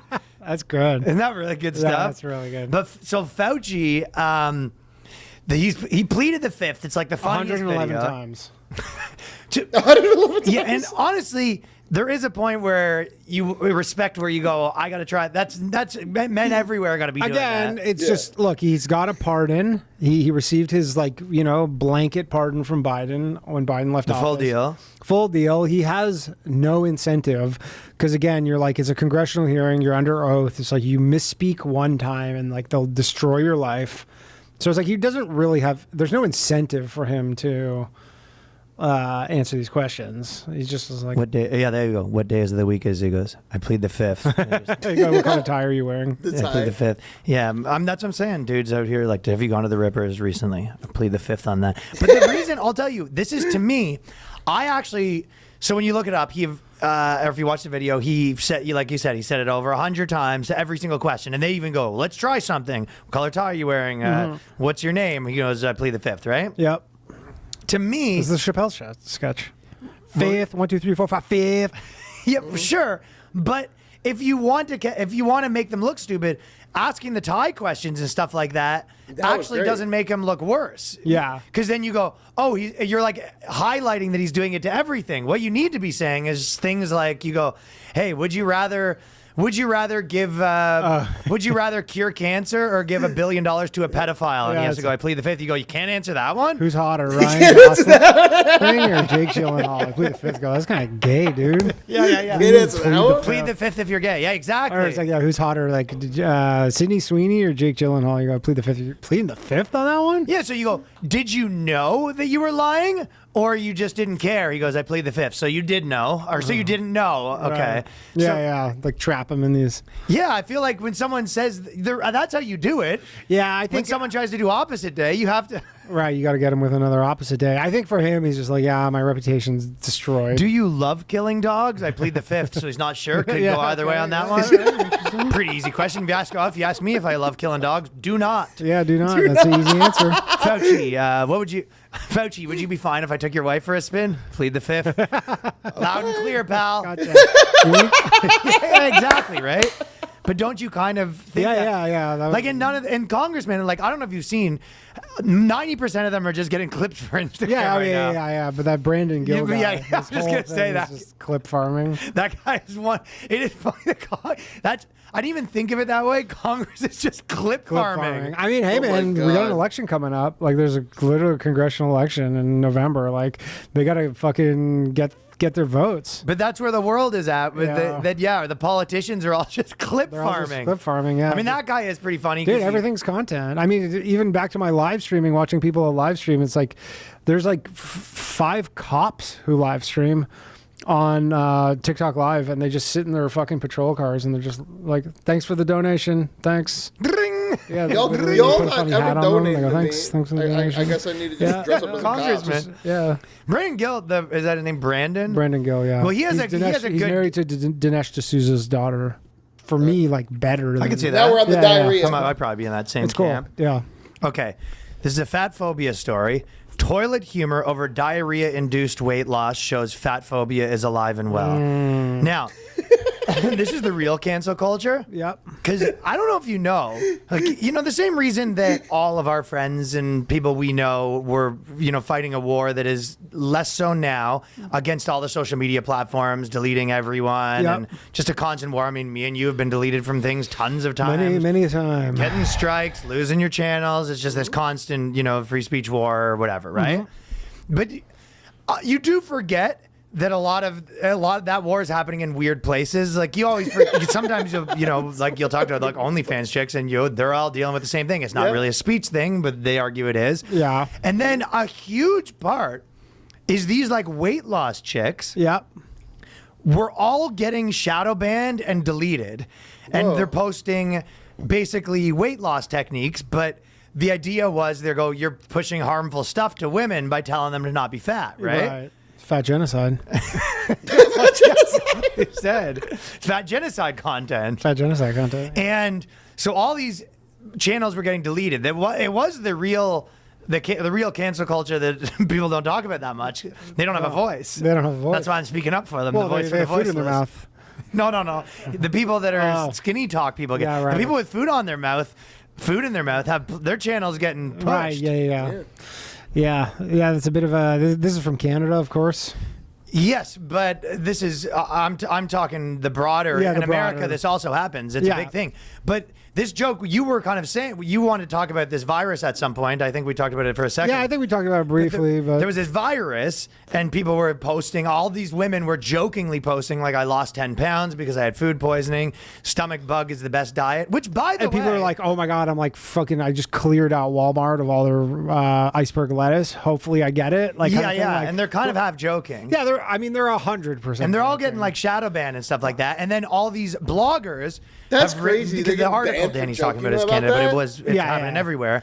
There's That is bloggers everywhere crazy. posting kind Talking of about diarrhea and you get banned as a white in woman? solidarity with the kicking them off everywhere, just being like how harmful it is that your women are joking about being Joking skinny. It's not something you should joke about. I You mean, shouldn't yeah, joke I about guess being if you're skinny. Oh of my the opinion God. that you're like, yeah, people are so dumb that they're gonna go again. Even if you wanted to go get this like cyclospora stuff, the odds of you actually getting it, like it's probably like 1 in every 50,000 bags of lettuce, and they pulled them the moment they knew about it. They pull them off the shelves, so you're like, couldn't even get it anyway. Well, but they just don't like the joke. You can side agree though. Yeah. That when you get the flu or something, if you have a good 4-day flu, and you wake up, you go looking all right. Yeah, looking all right. Shredded. Yeah, but the problem with that is that a lot of it's water weight.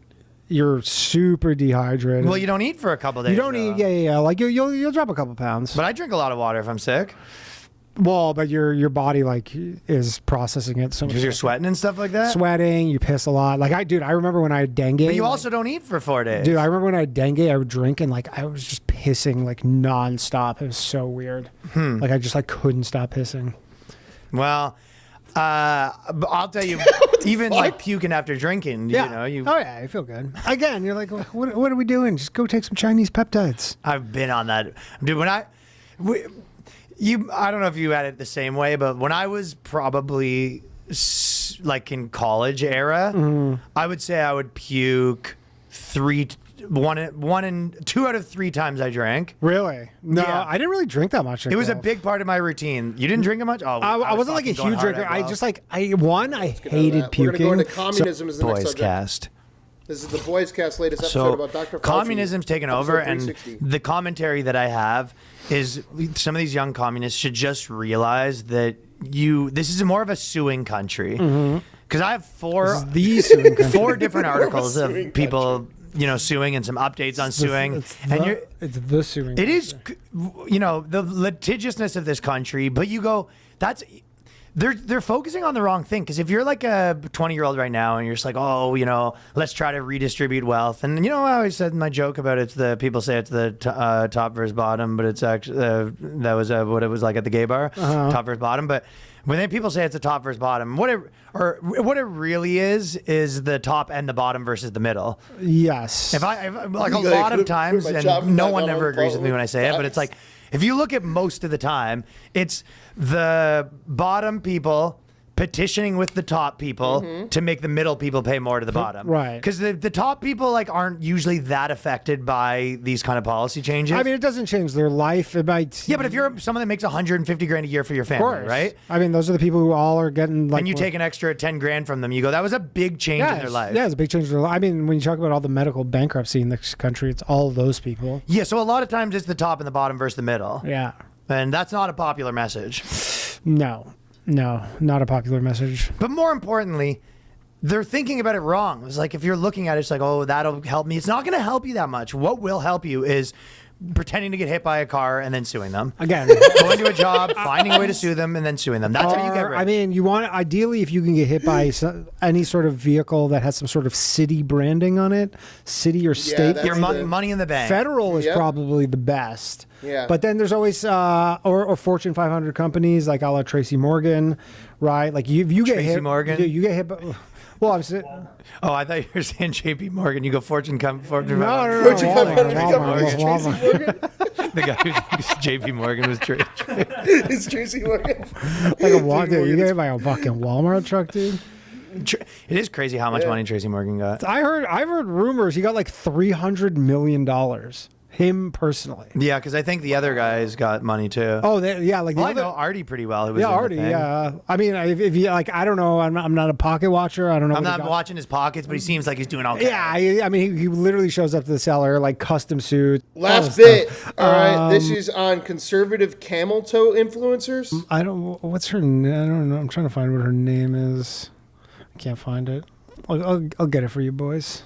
What kind of stuff did you say? Speak English in this country? Here's a video. Can we please stop addressing Ilhan Omar as a congresswoman? I mean, she's literally a fraud. This is a person who came to the USA to corrupt its people and resources. She went from negative $65,000 net worth to over $30 million and denies it. She denies it. She blames it on an accounting error. That's Feels not like a all. ChatGPT Then there's script. the winery with no clear location, no wine at all. How many views did no this one phone got? number, no This is visible on operations. Twitter. It seems 13 million. 13 million views. This is 13 million. She's crushing it, probably bank wise. Oh yeah, I mean, fucking 8. So you're saying that's a better scam than saying the N word? That is both good. Yeah. Well, it's good. All right, guys, let's get into the next one now. Here, what do we have here? Let's pull up the pull up the photo for the day. Let's see if we have to change the poll for the day. I believe we do. Our poll of the day, if I remember correctly, is done right now. No, we're at 59 minutes. We're about to close that poll. JD Vance is about to win, and then we are going to go to hour 5, and hour 5 is JD Vance versus AOC. All right? So all of you that have been fighting for it, you're ready. Get ready. Here it comes. Without further ado, AOC versus JD Vance in hour 5 of our show. Thank you all for stopping by. Make sure you double tap, hit that like button, hit subscribe, send people into the algorithm for our poll of the day, as it is every day on our show, every day. And is it 100? Is it 1 hour yet? It is. It's 1 hour, and JD does advance yet again. So now he's going to go up against the next one. In hour 5, who will be president in 2028? We have 830 days until election. We got JD Vance with 72 wins up against AOC. Get your vote in now, guys. The hour 6 of our show starts now, and we're going to get over here to this Tucker Carlson propaganda episode on bot farms, JD Vance, and NATO. No, we're not. We're going to go to the latest episode of Joe Rogan. Every time I talk to you. And we're going to talk about airborne rabies, guys. Airborne rabies. Holy shit. Here we are. Action. I mean, a biological weapon or any pathogen is a living munition. It self-replicates, and it's got an incubation period. So then right? So then you can be infected and not know it while it's incubating inside of your body, and then you infect a bunch of other people as well. Yeah. Yeah, and we saw during COVID how aggressive people got, screaming at people for not wearing masks, and you know, that was, as far as pandemics go, fairly mild. Yeah, fairly mild. Like, I mean, if you go with the CDC's 1% or your 0.1% of the case, or you it's know, Perplexity. Perplexity's 1%. I mean, you're talking about a nothing burger compared to pneumonic plague. Pneumonic plague, and there are, you know, I mean, look, I also write in the book, and this has never been reported before because I interviewed CIA officers who both debriefed the Soviet defectors and also people who chased WMD in the hands of terrorists during the War on Terror. And I specifically didn't want to write that scenario because it's so loaded to go with like terrorist use of a biological agent. But I give you little history lessons when I stop the drama, one of which involves an Al-Qaeda terrorist that was captured. She's actually now in Texas in a mental institution for the rest of her life. Her name's Afia Siddiqui. She's an MIT-trained biologist, related by marriage to Khalid Sheikh Mohammed, okay? And she was leading the biological weapons program. This is according to the CIA officers. She was trained at MIT? She was trained at MIT, and then she went back to Pakistan. She was the first woman on the FBI's most wanted terrorist list. How come they have her in a mental institute? Because they caught her. And then this part is reported. They caught her, and somehow, again, the air quote, somehow she got a hold of a Marine's rifle and was firing at the FBI agents interviewing her. This is all public. And she was shot. They took her to the United States, gave her a trial, decided she was insane, put her in a mental institution. But what had never been revealed before my book is that in her handbag, she had plans to create a genetically modified pathogen that mixed rabies with chickenpox.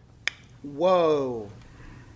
Whoa. Think about that. Imagine airborne rabies. Rabies, like pneumonic plague, is one of the only other pathogens that has 100% death rate without countermeasures. Oh my God. And rabies, like when you see it in animals, I've never zombies. actually Like that's encountered actual zombie in the apocalypse. wild, as much as I know. But when you see them, they want to infect something else. They get hyper aggressive. Yeah. They want to bite you. So if they bite you, they give it to you, which is really crazy. Yeah. Like this disease makes them throw their own safety out the window and just go after people and try to bite them. I mean, it's like rabies is like now its own a rabid animal. You know, you think of it it's so visceral. Right. It's going to come at you with its infected saliva. I almost went with the rabies scenario because I always, in these scenarios, tie them to actual events that have happened, so that readers don't go like, "This is Annie Jacobson's dystopian imagination," as much as they say, "Oh, she's following what science. This is science fact, not science fiction."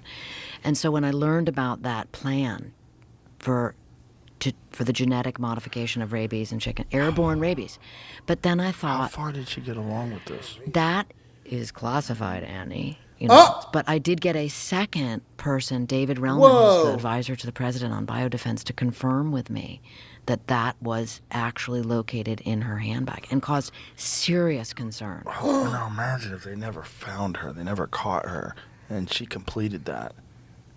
I mean, it's really terrifying. It wipes out most of the country. And also just in the most horrific way. I mean, having to look at your pet and be like, "Is my pet rabbit?" It's just Jesus, and it could catch it too. Another project.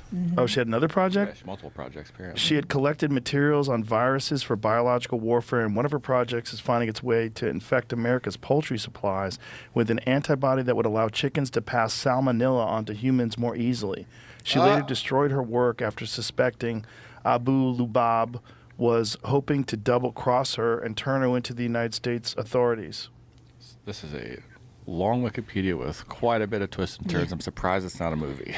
There's a lot going on. Mm-hmm. Oh, my God. Wow. And that's one person that we caught.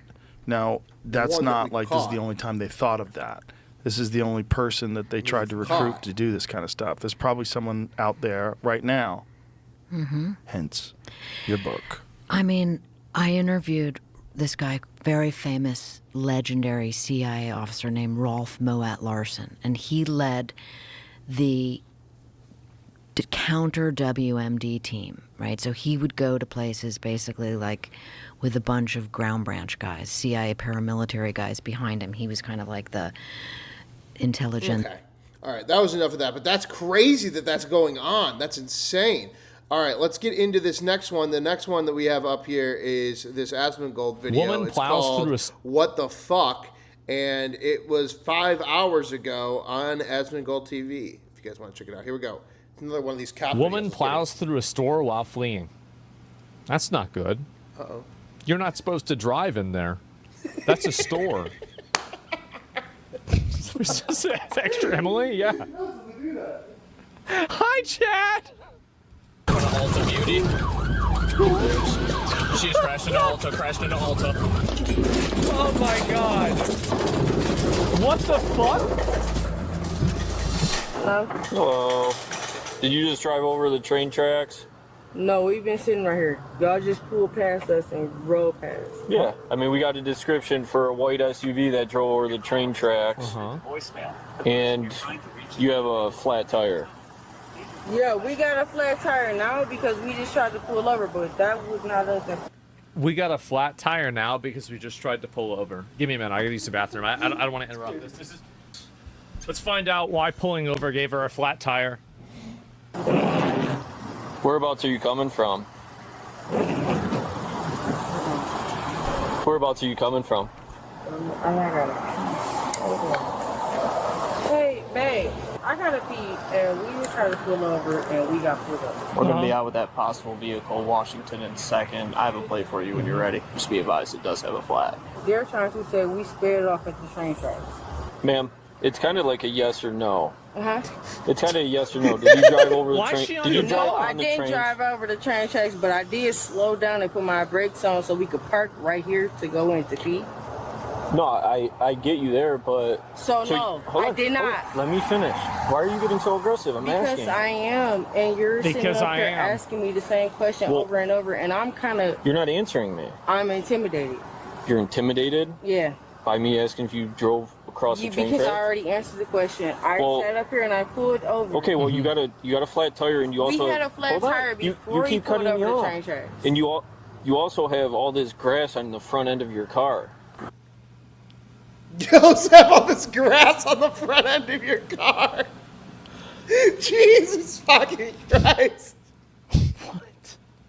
Holy shit. We pulled over before we got even across the train tracks. What? Let me rephrase it. Let me rephrase this question. What's for you. wrong with these Were you people? at 4th and Center in front of Little Bros, that little No. burger place? You No. weren't there? 4th and Center? Yeah. No. Okay. How'd you get the flat? We got the flat before we even crossed the train. How'd you get the flat? Train tracks. Hey man, we got the flat before we crossed the train tracks, not from the train tracks. Okay. Wait a minute. We got the flat before we even crossed. Before we even crossed the train. Randomly admits to the train tracks. Like, yep.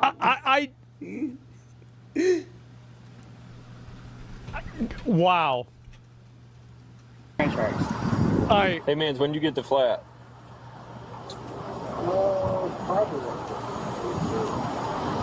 Listen, man, I want you guys to get home safe. I hear you, bro. I'm just trying to figure this out, man. We got a BOL for a white SUV with that drove on the train tracks, man. So when did you guys get the flat, bro? I've been on radio. Where are you guys coming from then? Here. Where's here? We parked here. Yeah, where are you coming from? Oh my God. Do you want to answer that? Do you want to answer it? Hey, Plitz, are you good for a sec? Yeah. How are these people real? Front driver's side's flat. She said that they didn't drive on the train track. They said they noticed it was popped, so they just pulled over here. Hey, brother, just roll down the window. Yeah, just roll down. Appreciate you. Yeah. Were you trying to show me something? Oh, no, I was just... bro, I didn't know I'm like literally ordering. She hit the train tracks, bro. Be honest with us, man. You can be straight with us, bro. They stopped us right here. What? Dude. Remember when... Look at him. Okay, all right. Guy in passenger seat says he doesn't remember when It's over? she said Yeah. she never once drove on a train track. Any indication of alcohol? I don't know. She's really not talking to me. She's just on the phone with one of her friends. She's like ignoring all my questions. Pleads the fifth? But she Yeah. just keeps denying driving on the train track. So, she has to piss, like, bad. Like right now? Yeah. Yeah. Gotcha. That's why I'm trying to get in here, and y'all sitting up here pulling us over like we did something wrong, and that's why it's making us look like... Yeah. Well, again, I get what you're saying, though. We don't know. So we don't know about your train hang track on, shit. let me just explain something real quick. So I don't know if you heard about my person beforehand, but he said that we stopped you for a BOL. We had a BOL, which means to be on the lookout for a white SUV that drove over the train tracks. Hell yeah. No, I took my AirPods Hell off. yeah. What's going on? No, you're good, bro. Do you guys know why you have like branches underneath your car then too? Because we're all riding through the same area. Do you know where I live? There's nothing but trees and sticks over there. I mean, there's trees There's everywhere. nothing but trees Do and you sticks. know where I live? Why would I know where you live? Exactly. So if you knew where I live, you know where there's trees and sticks and branches under my car. They're trying to arrest us and pull us over for a bunch of blue. There's trees and sticks and branches under my car because of where I live. I'm glad you see it in here is. Did I ever say that you were under arrest? I'm not talking to you. Hey, ask if you had alcohol today. Miss, have you had any alcohol today? No, but I'm sitting up here on the phone with my boyfriend right now. Okay, with this drink right here, is this alcohol? What is this? Where? Water? No, in the other one right there. A sweet tea? Okay, let me see that can real quick. Not that one. The can. Can we get out and go to the bathroom? Not right now. Uh-oh. What's in that can? That can that's under your purse. What is that? He said, give me my ticket so we can go on about our business. He said, give me my ticket. As I said, man, being a police officer must make you feel like you're the smartest fucking person that's ever existed. Like, to be able to catch these, like, 80 IQ retards in, like, the most obvious lies, you must be feeling like you're fucking, like, Sherlock Holmes or something. Like, you're like this master wizard, 5-dimensional chess player that can see the future. Like, dude. What's that? More like 60? No, this is an 80 right IQ. Now we're trying to figure out what's going on. You it's guys an 80. aren't telling us. Trust me. Trust me, I know what they look like. Right now we're just investigating right now, okay? We're checking camera footage to see if you guys ran over the tracks or not. That's what we're doing. Like that one African migrant earlier today that showed up at the kids' school on a Friday or Saturday when the kids weren't there with a knife and a bunch of petroleum and a hatchet and a hammer. That was a 60 IQ. That's a 60 IQ. This is 80 IQ. You have to understand that there are levels to these things. Now we got someone checking, okay? So he's saying because y'all do not have no probable cause, y'all don't have a warrant, we can't get our ticket and we can't leave. You have damage to the front driver's side, right? We don't have damage to the front. So right now we're just... Yes, you do. We don't have damage to the front driver's side. Yeah, you do, though. Because we have cameras just like y'all have cameras. We don't have front damage to the front bag. Hey, Flex, I'll be right back. We don't have to figure this. She's claiming she never was on 4th, and she said she had no alcohol to drink. There's a Long Island in the Senate Council that she said I think she's not answering questions about that. Yeah. There it is. All right, hey, let's go. My sergeant's right there. Can you talk to my sergeant? Ma'am, I need you to open your window. I see alcohol in the center console. I need to identify you. Hello? That's my sergeant. Can you talk to my sergeant? Putting up with this I shit. see an open can of alcohol in your center console. So water? Okay. Water? All I know is I see that. So, no. There was and a can of sweet tea? There was a cut water. Was a cut water? That's not mine. Okay. It's in... You've got to be thinking that you are the smartest person in the world, bro. Like, I need to identify you. No, it's not her. That's right. not now me. that I see that in plain view, we need to see your identification, okay? Okay, that's fine. Uh-huh. Do you hear that? Is clear water alcohol? Oh! Oh my god. You stupid bitch. Oh my god, dude. You're so stupid. Like, cut why water? do they do this? Clear water. There it is. Cut Every water, time they do this. Uh-oh. Here we go. Let's go. Bro! Oh my god. My vehicle's taken off. Let's go northbound Washington through the red light. Oh, thank God they wanted body cams. The gift that keeps on giving. She is. Speeds of 56 and increasing. She's gonna run out. She's gonna outrun the police now. She's gonna outrun the police. Doing a felony to avoid a misdemeanor. Doing a felony right. to avoid a misdemeanor. Exactly. You call that poor impulse control. Dumb ass. Turning into the middle school right now. Oh, going to the middle school. Right. Here we go. Still traveling about 35 miles an hour. Where does she think? Stop signs. I always wonder, like, what's going through a person like this's mind when they do this, right? Like, I mean, do they like, think is they're gonna get is it away? just like you know, like the meme of like the monkey clapping the cymbals together or something? I don't know. Nothing's going through their mind. You must damage us completely. 56 miles an hour. Man. it's just nuts. Like, what do you think is gonna happen? You think they're not gonna catch you? It's not even outside of town. Went straight to the stop sign. Passenger doors open. Passenger door is open. Yeah, to throw out the alcohol. Oh, I bet they might have thrown something out the door. That's what it was. Which again, don't let them see this. Yeah, and every time that you do that, just so you guys know, if you throw something out the window while you're getting chased by the police, it's automatically that, like, you're, I forgot what it's called, but it's like, they can basically say it's whatever, that you're a DUI or a DWI or whatever, because you literally threw it out.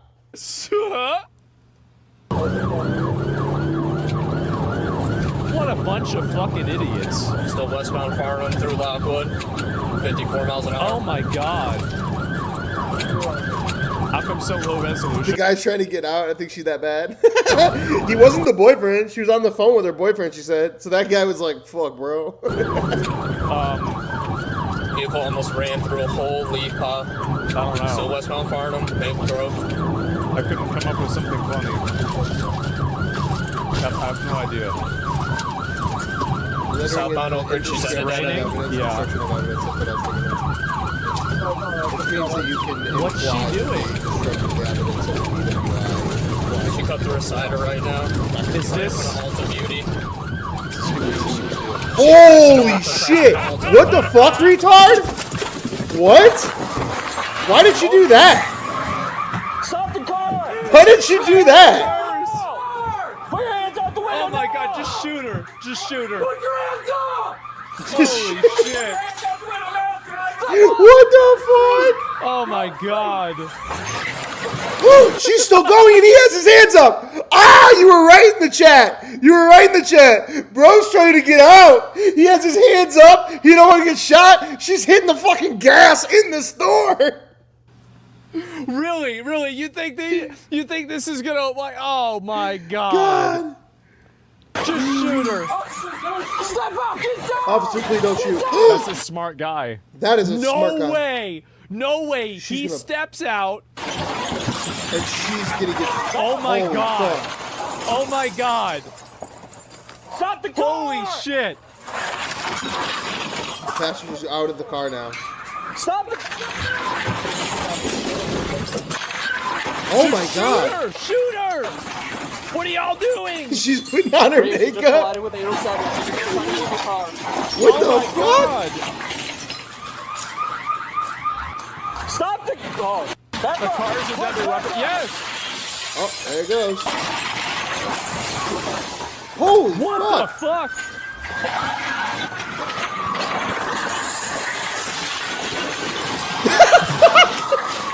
She's gonna try to go the other way. Like, what does she think this is? Like, dude, how are you gonna get out? Fucking retarded. Yeah.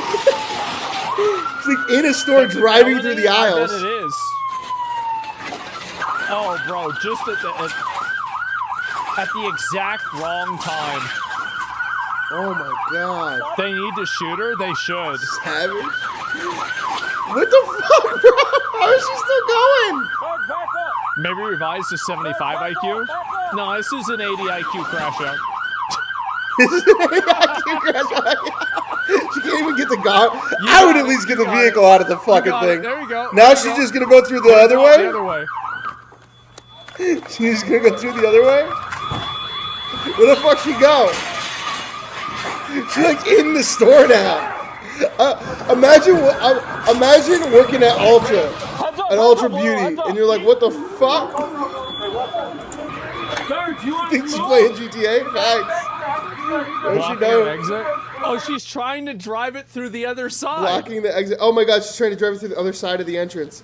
Holy shit. With bricks too again. Imagine being the store owner. I know, right? The store owner. Oh my god. Not only just through the fucking thing, but through all the aisles and everything. Turn the car off! Hey, passenger's still inside. Okay. Passenger's still in No, inside the car. Or inside the store. Just shoot her. Passenger's at the store? Yes. Hands! I got it right here! Hands! I'm going over here. I'm going over here. No, I know this is in Florida because if this was Florida, then it would be released immediately because you can get Florida cams next day. You can get like access like really early in Florida. That's why everybody thinks Florida's so crazy. But this is from 2000. This is from November 9th, 2025. Someone be the other side of the building just in case. This is like a siege. They're besieging the Ulta Beauty.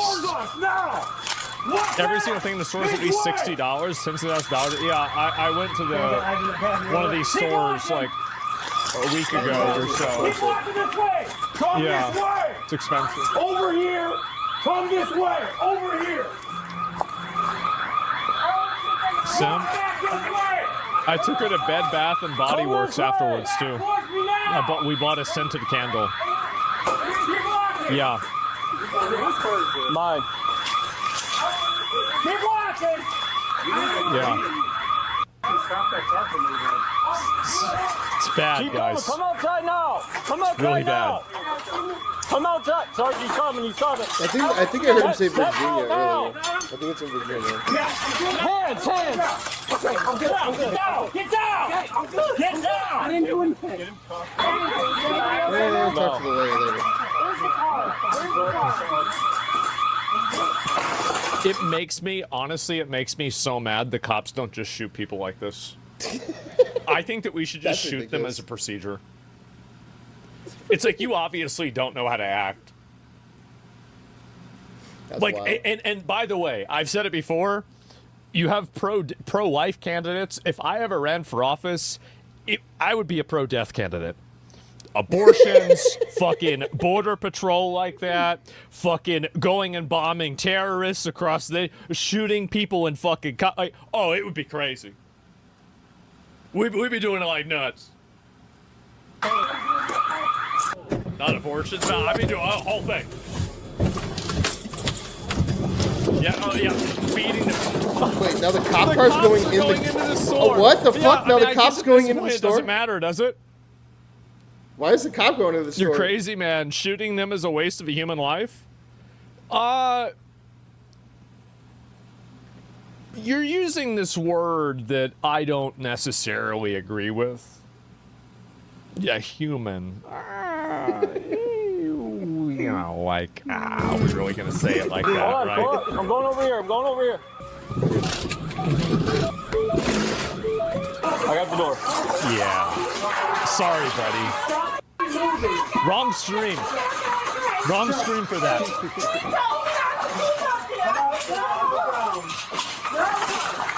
Waste implies value. I like that. There she is.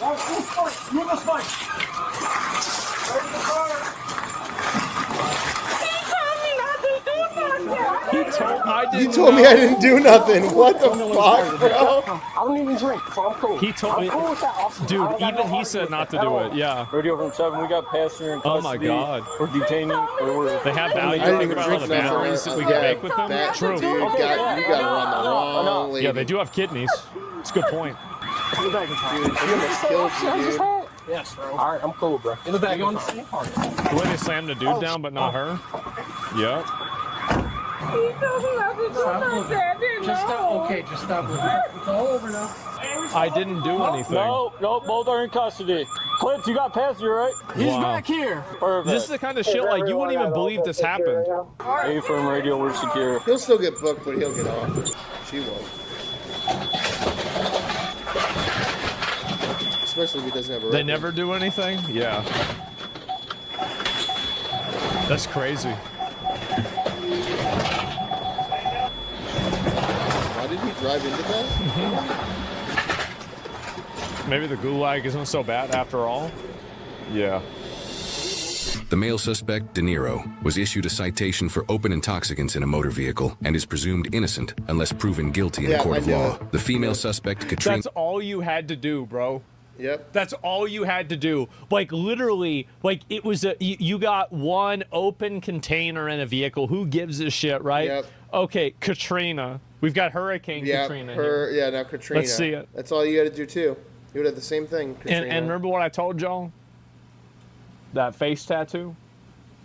People that have face tattoos don't make good decisions. No, they don't. was found to have a blood alcohol concentration of 0.21, over double the double the legal 2-1, of course. legal limit. She was charged with her second offense of OWI, felony I guess OWI is operating while intoxicated, right? Mm-hmm. Malicious destruction of police property. Felony malicious destruction of property under $20,000. There's no way that was under $20,000. Malicious destruction of a building over $20,000. Okay. 2 counts of felony assault on a police officer, 2 and felony assaults, third degree fleeing, eluding. She took felony a plea assault. deal, pleading guilty to all charges in exchange for a sentence of 1 year in jail. Oh, 3 years of 1 probation. year, that's it? Oh, she fucking got off lucky, didn't she? 1 year in jail and 3 years of probation. That's it. That's fucking crazy. We don't have to live like this. Wow. 1 year in jail? She could have killed so many people. We don't have to live like this at all. She was so selfish. I'm tired, crazy. boss. That's crazy. That's amazing. Be released back into the public in March of 2027. Katrina was ordered to pay $258,563 Oh in restitution. $233,164 of that goes to Ulta Beauty, and another $25,399 goes to the city of Royal Oak, Michigan. This debt could potentially follow her for the rest of her life, and filing bankruptcy doesn't necessarily give her an escape hatch either. Restitution imposed as a part of a criminal sentence generally can't just be wiped away through bankruptcy. And to think she could be almost That's $250,000 even less worse in than jail, debt to be if she honest. simply Yeah, I guess you complied could during say. that traffic stop. So ask yourself honestly, whatever you're trying to avoid in that moment, is it actually worth what you could be creating for yourself for the rest of your life? I really...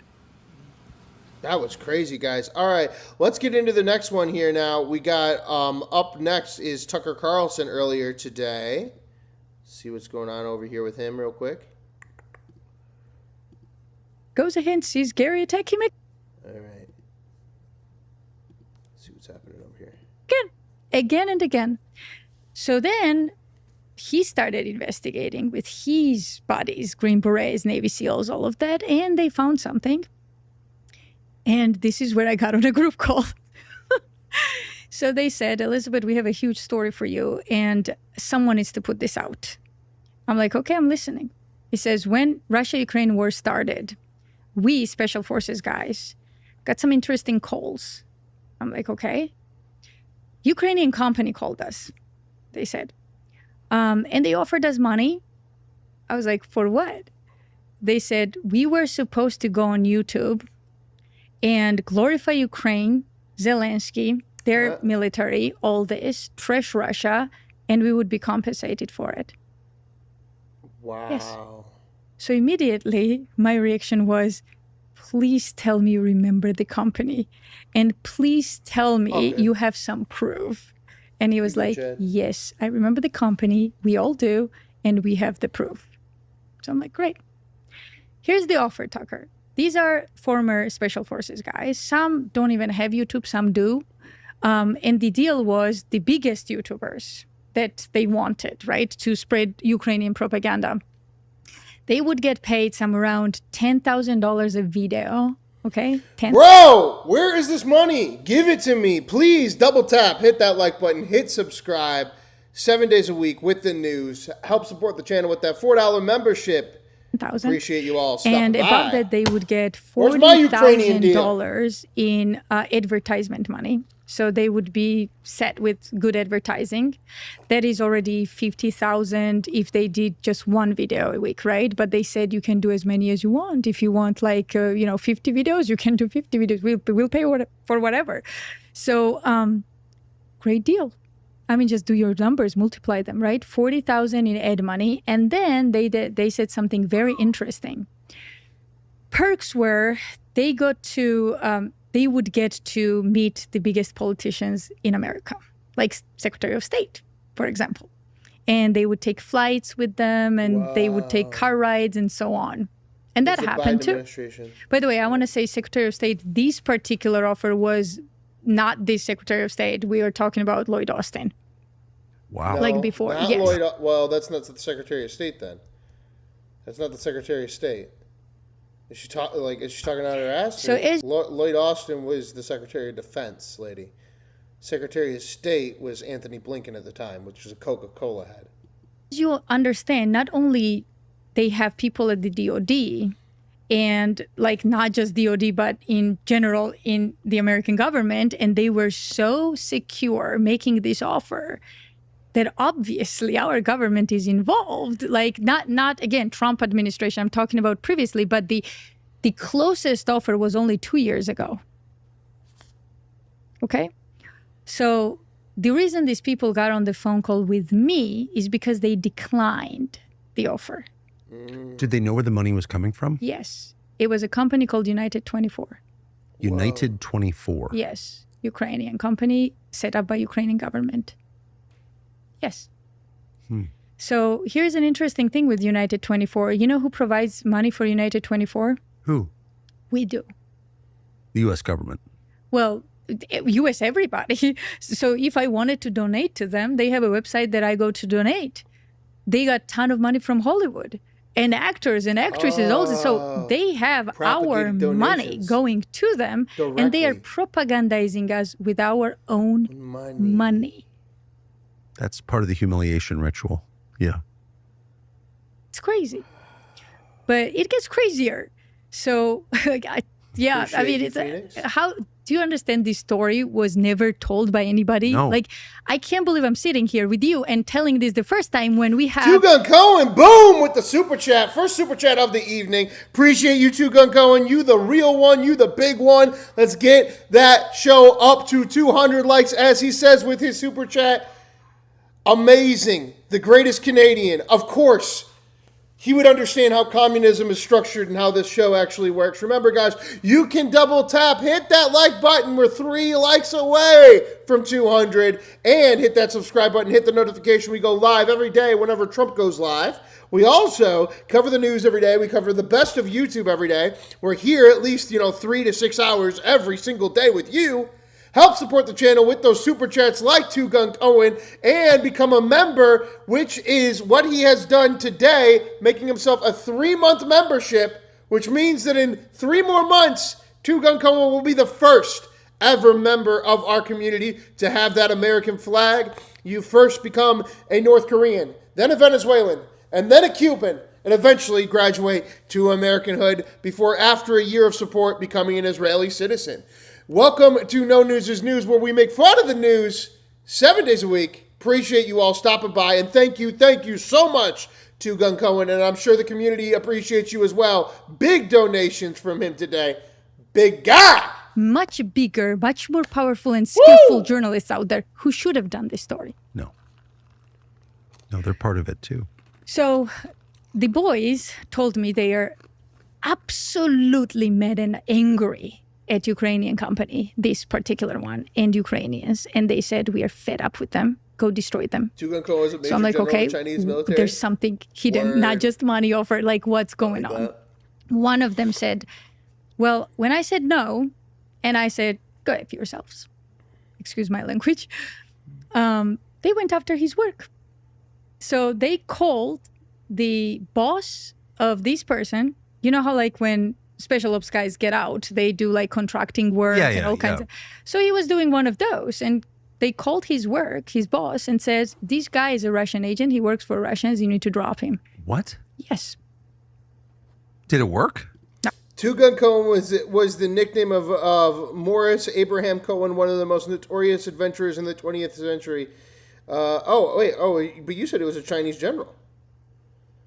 It says highlights of his life. Born in 1887, the Polish Jewish immigrant, blah, blah, blah, blah, blah, blah, blah. I'm going to try to find the general. Of course not. Wait, no. Wait. This is him? Hold on. What? Morris Abraham Cohen, one of the most extraordinary adventurers of the 20th century. Born in 1887 in a Polish Jewish immigrant in London's East End. As a teenager, he was sent to Canada, where he worked as a gambler, rancher, and real estate spectator. He became close to Chinese immigrants in Canada after defending a Chinese businessman during a robbery, earning their trust. In 1922, he traveled to China and became a trusted aide and a bodyguard to Sun Yat-sen, the founder of the modern China. After being grazed by the bullet, he began carrying 2 revolvers in case one arm was disabled. They earned him the nickname Two Gun Cohen. He later served as an army purchaser, intelligence operative, and eventually an acting general in the Chinese Nationalist Army. During World War II, he helped China fight Japan, was captured after the fall of the Hong Kong, and spent about 2 years in Japanese internment camps before being exchanged. After the Chinese Civil War, he was unusual in maintaining friendships with both the nationalists in Taiwan and leaders of the Communist Party, joining them together. His life was often been described as the stranger than fiction, going from, what the fuck? He went from London to Canada, then real estate, then China, and then negotiator between Taiwan and Communist China? Holy so the shit. guy called him, the boss Two called can him up count. and says, I'm getting ton of calls Crazy. about you being a Russian agent. What's going on? And he says, I'll deal with them. Don't worry about them. He's not the only singular case. They did it to every single one of them. Wow. Yes. So I'm not surprised that I'm a Russian agent, that everyone else is a Russian agent, and you are a Qatari agent. And I'm not surprised anymore, because if they have the audacity to do this to a former special ops guy or a former Navy, that means they know they are protected. So is the world getting more stable or less? That's crazy. Well, that was Tucker Carlson earlier today. Let's get into the next video right now, guys, today. And the next one we got up here is... Let's go into that. I can't believe I just saw Video this you thought from we were Moist alone. Critical. I don't know what this is, but let's see what Moist Critical's up to today. This is 3 hours ago. Before you click this video, you thought we were alone in the universe. You thought aliens had never visited us, didn't you? How naive you were. You're lucky you clicked on this, because now I'm going to drag you kicking and screaming into the light of the truth. You won't be able to go back to your previous way of experiencing this life, because now you're going to know, not only are aliens here, these fucking perverts are coming to do stuff to our behinds and our fuckholes, dude. What? These guys are filthy. And I just learned about a new drop here, specifically on Skinny Bob. So as you know, I keep my finger on the pulse of all kinds of UFO and alien-related releases and videos that start popping up. And YouTube served me one today from like a very big channel that I think extensively covers this, like exclusively. And the title was New Skinny Bob Footage is Breaking the Internet. And I thought to myself, well, Skinny Bob? Never even heard of that dumb bastard. What's he doing these days? Who's Skinny Bob? Where's he from? Is he an Andromedan? Like, what is he? So I obviously clicked on it, and it's mainly like a montage of UFO videos that have been like making the rounds recently. And then at the very end, it's Skinny Bob footage. But I'll show you like the first UFO video that they cover, and then we got to talk about Skinny Bob. And we also got to talk about hygiene. You got to upgrade your hygiene. Go to usecheeky.com, get the best soap in the universe. And if you're a remember, big guys, fan- that this is Moist Critical's coverage called I Can't Believe What I Just Saw, dropped 4 hours ago Bleach. on We got our Penguin new Bleach Z 1000-Year Blood War Zero. collab, 4 new scents. We also have deodorant available now, too. Like, even I, at 5'6", couldn't squeeze my tight bussy into there. What are they doing, and how many are in there? Is it a solo traveler? I find that to be unlikely. If there's one thing I know about these specimen, they love to travel in Skinny Bob and pairs, Silent Bob after the and weight just loss? like exhibitionists, they have this insatiable urge to fuck on other worlds, and they've been choosing ours as the hot spot for decades now, maybe even hundreds of years, centuries perhaps.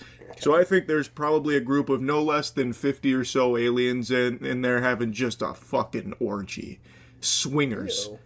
Because, I mean, why else are they just sitting there stationary? Like, I don't think it's just one guy in exile that they've condemned to this planet. And if they did, why is he just sitting there in the middle of nowhere around some trees just doing nothing? They must be busy in there. Like, I highly doubt they'd need to get that up close and personal with the fucking trees in order to study them. They have the technology to get here. I'm sure they have the ability to scan the environment and learn about our foliage and our trees without needing to go boots on the ground and hover around them, fucking smelling them. So, they must be doing something else in that ship. And this is no doubt a real flying saucer, I would say. You can't fake something this good looking. But anyway, I know that's not what we're here for. We're here to learn about this new Skinny Bob Disclosure Day type shit. This new big Skinny Bob dump, big release. new drop. Skinny Bob made the rounds approximately 14 years ago. Now there's a new drop coming in, and we're going to be covering some of the videos that have been making the rounds. We're looking at it right now. Apparently coming in from the same source that dropped the first Skinny Bob. And look at this huge craft. We see some people observing it on the tarmac. Again, we're kind of watching it in real time. It looks like something crashed. There's some smoke going on.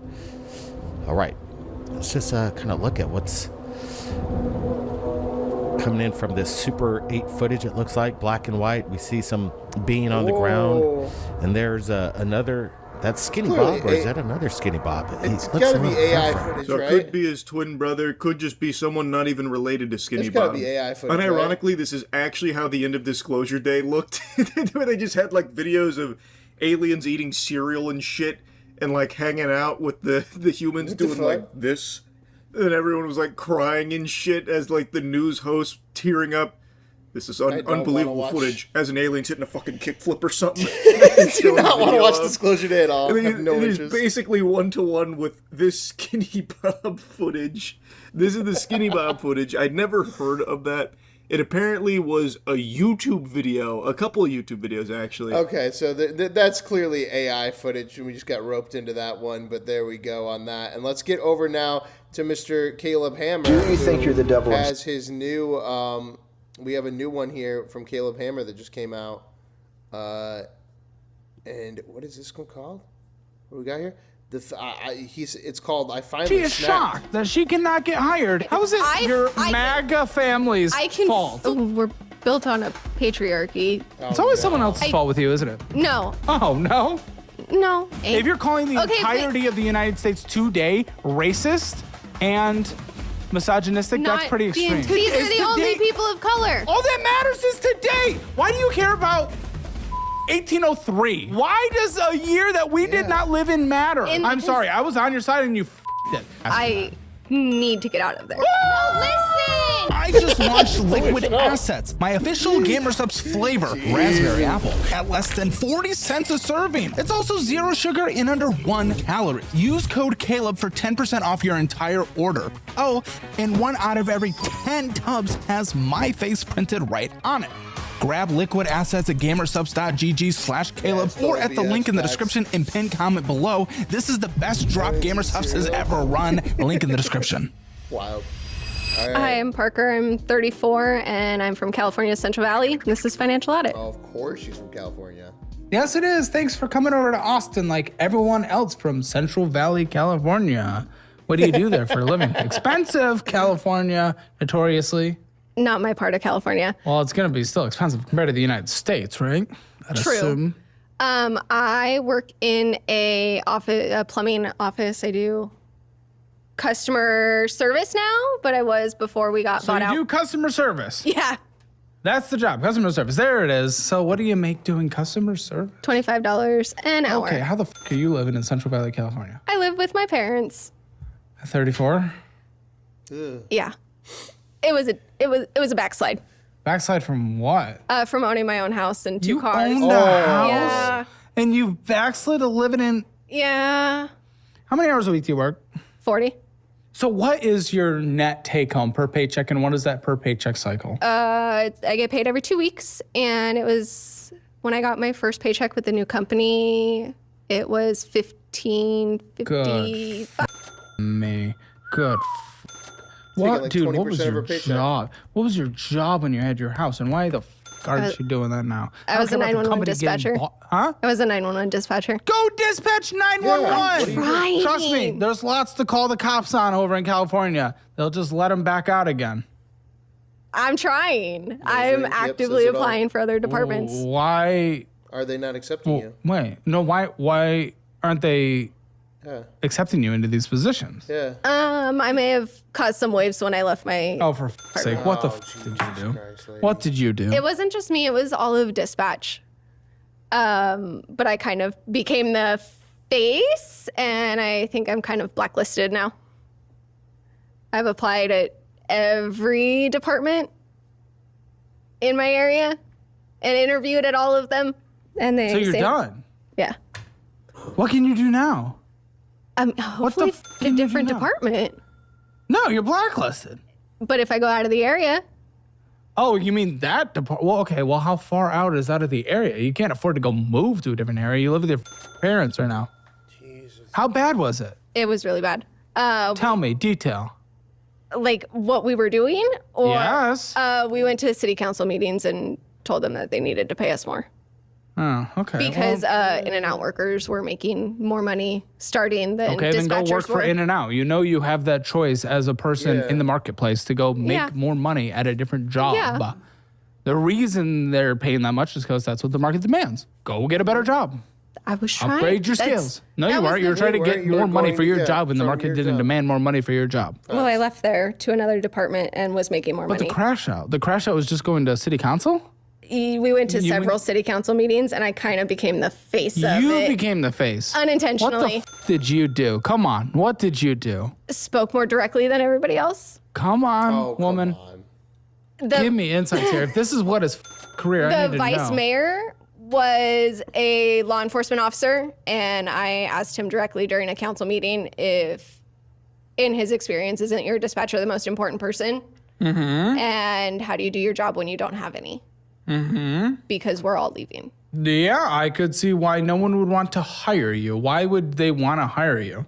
And your name will likely pop up. I mean, I have It an does. article here, for example. I bet your real name is in here. It is. Okay, well, what the yeah, I mean, this is... And several of them. Stood before the city council at 2 consecutive meetings to explain their employment woes. 3. Hell, ended up being 3 after this article, right? 'Cause this was 2 Consecutively. years ago. Yeah. Oh, almost 3. Wow, okay. Okay, well, why are you surprised? Wait, so you haven't, so it's been 3 years since you've made money? No. Okay, well, you should have upgraded your skills and figured it out and went and got a different career at this point. Well, when did you lose that job then? In 20, I left that department. Okay, you did. Okay, she's fucking boring, dude. What? Just a standard fucking California liberal with that nose ring. All right, guys. Now to get into some of the comedy for the day, we got a montage from Joke World of Shane Gillis and his best friend Tommy Pope from New York together because this week, or not this week, but about 2 weeks from now, Shane Gillis' third season of his hit show Tires drops From on their Netflix. old days as roommates in New York City. Shane Gillis just sold out the fucking Lincoln Financial Center, which is the largest comedy show ever. A man of cancel culture selling out the largest stadium ever for comedy. Tommy Pope, Let's get into this my for just a male minute. adult roommate. To cook Thank it you, Joker. together on Look at Dish. Get out! It's scaring me.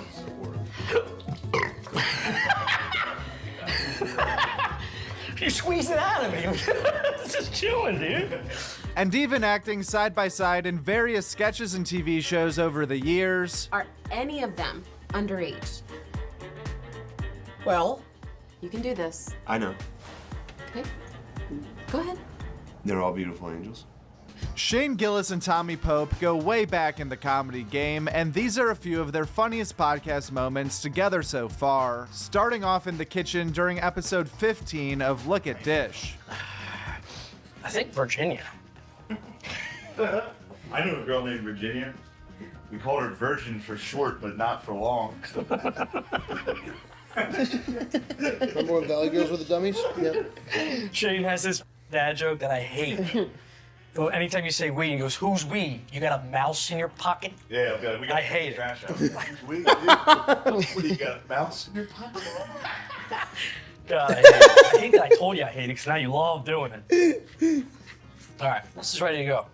I had a flat screen against the wall, sitting on the ground, and I pulled up a chair in front of it. Oh my God. Played Xbox 360 At for the base of the 5 stairs. hours a Oh day. my God. That's what I did over COVID. Anytime I'd go home, I'd just play NCAA for 7 hours. And it used to be bad. Before comedy was going well, my parents would be like, "You are a loser." Now they're like, "Dude, how are you doing this?" You're like, I've been training. know. Yeah, I'll come up the steps, but I think I'm gonna buy this house. Yeah, one more word out of you, Dad. I'm buying it. Oh, for real, it's funny. I make fun of Phil for money now. Real cunty thing. Donate to the Patreon, would you? Well, put him in his place, you know. Well, What for a gift. For What a years, gift. he was correct. He'd be like, "What the are you doing?" Yeah. I'd be down there playing Xbox. It makes it so much more powerful when you finally Yeah, get like, I the told powers you. in you. I dude. told you. Yeah, I it's like told when you you this beat your would dad work. on Yeah, I was on one-on-one. something. Yeah. To see someone with all that work done, you're like, You're that's trying to make Shane the new vulgar John Candy? It's a damaged person. What's the shit called? They all get Botox. Botox. Yeah. That's like standard. Basic. Yeah, Oh, that's yeah. like not, to not get it is weird. Yeah. And then it's like all the other stuff is like, yeah. I mean, obviously, I want to fucking. God damn, getting facial surgery is so funny. I hope I go crazy enough. Me too. If I go crazy enough, dude, Dude, I hope you get Madonna like not crazy. get in shape in any way, but just go start nuts fucking on with my the face. face. Jawline. Just do nothing with anything else. love shape. And just get a crazy face. I mean, just Joan Rivers your nose. Matt, we've got to do the Patreon. We gotta do the Patreon. No expression. Five ads? What the Black hairpiece. Hairpiece that's sliding It's off. a turtleneck. Get the hairline fucking down to big here. fake face. Get the hairline down to the eyebrows. Get some wig bangs, dude. That's, I mean, It's yeah, like you and Gillian That's Keys. one way to do it. Is to just end it. Just keep Property doing stand up. People be so scared. You guys remember jacking off? My whole act. You get a coach buzz, an artificial coach buzz, a 4-inch sticking straight up. Even if you got cheek implants, would be so. It'd be nice. Be awesome. Rich white dudes get those cheek implants. You can see it from like the side. I mean, you would not be able to resist the cat contacts. You have feline The contacts. cat context is the ultimate. If you get the feline context, you've reached the pinnacle. In 10 years, it's just you on TikTok, like, cut my life into Yeah. pieces. And it's just all glow paint. Every once in a while, Tom will crank the thermostat up as far as it goes. It's to activate the 'Cause water tanks. Tom believes, and I'm not saying you're wrong. Well, I am saying you're wrong now. I wasn't sure. So it's an old shitty place. So the thermostat the whole way up just means on. Okay. Either the radiators are on or off. It doesn't matter. That was the old way of thinking. I Galileo'd out. I came in. I said, "Here's some new theories," and I was crucified last night. Wait, you guys I have came radiator heat? You have radiator Yeah. heat? Okay. Dude, I came in here last night and it pumps was on like it that. was a It's nice. sauna. It's nice. It was I was having a good time. piping hot. He I was gone came for in. 3 days. I adjusted my body temperature, the temperature internally. And you I got plants in I got there, plants too. to He take does. care of. That was he the did bring girls that get up. it. Me and the girls get it good when He Shane's did. on the road, dude. Even the plants are back there sweating like meat. He did bring that up. It was like the plants. Woo. Okay, all right, guys. Let's check in on this now. Here we go. We got a little bit of news, and I'm also going to warn everybody that our next segment, our last segment for the night, we are going to be dropping off here. So if you are watching, but you don't want to hear spoilers of the new the new Spider-Man movie, you can drop off now, guys. We will be going into that, and then the show is over. Thank you all for watching. Double tap, hit that like button, hit subscribe. Make sure you join for $4 a month. Two Gun Cohen, the greatest, the fucking amazing commie from Canada, of helping us out here throughout the day with big super chats. 3 months of membership for himself. Become a member, guys. Help the channel out. Help us survive as we do news 7 days a week, every single day, 3 to 6 hours every single day. And with that said, let's get into the news for the last hour. Washington Post and New York Times. Reflecting pool damage was botched job, not vandalism, DOJ prosecutors say. Fucking about time they admit it, right? Federal prosecutors on Friday acknowledged that contractors hired by Trump administration had botched the renovation of Lincoln Memorial Reflecting Pool and sought to drop charges against David Hearn, a former Olympic canoeist who was one of several people accused of vandalizing the landmark. Internal department documents chalked up the peeling of the pool liner to contractor errors made during the rushed process to overhaul the pool ahead of the celebrations to mark the nation's 250th anniversary in July. What's Daddy Trump gonna do about it? I want to hear the fucking answer to that in the presser tomorrow. Is he going to avoid the press on all weekend? Is he going to go golfing all weekend? Because he got to answer this question. Back to the reflecting pool. My God, they have fucking been pulled off on this reflective pool. Big loss for Daddy Trump today. President Trump, who ordered the charges to the pool, has reportedly blamed vandals after pieces of the refurbished pool's new blue liner started drifting to the surface. And is that the end? Yeah, that's the last story for the day, guys. Now we're going to get into it. Remember, guys, spoilers ahead. We're going to take an unbiased approach. We're going to go to the old school man himself, the man, the myth, the legend, Jeremy Johns, for the review of the new Spider-Man. Is it good? Is it bad? We will know in a second here. Jeremy Johns, I think is what I was called. And let's get it. Spider-Man Brand New Day. It's out, which means we get to talk about some spoilers from the movie. We'll even talk about Spider-Man's brand new fit, his new suit, which I hope he does have a place to store a durable wallet with RFID blocking technology like the sponsor of this video. This Alex fella gives Tim Dillon vibes. Appreciate you. That's the exact perspective to have. Have to wear the goggles or wear the glasses like every time so that people start understanding we're making fun of the news. We're not trying to grift you in one direction or the other. I think that's kind of the thing. You have to wear Oakleys so that people understand you're funny. I mean, otherwise they get so upset with the politics they like can't handle when you say a joke. So welcome to the Mod Club, my guy. I've used for years now. Cards go right in the middle, place for cash on the back. Convenience and practicality. They didn't stop there.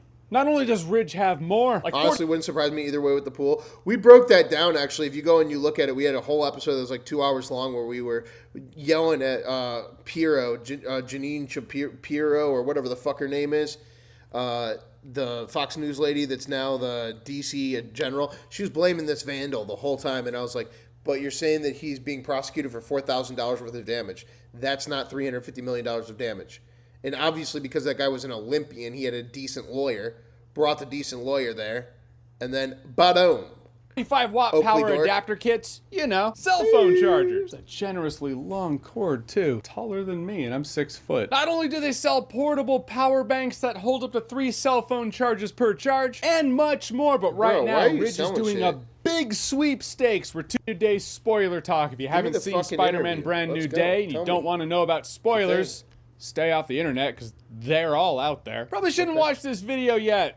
That is a spoiler warning. If you have seen Spider-Man Brand New Day and or all the spoilers you can definitely find online, or you just don't care about spoilers, here, enjoy the video. What is that though? Seriously, let's stay on that for a second. I just woke up in the timeline where I guess cell phone footage bootlegging clips of movies and then putting clips online of the movies just, it's kind of normal now. Back in my day, we were afraid. Well, also, like, the commentary of it all, like, that's, like, a real thing. Of a $250,000 fine for doing that. Now it's just, hey, it's on someone's TikTok. Janine Pirro, yep. They don't care. I don't know, maybe it's just Tom Holland and Zendaya movies that they're in together. Don't know. Anyhow, it's stupid. On with the spoiler talk. I mean, this being a comic book movie, there's so much to deconstruct in these things. Well, it's that the movie industry is dying, and they understand that any press is good press. So if somebody's going to post a bootleg clip of a movie, that might potentially, just like a trailer, send them to actually go watch the movie. This isn't going to be a play-by-play. It's not going to be everything. It's what we should have, the way we should have been thinking about it. I wanted to talk about that I couldn't talk about in a spoiler-free review. Spider-Man Brand New Day starts out showing us, hey, all those things. Before we get into this, I just want to clarify that my brother did send me a text about this movie, because I said to him, I don't know how to feel about this, because I think it might be a metaphor for COVID in a beautiful film. But at the same time, I think the new Spider-Man movie, Brand New Day, is rated the 3rd lowest Spider-Man of all the Spider-Mans, with only Spider-Man 3 and Amazing Spider-Man 2 below it. But that's the critics. When it comes to IMDb, it's at an 8.3 and ranking up to the top 250 of all time. My brother came out of the theater and said, and this is what makes me think the movie actually isn't good. He goes, I thought it was really good. I'm connecting X-Men, or it's connecting X-Men, which we know from the trailer of the Avengers thing. It's connecting X-Men, and if you had to guess, following the comics really good, and that's why people don't like it. I personally thought it was one of the best, just waiting for the stinger now. Then he goes, followed comics-ish, LOL, but honestly, it's like Captain America, the first one. So shitty and boring. It's more connected like to the MCU than it is really like a real movie. It's kind of just trying to set you up to go see the next Avengers. It was as cool as I would think it's going to get. So that's my brother's review of it. And let's get into Jeremy Johns, the professional. Things you deconstructed in the trailer. Is it good? Is it a not? lot of them It's an anyway. 8.3 on IMDb We're just right going to now. show them in a montage at the beginning of this movie. Fooled you! I was there with you, internet. We learned. We knew the truth. Spider-Man No Way Home trailer. Really odd to where it was framed up with all that empty space. Like they took out a couple of Spider-Mans. Then we see shots like this in this trailer where like Daredevil's in it. Confirmed. Not only is Daredevil not in it, the Hand is kind of in it for a fight, really. I feel trolled, but yeah, a lot of those shots are just in the montage at the beginning going, hey, Spider-Man, he's been on a roll for the past couple years. Heard Tombstone was in the movie. He's just one of the random webbed up villains in the montage at the beginning. You remember in Raimi's Spider-Man 1, we hear the voiceover, Uncle Ben, with great power comes great responsibility. Remember that, Pete, remember that. It goes into the Spider-Man symbol. It's a montage of him webbing up random criminals. Imagine one of those criminals was Tombstone. That's how long Tombstone's in this movie. Keith David's voice so is they really narrating tried the to trailer. sell you Who is he to in get the you to movie? theater. No one. He's a No one's in the YouTuber, I theater. guess, which would make his character a douche. Those YouTubers, all of them. Keith David in this movie is a voice of a YouTube video Peter Parker's watching about spiders. That's it. I guess if you pay to have Keith David's voice in the movie, you use that in the trailer. Why would you not? Spider-Man's new suit in the movie, I am going to talk about it, by the way. It wasn't just a segue. It does look good. At the end of No Way Home, it looked classic. I love but Spider-Man, shiny. too. He looked like Spider-Man, but possibly the know Spider-Man you about would this see one. in Times Square. I think they're to just try to like get you that. to change your long distance. I just know that Doomsday is going to be bad. As somebody that worked on Avengers Infinity War and Endgame, that's the end. That's the end. That's what it was supposed to be. And the Russo brothers, we actually were all doing this and Dr. Doom was supposed to really be here. It's just fucking nonsense. It ended at Endgame. Plan. This It was Spider-Man brilliant. outfit, the colors are more dulled, but And the now they're pattern trying. is It there. looks like this whole movie is trying to take the most popular superhero that we have, Superman or fucking Spider-Man, and recontort and explain the entire narrative so that you can go and do a new fucking Avengers in December. Very much Spider-Man. The Weird. big eyes, skinny look of Amazing Spider-Man 2 is one of my favorite on-screen Spider-Man outfits. This one was really good. I also liked how you could see through his eyepieces and you could see his eyes. That was a detail that was new for this movie, and I liked it. It also played into a scene where the Hulk sees his eyes, but before that, I was like, oh, whoa, you see... I don't know, that's neat. So the thing in Doomsday this looks like movie shit. is there... Well, Doomsday looks like shit in trailer because everybody's like, what the fuck is going on? People have been making fun of it because it's like you're throwing everybody together. You're throwing the X-Men in now, but only half of the X-Men are actually X-Men. The other people are just people that you're adding in that are now going to have the powers of X-Men or some shit like that. All this weird shit that they're trying to convolute and build into the perplexities of Doomsday. And yet it's looking like you have to go and watch this Spider-Man movie in order to even understand that Doomsday trailer. And that's a shame. I There's think a we're... villain out there. No, it's nuanced. We It's need to complex. throw the I'll get baby there in out a with the second. There bathwater is on an this shit, guys. antagonist Be done after who can December possess and people, reconvene. so this Like, person will possess... it seems like they keep trying to... Marvel just keeps trying to knock down the same door they've already knocked down 30 times, and we're no longer answering the door. someone and then possess another person and taunt I mean, Spider-Man, it's possess Hollywood. another person, taunt Are we Spider-Man. really So surprised, Spider-Man though? is chasing Facts. the stream That's of the unfortunate possession. thing. But the thing is like, think about what I was thinking as like just a filmmaker. I'm like, okay, you take Spider-Man. It's called Brand New Day. His girlfriend doesn't know that he exists. It's after the snap. Make this about relationships post-COVID. Don't even have a villain. Have this be about Mary Jane and him. Like, build out a real love story that kind of the world can connect to because of what we all experienced 6 years ago.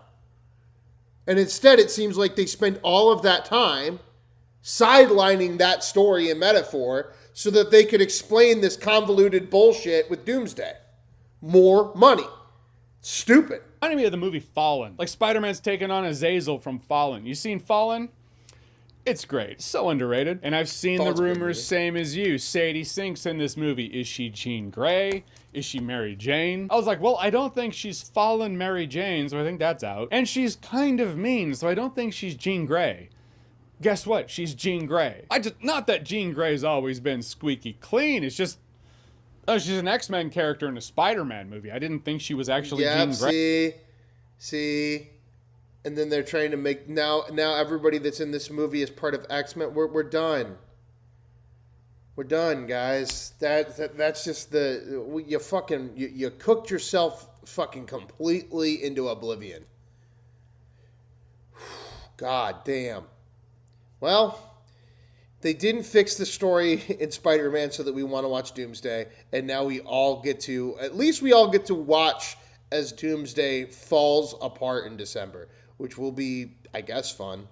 But, you know, as somebody that worked on Avengers Infinity War and Endgame, I hoped for the best, but now, yeah, it's clear as day that it's just a fucking cash cow sellout. Anyway, guys, thank you all for joining us for the show. Appreciate you all stopping by. I will be live tomorrow. Let's see if we can get a schedule on Donnie Trump to see when we might be live. But also, remember, it's Saturday tomorrow, so it might be a later show. We got to pull in some more videos for the feed to give you guys. But also, we're not going to know what's going on over the weekend or if he is doing any pressers. It's looking like he's back on, 5:15, he was at Bedminster Golf Course. So he's golfing right now. It's about an hour into a golf match. We'll see if he golfs all weekend or if he comes back, answers those questions about the reflecting pool swamp. Until next time, guys, thank you all for stopping by. Double tap, hit that like button. Thank you again, big thank you to Two Going Owen for making this an awesome episode. Remember, you can subscribe again for $4 a month and to become a member of the channel and help us out in making this happen 7 days a week, trying to pump it through. I need those subscriptions, guys. I need them. If I can get those subscriptions up and going, we can make sure to continue to do this 24/7 as a news channel and grow together. Thank you all for stopping by again. Make sure you double tap and hit that like button and hit subscribe, hit the notification bell, and I will see you all tomorrow